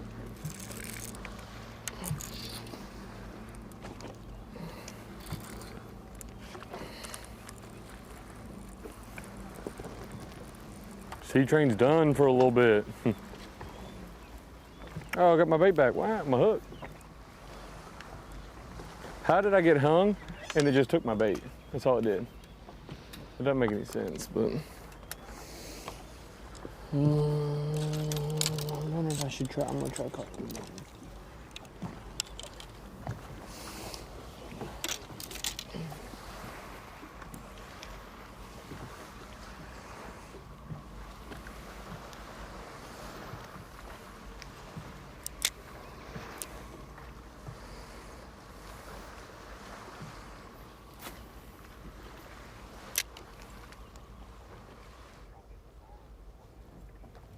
Prepare to jar your teeth.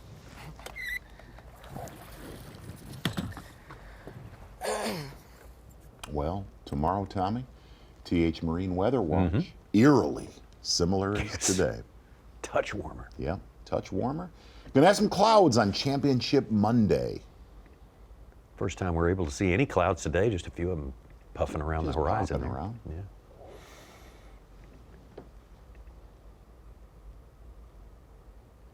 Clouds on Championship Monday, you say? Yeah. All day? I think most of the day, yes. That'll kind of change things a bit. See how much, see where we stand when we get to that point. We got a long ways to go if you're just checking in with us. This is usually the day when we are down to 50 anglers. Trying to go for Championship Sunday, but start of this tournament postponed by a day owing to weather, and we're still on day number 2, full field fishing today. Still a lot of fish still spawning. Say a lot. There's still a wave that have spawned. They're bedding so deep, and then there's a lot of fry garters, and like we all saw that last year. Rivette caught those fry garters. So thing is, they're super tough to catch. Like if you can get around them and the fry is smaller, like it's very, very fine, detailed on the active target, they're easier to catch than the ones that are really defined, because the ones that's defined have probably already been caught. Again, I'm just trying to make something happen to get a bite. This is the whole deal about this event. It's after that morning deal, it is got one to bite. It's really hard to get a bite and I lose one.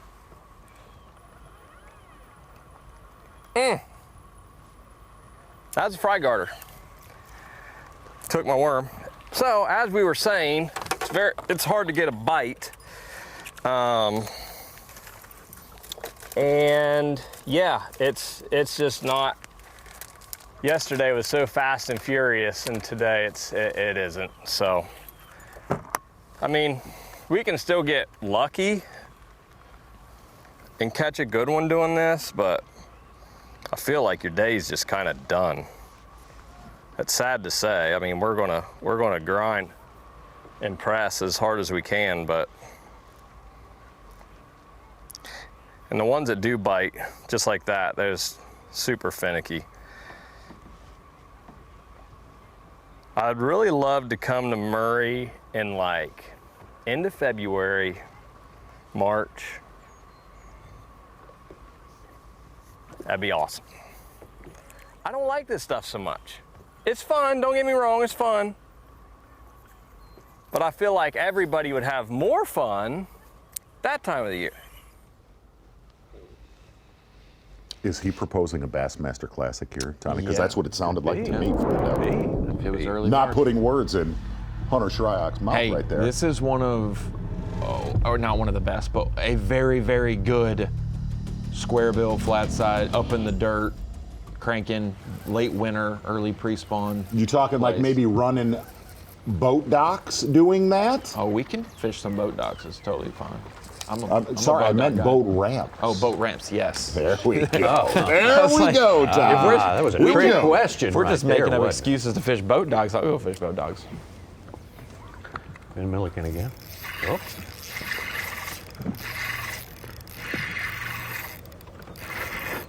Finally.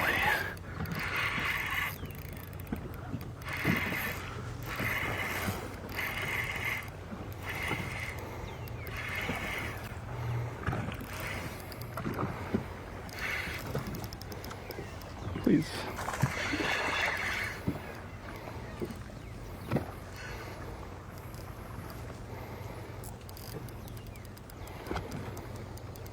Boy, does he need this bass. Yeah. It's one thing to drop out of the top 10 after day one. It's another thing to miss the cut. Yeah, yeah. Tiny. Don't want to do that. A fish. Wow. All right. I don't even care. All right, 3 more.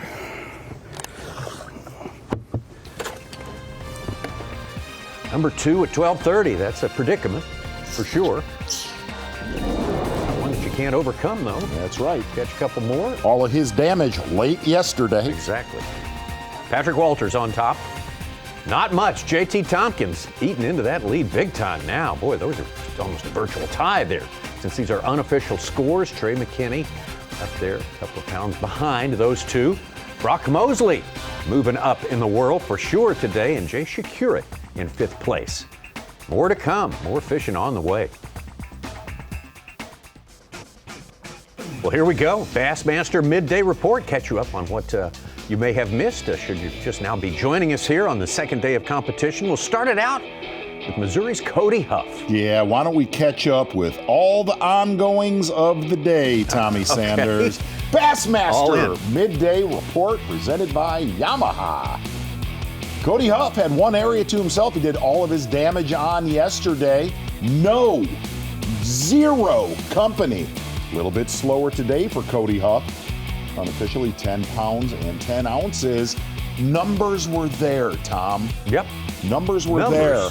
The big bites not showing up. Size did not show up. Cody Huff. Unlike Cody Huff, let me take a look at our friend right here. Well, we're still with Cody Huff. He's still our friend. I was jumping away. That was my fault. I jumped the gun on that. Ray Hanselman from Texas. Boy, he started off slow this morning, but backed it up with a few quality fish. Most of his work on day number 1, oversized topwater bait and a fluke-style bait. Caught this good one as we were on Fox earlier today. Ray Hanselman, really strong performance down in Florida. We haven't even talked about, this is the Ray Hanselman we've been waiting for. Sure, yeah. Good to have you back here, my friend. Ray Hanselman unofficially 13th place, 32 pounds and 15 ounces. Ray in his 6th year with the Bassmaster Elite Series. Started the day in 9th. He's in 13th as it stands right now. He's got a few good ones in the live well. Yeah, looking good to make the cut. Nothing's for sure until the weigh-in. Let's take a look at a winner already this season down at the Harris Chain. John Garrett, Tennessee. Well-traveled rookie. Exactly. John Garrett, another angler in our field that was fishing about, call it a 50-yard stretch, shallow, hard spot. Kind of played protection, a little defense yesterday, but a lot like Cody Huff, getting bites, but the quality was not there today for John Garrett. Still creeping around that top 10, though. Yep. Sitting in 12th, 33 pounds and 13 ounces for John Garrett. 12-12 on the day today, so slower, much slower than his pace from yesterday. Let's get out to Lee Livesey. Did a lot of his good work later in the day yesterday. Yeah, Lee Livesey starting in one area with Derek Hudno. You see Derek right over the corner right there. Had a few really critical missed opportunities, though. Absolutely landed on their head. And we had a drone out there. Cameraman Wes Miller had a drone up. There was wolf packs of big ones. Lee Livesey, though, sitting with a solid limit right now, 13 pounds and 8 ounces. Oh, boy. Solid fish right here for Livesey. Definitely not the quality that he had off that spot right there yesterday. Had a 5 and 3 4-pounders off that in the first 15 minutes. But still, solid day for Lee Livesey. Sitting in 8th place, 35 pounds and 13 ounces. Good tournament for Lee, for sure. Trey McKinney, every tournament's been a good tournament for him. Yeah, and really Trey McKinney this morning fishing a riser bait, not getting a ton of bites. Quality was there. Actually, tail landed one of these. This one right here looked to be about a 5-pounder for Trey McKinney. Good one. 22 pounds on day number 1 for 4th place to start the day. 21.5 pounds on day number 1. Leader in Progressive Angler of the Year points and Dakota Lithium Rookie of the Year points. Right now, unofficially sitting in 3rd place, 37 pounds, 5 ounces, Illinois' Trey McKinney. Looking for somebody that can catch them all day. We found him. Yep. We found this him. guy right here. And like I said, I'll call him out. Lives 2 hours from Lake Murray, and he's only been here 6 times. Makes no sense. He's been saving it. I guess. He's been saving it. Flawless performance so far, though, for JT Tompkins. Caught him early and has caught him well into the day. In fact, his bigger ones have come later in the day. Soft plastic fluke style baits for JT Tompkins, pretty much has locked that in his hand. Ron Moore had some beautiful forward facing sonar footage of just how many Really cool. some of these high spots, hard spots, all kinds of spots out here on Lake Murray for JT Tompkins. Okay. Good one right here. And the interesting thing about his area is 2 of his fish, like that one right there, look a lot pre-spawning. Prospects looking good for JT Tompkins. Prospects looking good for this man as well, as they have been since the start of fishing yesterday. Patrick Walters. Yeah, and it looks like young Patrick has given up a little bit of his lead to JT Tompkins. Solid morning right near our takeoff at Deer Island State Park. A lot of action this morning. Caught him a limit in about, I'm gonna say it was about 20, 25 minutes. Backed it up with a few calls, said, on FS1, I need a couple good ones. Catches a nice one right here on a topwater bait. Your leader, Patrick Walters, 40 pounds, 6 ounces. It's been a fun day, young Patrick. He knows, Tommy, what this lake's capable of. He knows. And he knows having 3-pound lead after day 1, I don't need to just bomb. I need to maintain. I know I'm not going to catch 25 again, but 15, 17, 18, somewhere in there. If I can live in that range, I'll be all right. Hey, you know, we talked about it at length, though. Making those little transitions, like picking that Carolina rig up, knowing when to make those transitions, and culling out a 1/4 pound, a 1/2 pound. Huge dividends for what's going on here now. Oh, uh-oh. Hey, boy. Doggone it. Clover's a good girl. Yeah. Yeah. That dog get busted by one of them wolf packs. I don't think that'll happen. Dogs they don't feed till they're ready. Out there. A good time. You're a good boy. That's your Yamaha Bassmaster midday report. Cameraman Brian Evie doing a great job out there on the water. Not semifinal Saturday.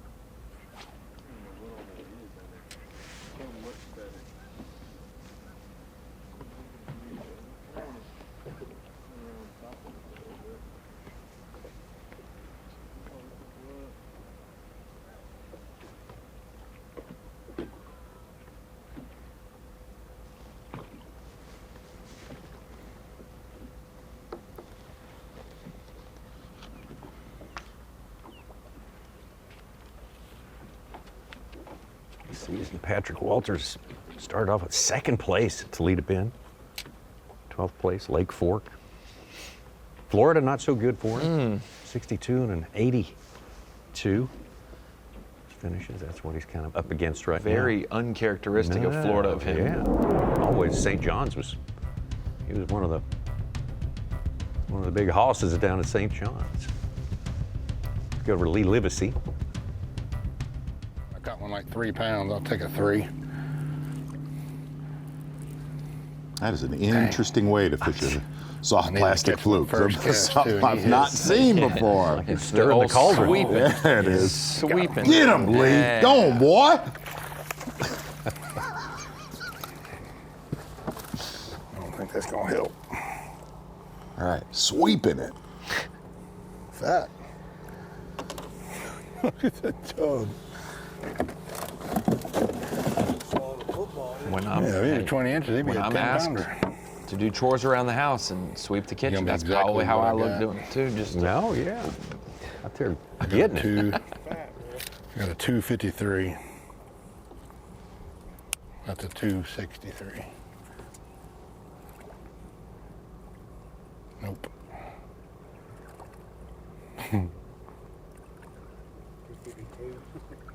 He's a 242.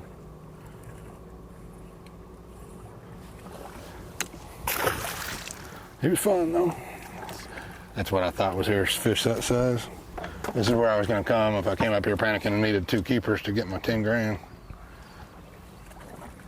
But I did catch one about 3 here in practice, so might catch him next cast. Lee's been talking about that 10 grand all day long, Tommy. I mean, he has been talking about that. He's on it, on the case. He's only got like 4 Bassmaster wins since 2020. Yeah. One Open, 3 elites, right? Yep, 2 on Fork, 1 on Chick, and then he won Ross Barnett. 10K's nothing to this guy. No. We got a bunch trying to make it into the Bassmaster Elite Series. They're fishing the Tackle Warehouse EQ, the elite qualifier system right there. Evan Kung of Canada, first place, 747 points. Dakota Ebear right behind him. Easton Fothergill fished the Classic this year. Cody Meyer, Brandon McMillan, Matt Adams, Paul Marks, Josh Butler, Bobby Bakewell, and Bo Browning now into the top 10 in that race right there. All 9 events they're fishing, and the top 9 at the end of the season are going to the Elite Series. We'll take a break and be right back. Pushing on into the afternoon here. Minn Kota Bassmaster Elite at Lake Murray, day number 2. Rise of the Felix. No, wait, Patrick Walters, JT Tompkins. Battle Royal at the top of our leaderboard right now, the top 10 spots. Very important always in every tournament. Also, most important today, spot number 50. You got to be in the top 50 if you're going to fish on into Sunday, semifinal Sunday, and hold out some hope of making it to Championship Monday, since we were delayed with our start to this tournament by the weather that passed through the southern part of the United States earlier in the week. Hats off to Brock Mosley in there, just creeping around. We saw him on camera last year. There we go, guys. Marathon peak performance. Not going to go away, are you, young Jordan Lee? Coleman, Alabama, Marathon peak performance. Getting it done still. Little room to grow. 18 pounds and 8 ounces. He's not going to let that Trey McKinney run away with that Angler of the Year race here at Lake Murray. Not going to happen. Marathon peak performance for day number 2. Young Jordan Lee. Former college sensation, national champion, Bass Classic qualifier from college, and back-to-back Bassmaster Classic winner. One of a very select few who have been able to do that. Let's get out to Hunter Shryock. Old Joe Lee. This is his 10th year professionally fishing. Wow. We've been covering him for 14. I've had to. Could you see it? Oh. You hear the cicadas? I do. Come out of some sort of bug cocoon. Better than what I thought. I knew these last 3 hours. We talked about it. I know. Save us, Hunter Shryock. Save us. Loving it. Come here. Come here. Oh. In the mouth. Got her. That'll right help. where it's supposed to be. Good one right there, Hunter Shryock. Got a little like crawfish or something down her tentacles sticking out. All right, I guess we'll have to go sight fishing some. I mean, who likes to do that? I like the ones that bite first time. You know what I mean? Like you just pitch up there and he bites. Oh, shoot. All right, we got some calling to do.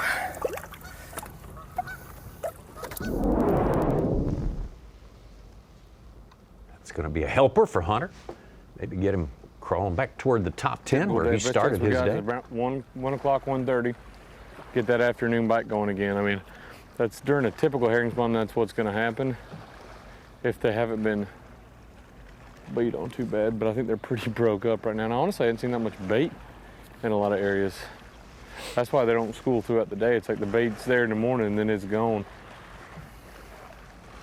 I should go with it, follow that bait out and chase them around, but it's hard to beat catching them up here.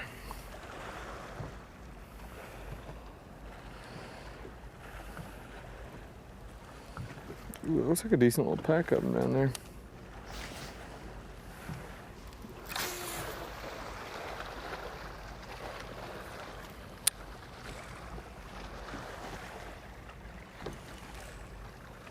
I'm debating on running back down and just trying to get one of those, tricking one of them fish down there, or just keep running these points around here.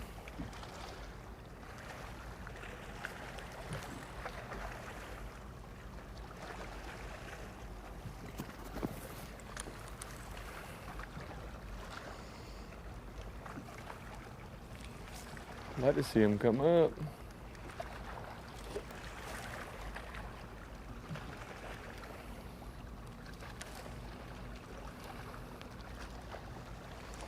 Definitely been a slow afternoon for young Patrick Walters. Has been. Yeah.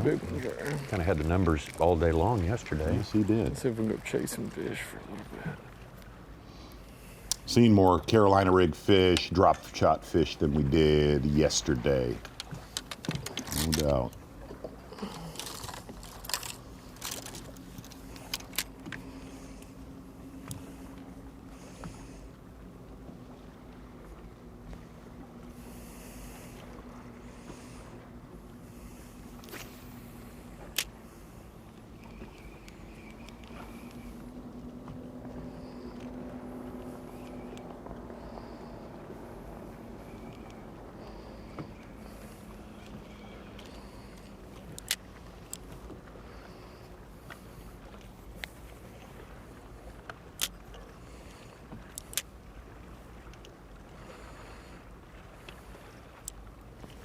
Big ball of bait.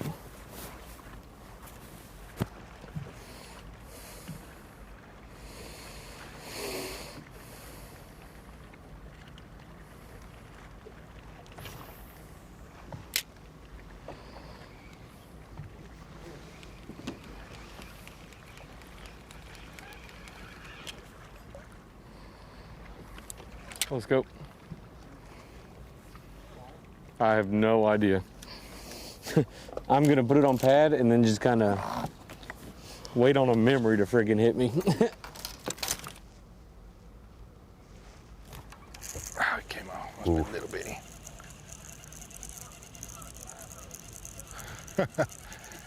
I had him for a second. He must have been tiny. He didn't have enough weight to get the hook in him.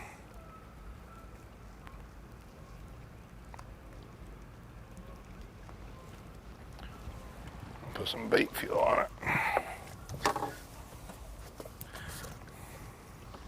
The science says so. It was a bite, another bite. He's a little bit further out. That first one I caught right there, that first cast was out a little bit.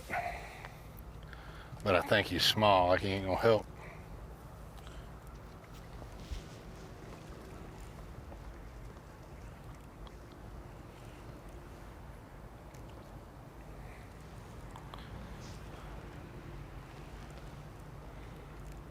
The wind's trying to blow. If it starts blowing, it's gonna fire back off this afternoon. I'm glad I got a long day today.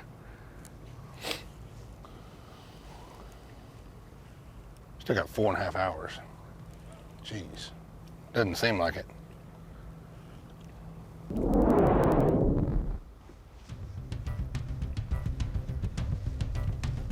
First flighters have got, they've got about 2 hours left to fish. Gonna take a look at Mike Huff's day right quick. Mike Huff getting all of his work done on day number 1 on a very, very well-known point, Main Lake Point, right off of Shoal Island yesterday. Not able to get there today, having a lower boat number, filling out his limit. Said he also had some, that right there was a topwater fish, but had some backup drop shot fish today for Mike Huff. But he knew after the day 1 weigh-in, he said, kind of got lucky getting on a pretty popular spot, so he was going to have to salvage today. Kind of thought it would be pretty tough today with how sunny it is and not a lot of wind. Yesterday they bit really good. Today it's just not been great. A couple of the really good herring spawn points I couldn't get on. There was boats on. Basically had to live scope around with a drop shot just to catch what I've got.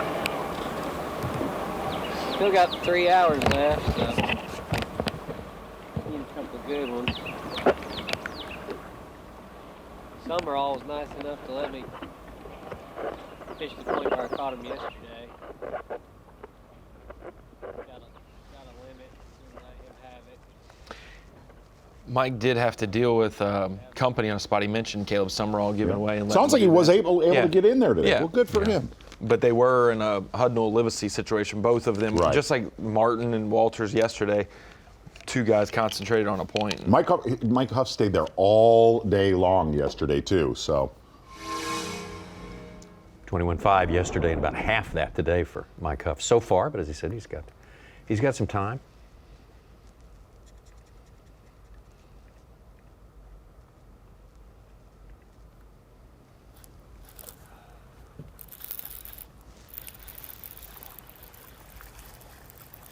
Thought she was gonna be bigger.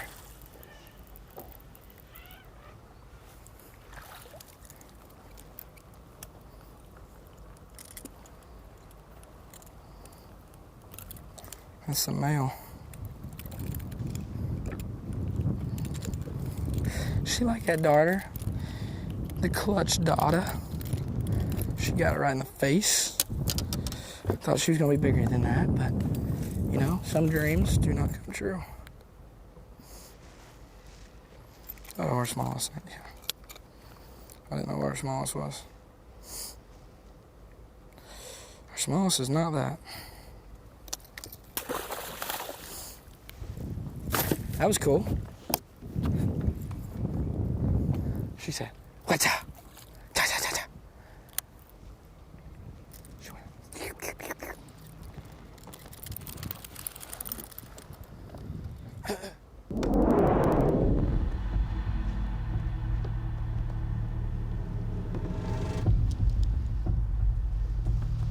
Get out to Hanselman now.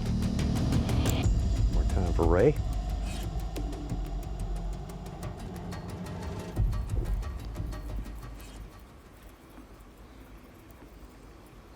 he's got a couple good ones in the live well.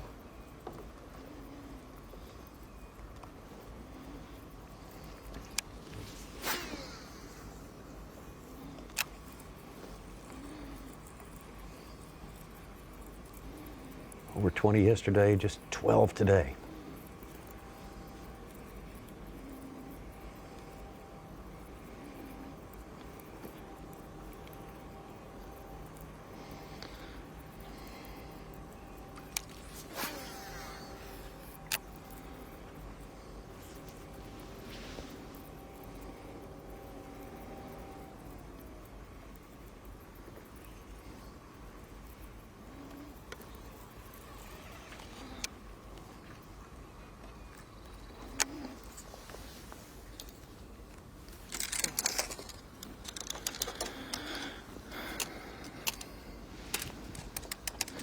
See Patrick Walters at a wide world of sports is going on here. At a 4-pound average right now, unofficially just over 40 pounds. Does it continue throughout Championship Monday to take a 4-pound average? Like they're going to catch him Monday. I feel like it would. Do you? I think Tomorrow. it'll take 80 pounds to win, or if it's not, it's going to be like 19 and a half a day, like it's going to be 78, 79. You're not agree.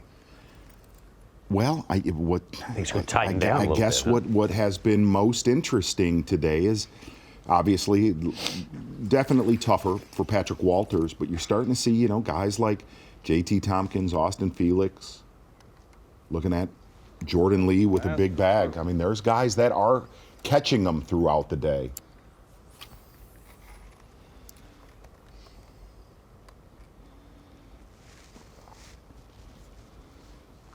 Tomorrow more of the same of today, probably. Well, and also I think Lee Livesey also. Yeah, I think so. Weather-wise, well, weather's going to be the same. It's going to be grimy. So Monday, the X factor, man. I think that is. That's where we saw the biggest bag last year come. Drew Ben's 26.7 to come from 10th to 1st. So if someone, they just need to hang close. You can't be down by 10 or 11 pounds going into the final day. You're going to have to be within, 5 or 6 punching range, but the options for 25 plus are going to be there. Now, Lee Livesey said it, though. We've got a lot of time left yeah, today. Yeah, I mean, absolutely.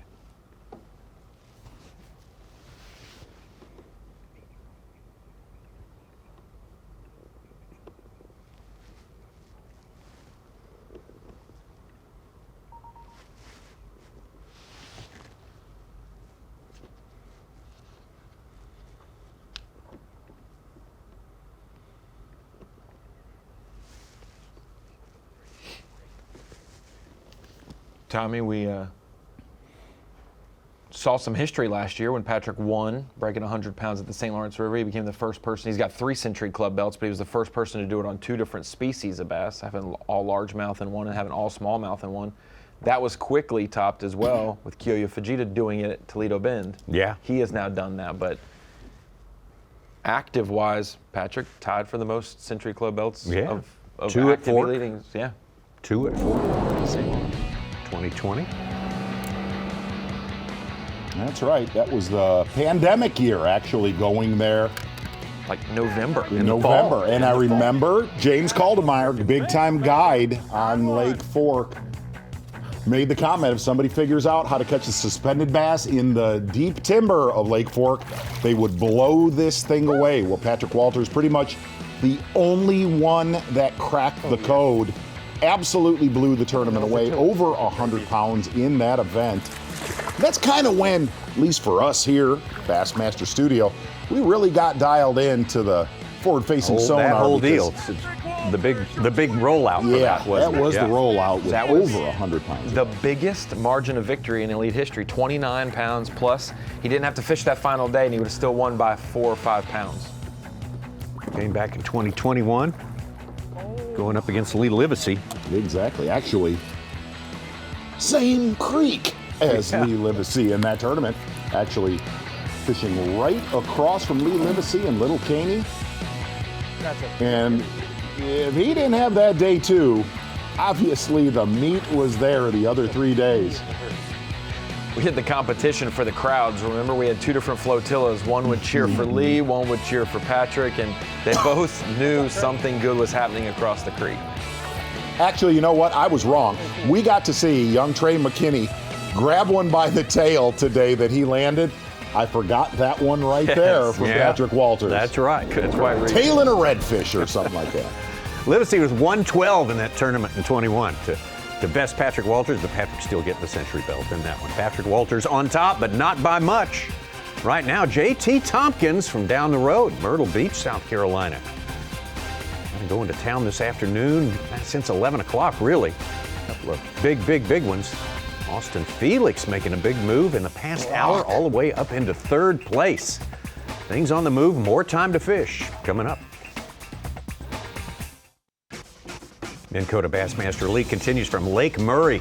Came here last year, 2023, after about, 12, a dozen years probably since the Elites had been here. What a great impression and sort of a reacquaintance we had with this terrific place. And the folks, our local hosts here, we can't say enough about them, Capital City, Lake Murray country. The people who make sure this is a great community, it's a great destination for anglers from across the country. They help us out. They make these big events like this one we're involved in right now. 5th stop of the year for the Bassmaster Elite Series. They help make it possible. A lot of help getting us. We have to change the schedule because of the weather last Thursday. And they helped us with that. No problem, said they. And we are on track to finish this thing up on Monday, Championship Monday, in a great destination, Lake Murray. Thanks again, Capital City, Lake Murray Country, our local hosts. Let's get out to Lee Livesey.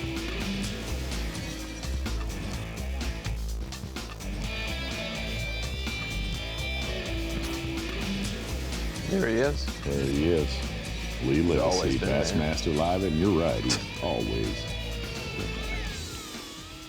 Uh-oh.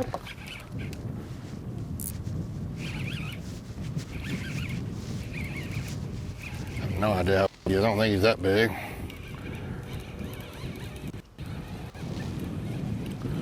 I got 2. What a treat. Had the wrong size. It was fun.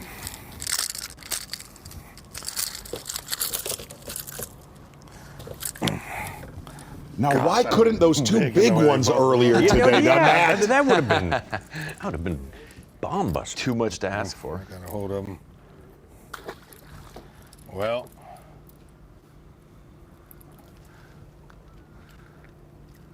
not what we wanted, but that's always cool catching two on the same bait.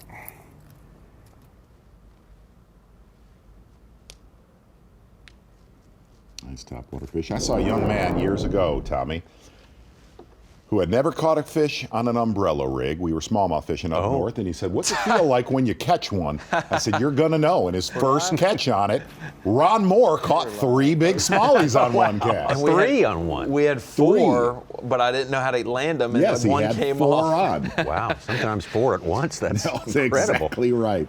I can We've been still there. remember the exact spot, like just everything ingrained. It was miserably cold and rainy, Terrible. just Usual. Trying to catch me. We'll again. forever cherish that. We got enough wind. Slow down for a little bit, drag a worm.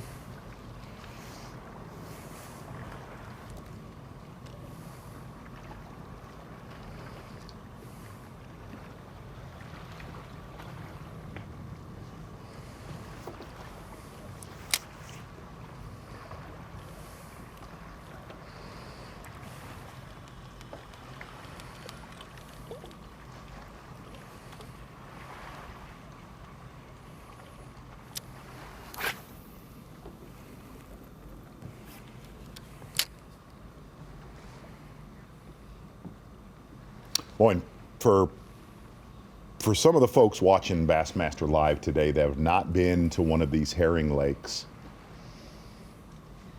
you see how this lake totally shuts off, and you think to and these guys are fishing the exact same areas for the most part that they have fished all day long.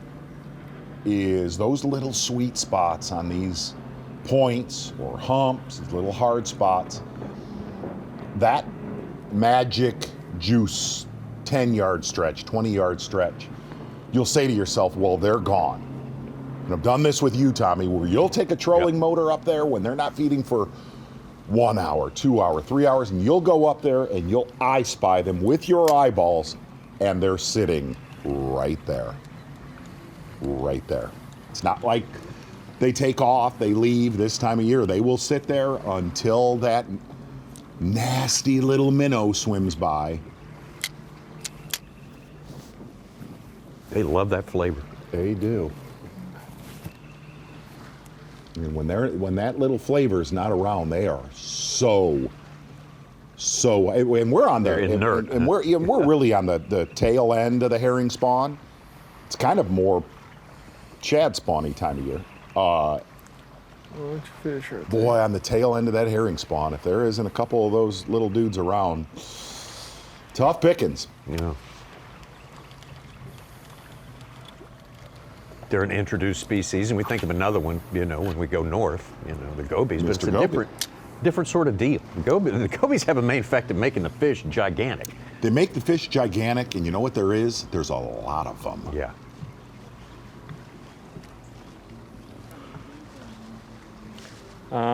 Get one good bite. That's why I'm dragging a little bit, just trying to, maybe they're just kind of lethargic. If they're not, I haven't been able to catch them calling them up today. They had to school, and so if they're not schooling, I'm just gonna try to kind of utilize my time a little bit and try to pick one off dragging, whether it's Carolina rig or drop shot. Finesse down just a little bit.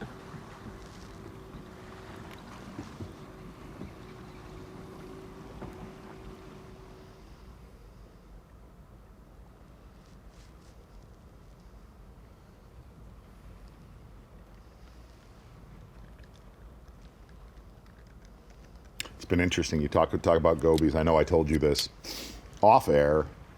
They have made their way into many, many, many, many inland lakes that are not completely landlocked, that have streams, right? Natural lakes. Though, Natural lakes, but they got little river systems. Michigan, yeah.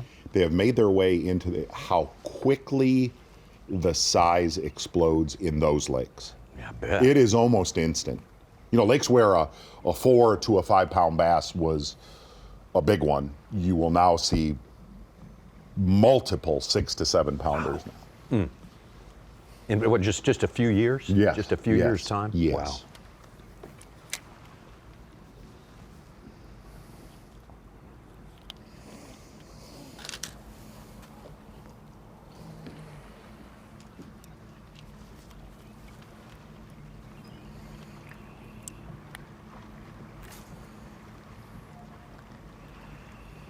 They are plankton eaters, the gobies? I have no idea. I have no idea.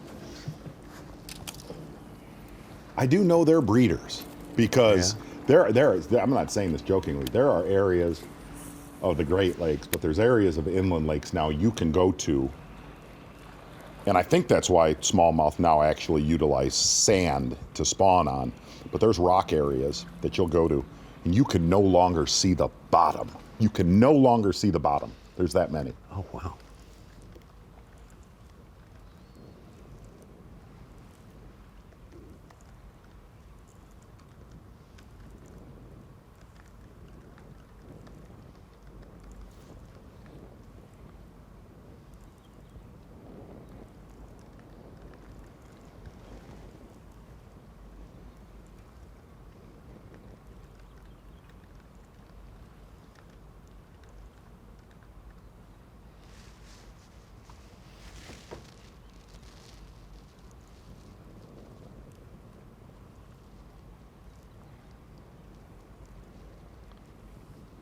Well, you could see that Livesey and Patrick Walters, a lot of them trying to just scratch out one more good one today.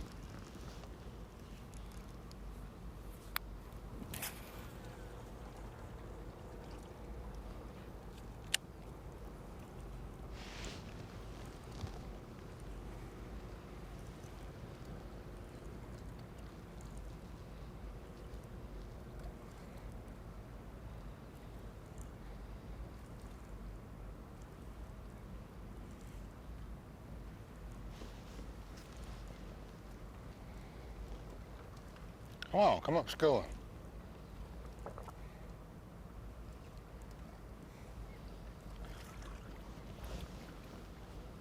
We either caught them all or they done hit the brakes.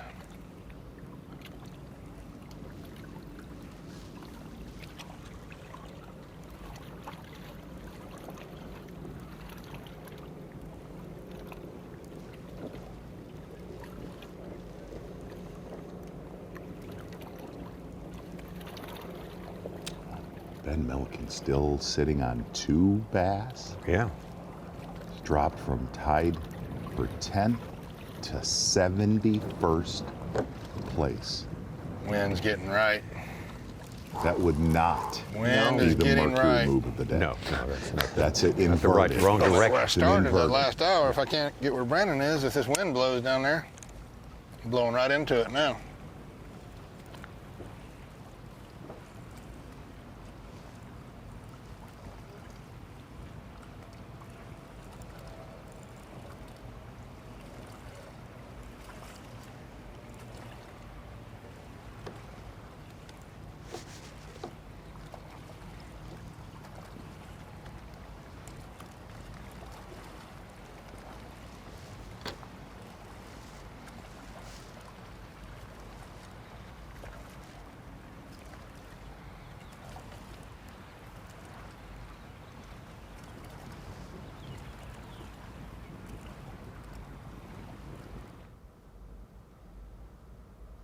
Well, Tommy, wow, it's a little bit slow. I'm going to show you an interesting map. Oh, yeah? Yeah, it's going to be a treat. Lee Livesey throwing that Carolina rig on that point right there. Gorgeous, gorgeous home in the background. You really can't tell if it's a soft plastic jerkbait or not, the way he was sweeping the Carolina rig, too. He sweeps the Carolina, he fishes it very good. Oh, there's your map. Humminbird, unlock the lake. Mm-hmm. You'll notice some cicadas right there in the Where? center of the lake. We're going to start at the dam and we're going to work our way upward. Well, what are these icons? Let me tell you, Tommy. 3+ pounders throughout the event. And the one thing you could say, really from mid-lake to Shoal Island and Dreher Island State Park as well. That is where, actually, this is today. My fault. Today. This is not all week. It's just today. Just today. Humminbird unlocked the lake where your 3+ pounders have come, and definitely fair to say that weigh-in area right there has been a big player throughout the tournament. Humminbird unlocked the lake. 3+ pounders today on Lake Murray. Tommy, by the time Monday gets around and we have the whole map filled, you won't be able to see a cicada. No, that's right, yeah. There's some giant ones you can still see there. There's a little action going on at the weigh-in site there, Dreher Island State Park, great facility. Takeoff and weigh-in today coming up 3 p.m. Eastern Time. First flight checks in. Right immediately thereafter, to start the weigh-in, Dave Mercer will crank it up, bring the sound, bring the fury, bring the magic. Won't be magical for half our anglers. They'll be headed home. But got to do it after 2 days. Show me your fish.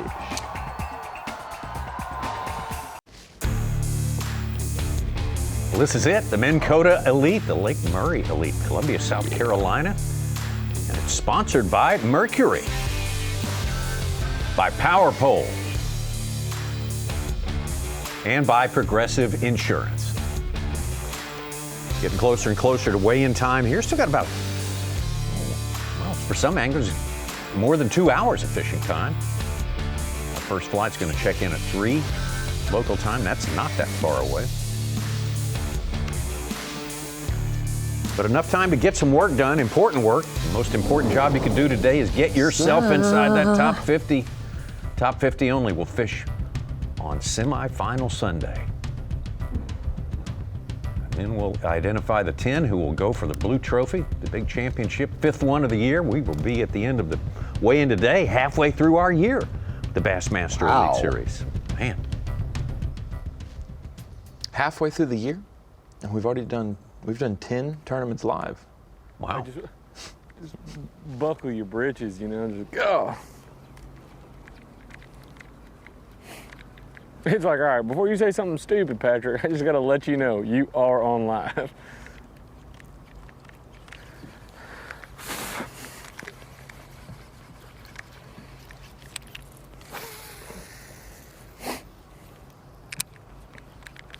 I need to pitch a drop shot out around here. That's what I need to be doing, I bet.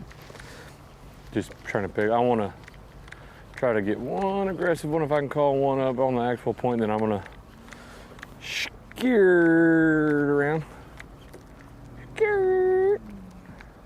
His afternoon today has definitely surprised me. Has set in. Really has. Way slower than yesterday. Almost alarming. Yeah. If he hadn't kind of taken his foot off the gas yesterday afternoon, it felt like he could just go anywhere he wanted and catch absolutely something. Did. But today it's like he needs that that to happen and it's not working. Hey, listen, without his little point at Dreher Island State Park this morning, whoo. That's a washout. Yeah, absolutely.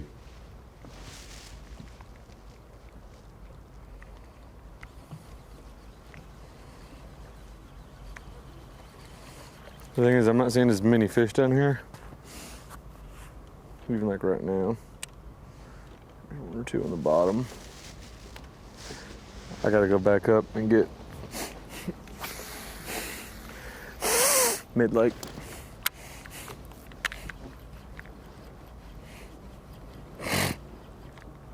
I just want one just to shamu that thing.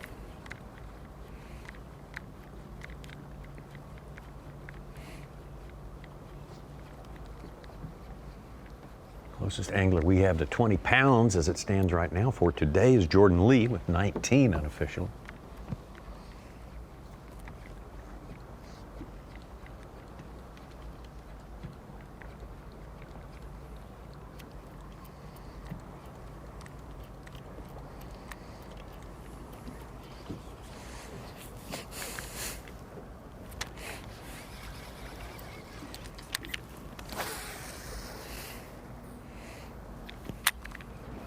All right, so yesterday, we're hearing rumors. Afternoon bite has started. Look who it is. Ricky Skeeter, Big Clun. Fish alert. Rick Clun, 5-pounder. How about that? 5-pounder. Fishing his 501st event, Tommy. Such would have screamed that out as slow as it's been the last 90 minutes. Plus, we didn't get the siren and then the whole, the whole It was fire alarm just a thing silent going. delivery, you know. Yeah. Hey, look at those houses, Z. Boy, there's some shacks on this lake. Yeah, I got some. And I mean some frontage. Yeah, that's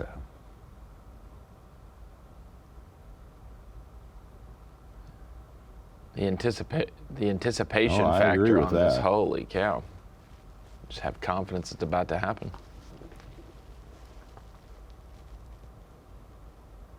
one of the easiest things to watch in fishing, for sure.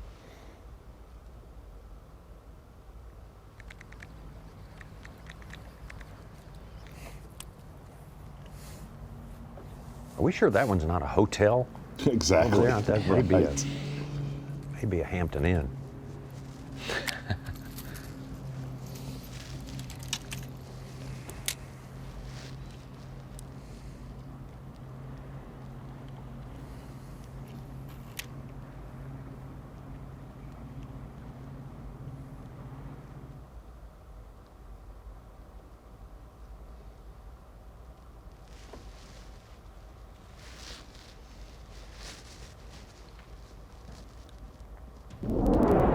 Like, this is the time of the tournament when maybe you should go to that absurd cicada bites.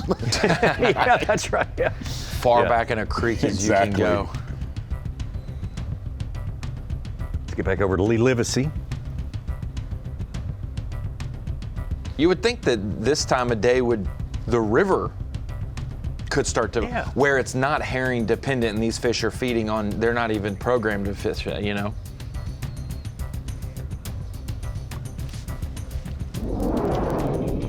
Talked about Patrick Walters, his experience with the Century Club. Sort of a unique one, especially since he knocked out the Smallmouth Century Club last year. And Lee Livesey on his home lake, Lake Fork. Now you talked about it, Ron Moore. Trolling the motor up. Little Caney, Lee Livesey made the comment, I think I can catch over 40 pounds on the last day. You don't usually hear an individual say something like that, and actually backed it up.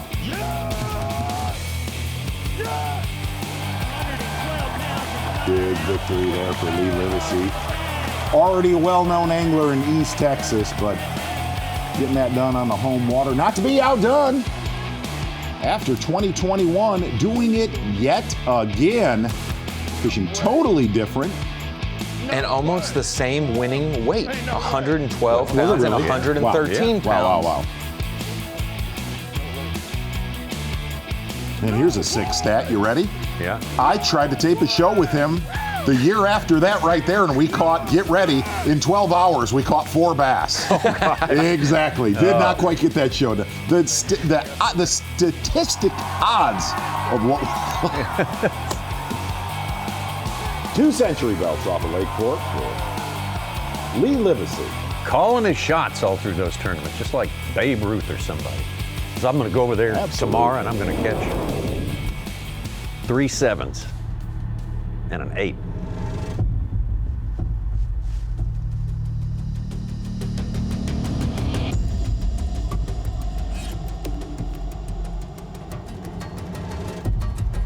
Seven of our anglers within sight of takeoff almost. Absolutely. That is a pretty common theme that's gone on here the last couple of years. You want to stay consistent, stay around Deer Island State Park. Back out to Hunter Shryock Live. There it is. I'm home. Giant. No, it ain't. Not a giant.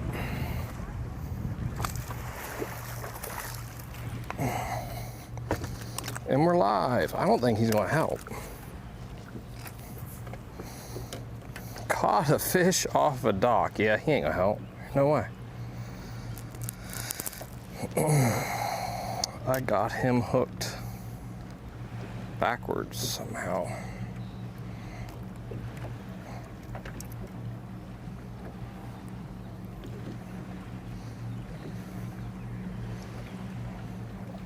Come on, bud.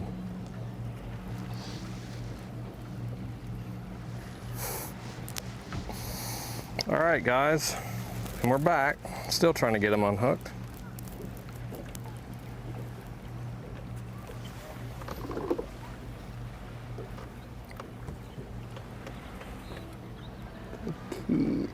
Okay. This is how you fix it. Oh, so it's through the, yeah. It's through one of the holes that he already been hooked through before. That's what it was.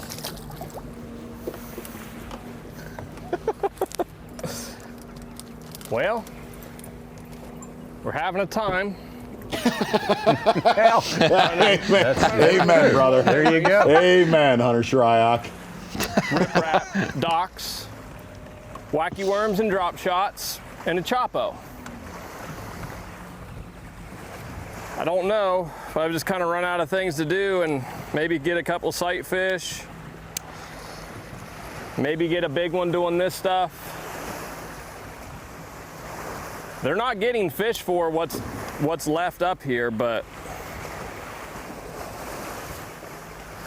we're just trying to get lucky at this point.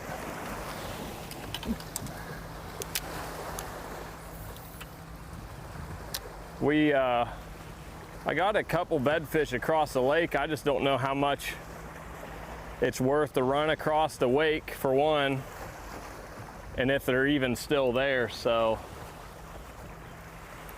I feel like this is my best chance at getting a 4+ pound bite. Just trying to do something like this, and 4-pounder would go a long ways for us today. We do not have a big bag, but it would call us by probably 2 pounds.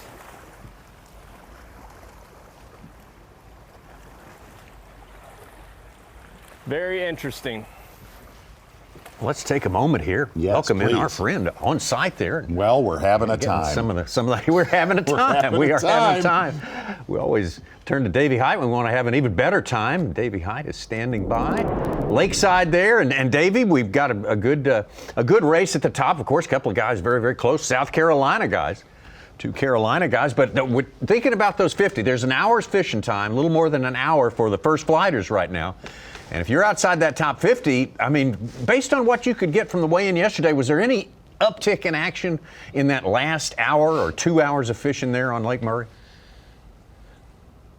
So I did hear a lot of anglers say that they caught what they weighed in the first 2 hours, but some of the cameras that we had, I know Kenta, he caught several fish after 12, 1 o'clock.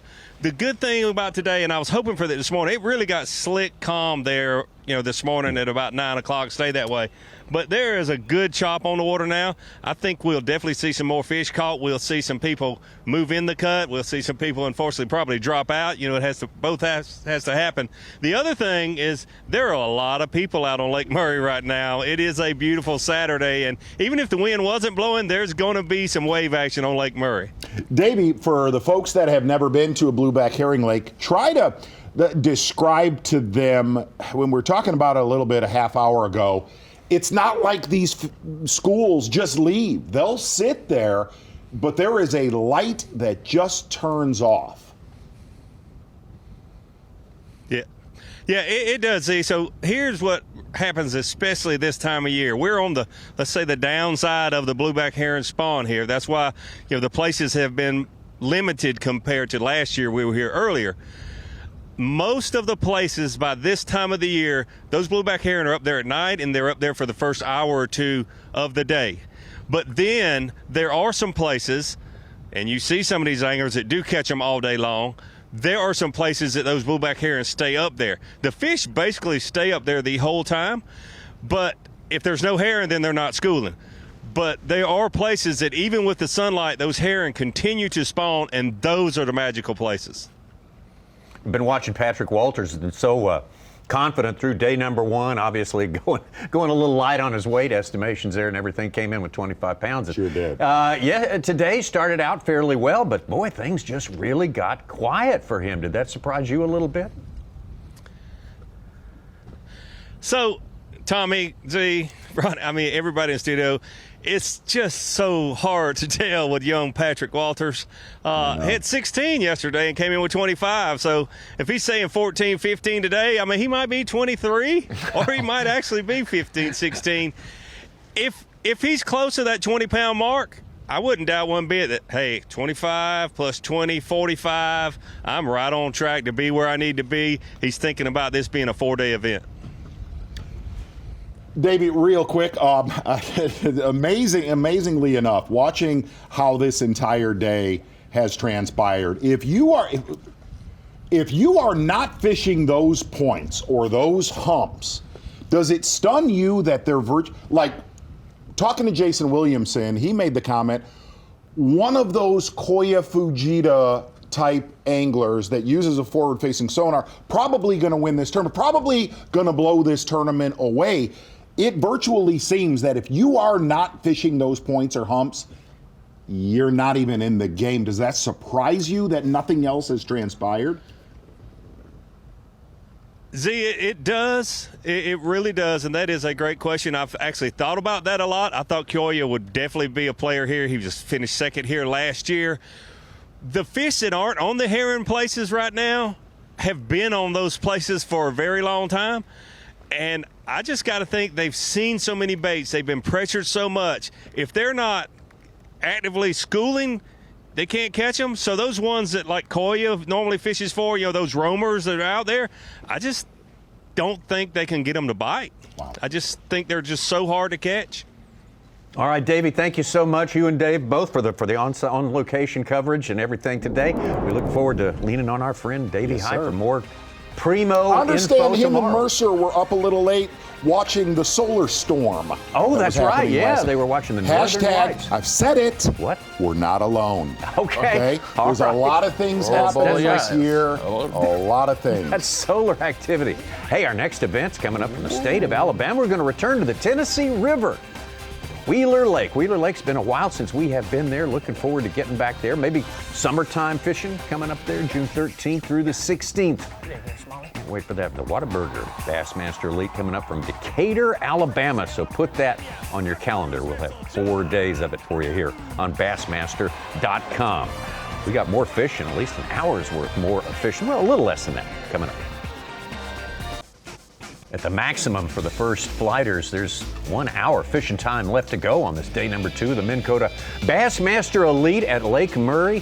Very important day. This is moving day, and the move you have to make is upward into the top 50 if you started out below or you reside there now. You got to get up in the top 50 if you're going to fish tomorrow. Very important weigh-in. Also marks the halfway point, the exact middle spot of our season. Before we head into Alabama and from thence up to New York for the Northern Swing there. Welcome to Bassmaster Studios, sponsored by Marathon. Here with Mark Zona and Z. It's about this time of day that I'm a lot of us are looking for an insightful and concise compare and contrast yesterday versus today. Lot less fish catches after 11 o'clock. And here's what's eerily, this is strange. Coming into this tournament, I was talking with producer of Bassmaster Live, Mike McInnes, and I said, we're in trouble after the morning bite. We always talk about, how the day will transpire for live. And yesterday, with the cloud cover and a lot of the wind, it went all day long. Today, it literally backed up with all the anglers said. I'll throw it back to you, friend. It's been so slow it burns today, okay? Here's what I'm going to throw to you, and I'll throw it to some of the Bassmaster Live viewers. Going off of what we've seen today on FS1 and Bassmaster.com, Tom Sanders, I give you either Patrick Walters for the victory or the field with what you know right now. What say you, friendo? I'm going to go with the speculation I placed into my fantasy picks, and I'm going to say Patrick Walters. Here's what's interesting. Yeah, I was absolutely going to say that. Reason why is that he's turned a little bit into a Davey Heidish, Denny Brower, that when he comes out of the gate and gets sniffing one, tends to win it. So I'm going to agree with you. He's a front runner supreme. What do you think, Ronnie Moore? I like Slow the down, Patrick. Ron. Slow down. I'm going to trench in. Okay, this is my home here at the Dakota Lithium Screen of Knowledge. But Tom, I agree. I like Patrick Walters and what he's done so far. If the bite gets better, that could be good for him as well. Like I said, at the Dakota Lithium Screen of Knowledge, and I wanted to bring up another South Carolinian, we could call him that possibly, for Falcon Rods Drain the Lake. Maybe someone to consider, since in this game mode you pick one angler and you can only use them in one tournament all year long. You might think it says Jonathan Kelly in Scranton, Pennsylvania is his hometown, but he is a transplant. He has moved from Pennsylvania to South Carolina, spent all of his time at Coastal Carolina University in college, fishing Santee Cooper, fishing Lake Murray, and then now he travels the country for the Bassmaster Elite Series. So is he really a Northerner? Is he a South Carolinian? Not quite sure. He did make the cut here last year, and after day one was 26th. He was one that maybe you consider. If you think about, he probably has more tangible time on Lake Murray than JT Tompkins would. And so he is one that you could consider. He's having a great year as well, 9th in Angler of the Year after yesterday's competition.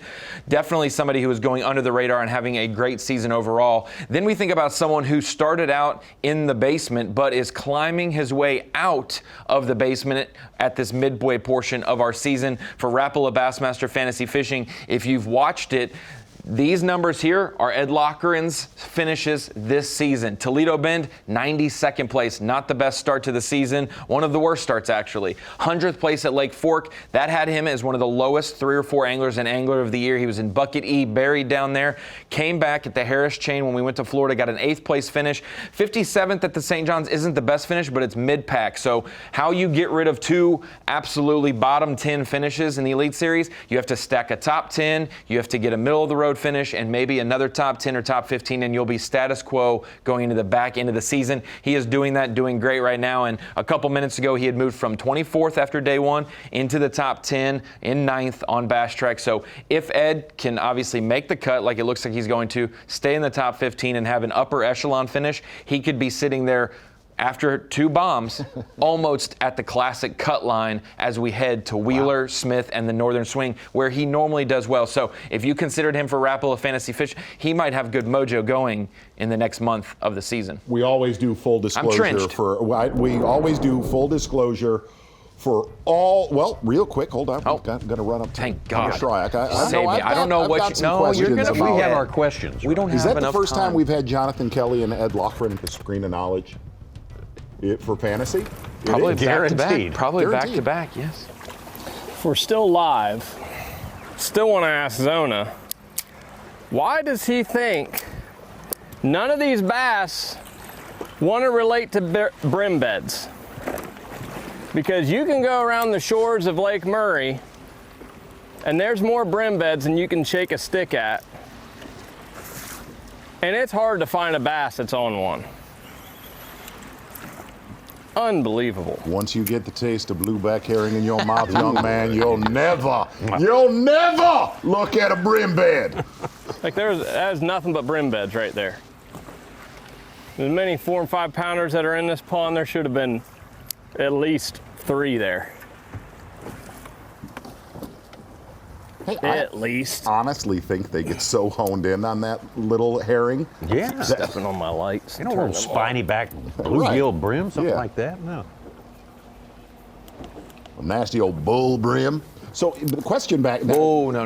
You can't segue that quick. No, I have to come back. I have to come back to you. How did you do the podcast, the fantasy podcast for all the Bassmaster live viewers? How did you let young Kyle Jesse. He talked me out Kyle of it. Jesse. How did you let him talk you down from Patrick Walter? How did you do that? And then you talked yourself right out of it. Yeah, I did. There's reasons. We make guardrails, boundaries, we set rules. Stand by real quick. And if I don't follow through Cody with them, Huff, then we break rules. Bassmaster Live. Segue, transition, pop, flare, sizzle.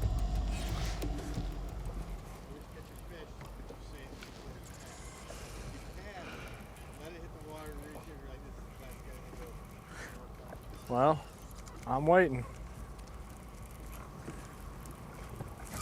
There he is.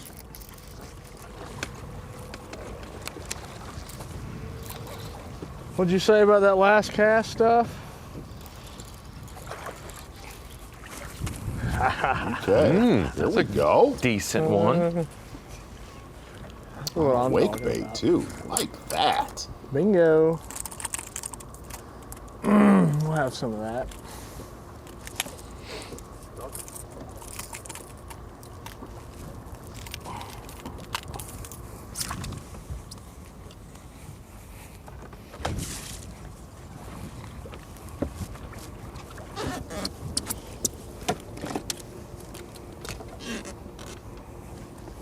Nice one right Not there. a giant one, but it is a pretty nice colt. We needed it, bud.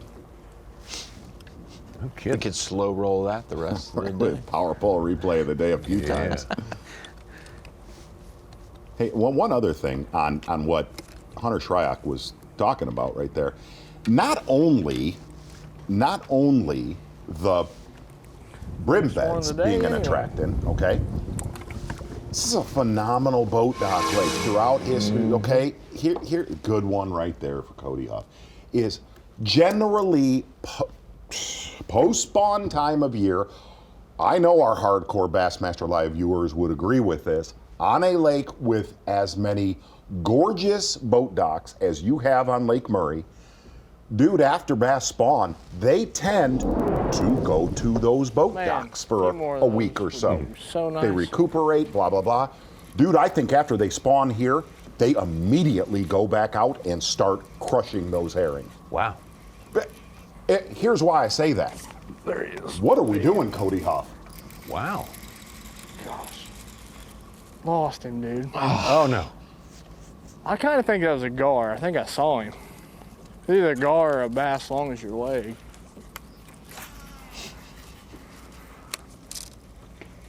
It was either a bass that came off underneath the gar. I bet it was a bass, man. It had to be. I bet that gar was just there. Dang it.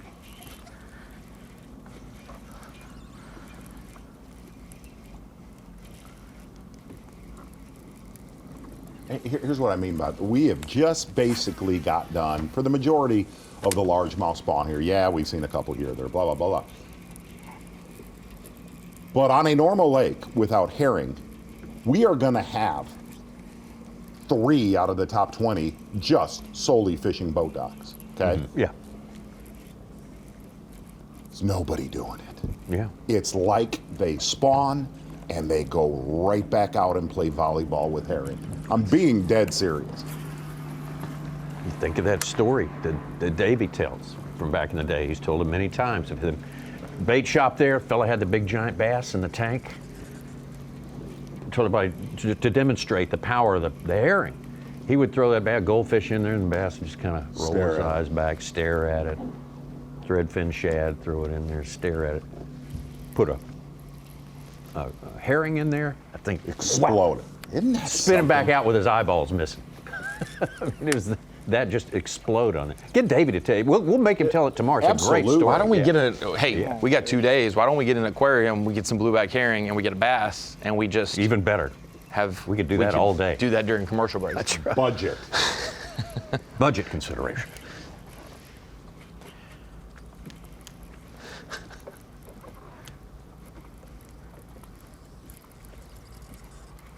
Which really shows, like you can go to if you just talk about a Carolina lake, you can go to a Wiley, lakes that don't have that's herring. where the brim bed deal happens up there, Norman, Wiley. Right, they get done, the bass get done spawning, they'll hang out on docks, and then they'll attack. To catch big ones. Bluegill, Just gotta give them the bite. what you see on these lakes, it absolutely changes the way a largemouth used to live without that hair. The natives are restless. My fishing partner's dad started saying that and got me cracking up. I remember when we would go to Clark's Hill way back, 2 decades ago. Yeah. It was just, that was the top. It was like, wow, it's changing everything. Absolutely. That is so strange. What is happening here? But guys were figuring it out pretty quickly.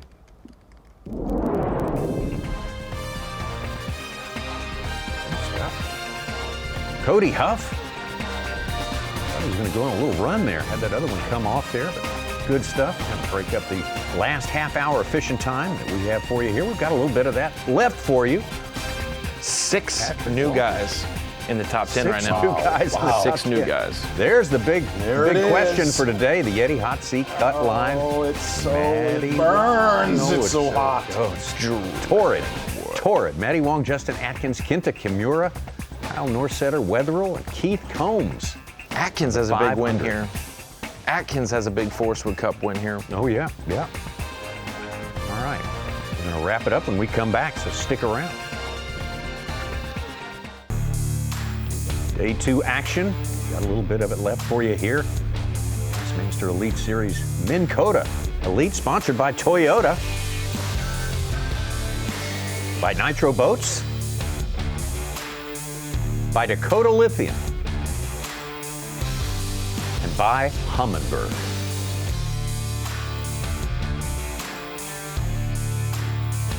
First gliders have much less than an hour minus travel time to get back in.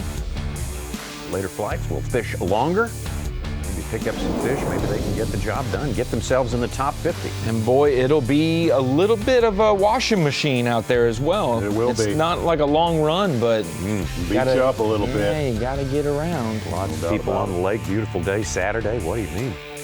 Well, we're definitely going to take a look at where the anglers are at out on our map. Getting a little bit of attention down near the dam of Lake Murray as we fly up towards our takeoff. And south side of the lake, you're going to take a look at Shoal Island. Anglers spread out a little bit more today than they were yesterday.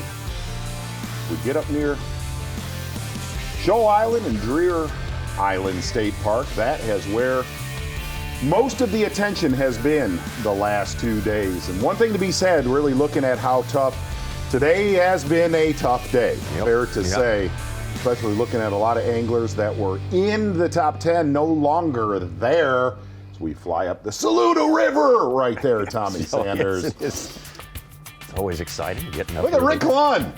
Oh, wow. All the way up the river. 5-pounder up there. 5-pounder up there. Yeah. Is tomorrow should be a little bit better with only having 50 boats on the lake. And I'll tell you, I was talking to some of the anglers that really felt like our day off on Thursday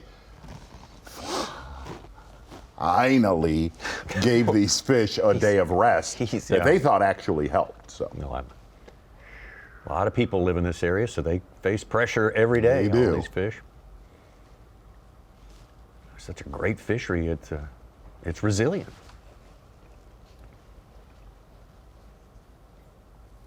But the fish get smart.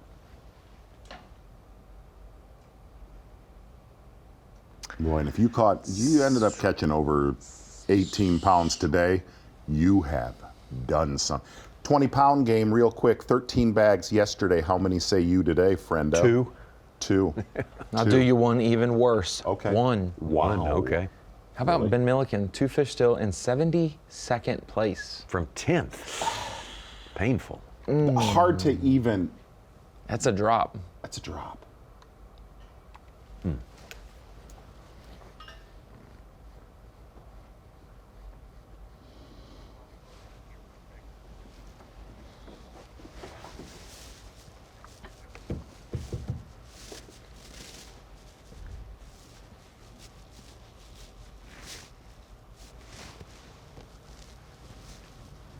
There's a lot right there. Ooh.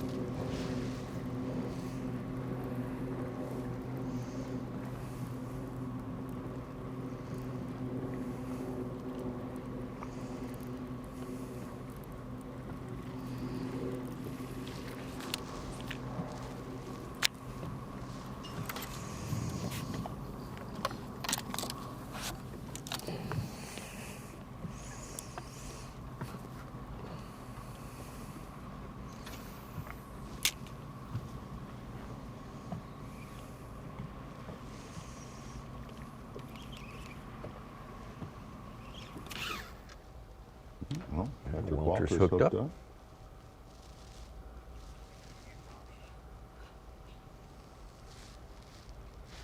Got just under 15 pounds. Don't know if that's gonna.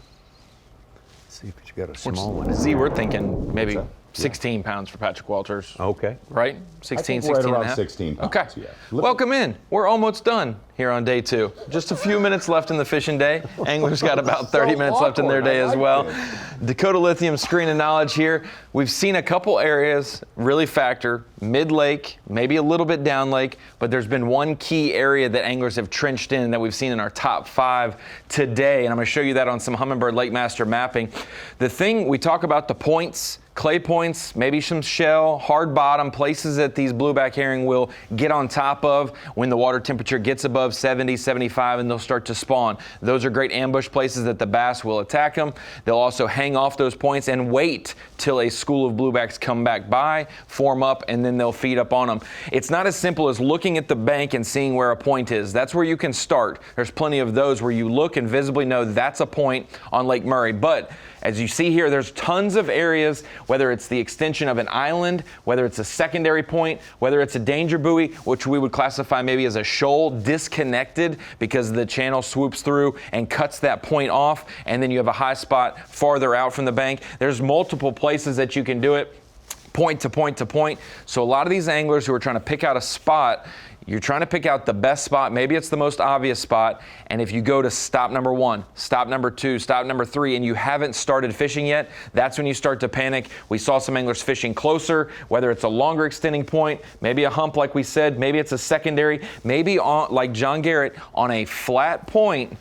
Before you get to the tip of it, off to the side, maybe there's a jut out, a flatter area there where they'll spawn and get up on there in school. So a couple key areas. So if you add up actual points on Lake Murray or islands, shoals, secondary points, or those little jut out shallow places, there are thousands of places you can find the best spot on Lake Murray for that given day, that given hour.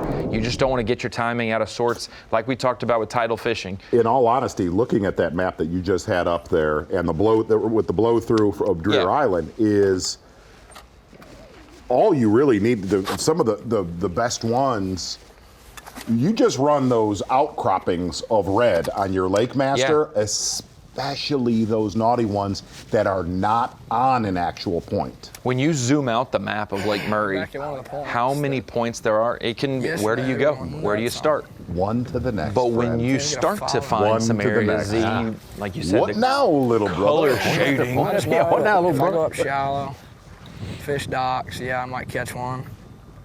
But out here, if I pull up to the right point, I can catch 5 big ones in a matter of minutes. Which there, I put shallow on a dock, I'm looking for maybe 1 bite. If you knew all the good docks, then you could probably do it, but I haven't spent that much time here. I mean, like you said, you guys have seen it's so hard to get them to bite. We've had 2 bites the last, let's see, hour and a half, but both of them's missed it. And just not eating it very good. Like, this dock should be loaded as close as they are to this little point. I've never really thrown her. It's a little bait like this, but I kind of like it. You just throw it out there and reel it in.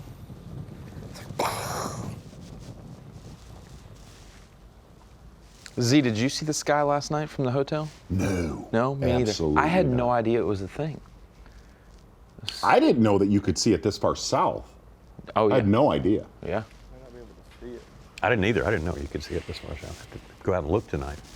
I thought a used car dealership was having a sale and they were just shooting all kinds of lights in the sky. Yeah, yeah. I could see it.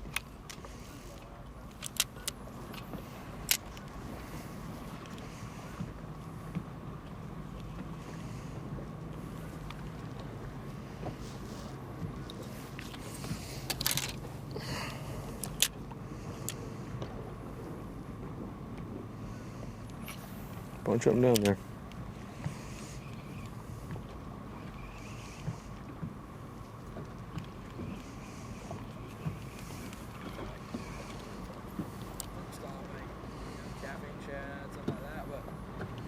They won't eat it when it's sunny for me.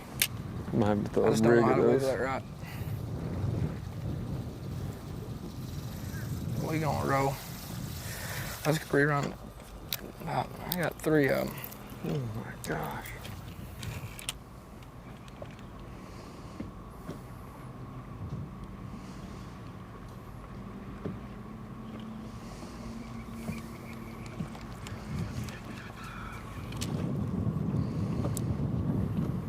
Some bait. It's been okay. It hasn't been amazing, but it really hasn't been terrible.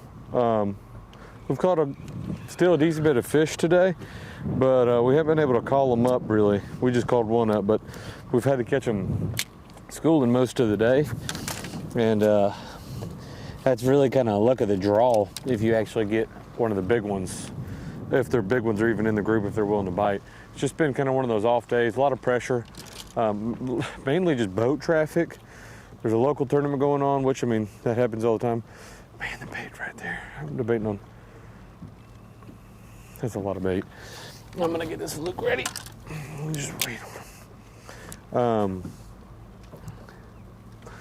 happy with it. I'm not dissatisfied as of right now. I would like to get one more big one to really have a great day.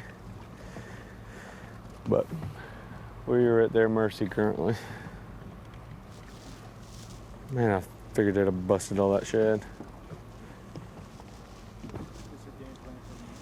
I've been saving a couple areas. I'm gonna burn everything to the ground tomorrow. I mean, I'm not gonna hold anything back of like, should I stay on them or should I not? Just kind of really just catch as many fish as I possibly can.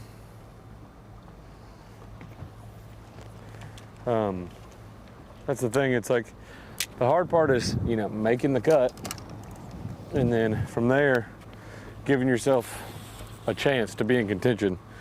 And I think we're going to do that. If we do, we're definitely in the cut for tomorrow. I think it was definitely an off day. I just don't think they bit that well today. But you really, the thing is, you got to get lucky. I mean, when it's your time, you just got to get one of those 1 or 2 right bites each day. Yesterday we had 5 lucky bites. So we caught a few today. We're just gonna nickel and dime them though. And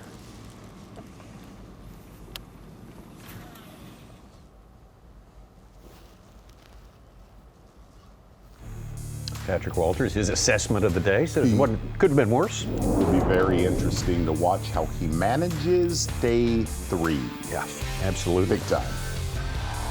Day 3 will be decided who's fishing on day 3. Hey, coming up at 3 p.m. today, Bassmaster.com. Dave Mercer can crank it up as soon as the first flight checks in, starts to check in.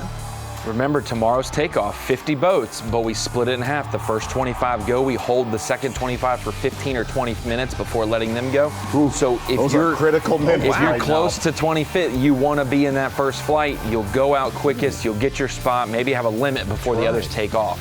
Man. You know, something was said when we started this broadcast. Some of the anglers said, this tournament will be won in the first 2 hours of fishing every day of this tournament. Tomorrow will paint that picture for us. Yeah, no doubt about it. Give us the clue, what we'll need to know about that. As we say, Championship Monday, still a little bit of an X factor right now. We don't know exactly how it's going to, but you say tomorrow we'll know a lot more at the end of the day tomorrow. Yeah, I think so, and a lot more clouds coming for Championship Monday. Hopefully tomorrow morning we're going to see a lot more of that right there on Lake Murray. It was fun, some great fish catches today, just not as many as the day before. Again, A little these guys bonus are good. afternoon one. Yeah. Guys are good at putting the puzzle together. And Man, I miss working Such. on a plan. Gosh, I miss Such. Yeah, Such. Not going to do it right there. JT Tompkins, big one earlier today, which will tighten the gap between him and young Patrick Walters. In 15 ounces right now of Patrick Walters. Our coverage begins tomorrow again on FS1 at our regular time, 8 a.m. Eastern time, 4.5 hours. We will be on FS1. And then coverage after that right here on Bassmaster.com. That's tomorrow. Semifinal Sunday and Championship Monday, all right here on Bassmaster.com. Thank you for being with us today on Bassmaster Live. We are learning so much, and we will learn some more tomorrow and get all primed for the big finale during the course of 7 hours of coverage tomorrow. See you then, 8 a.m.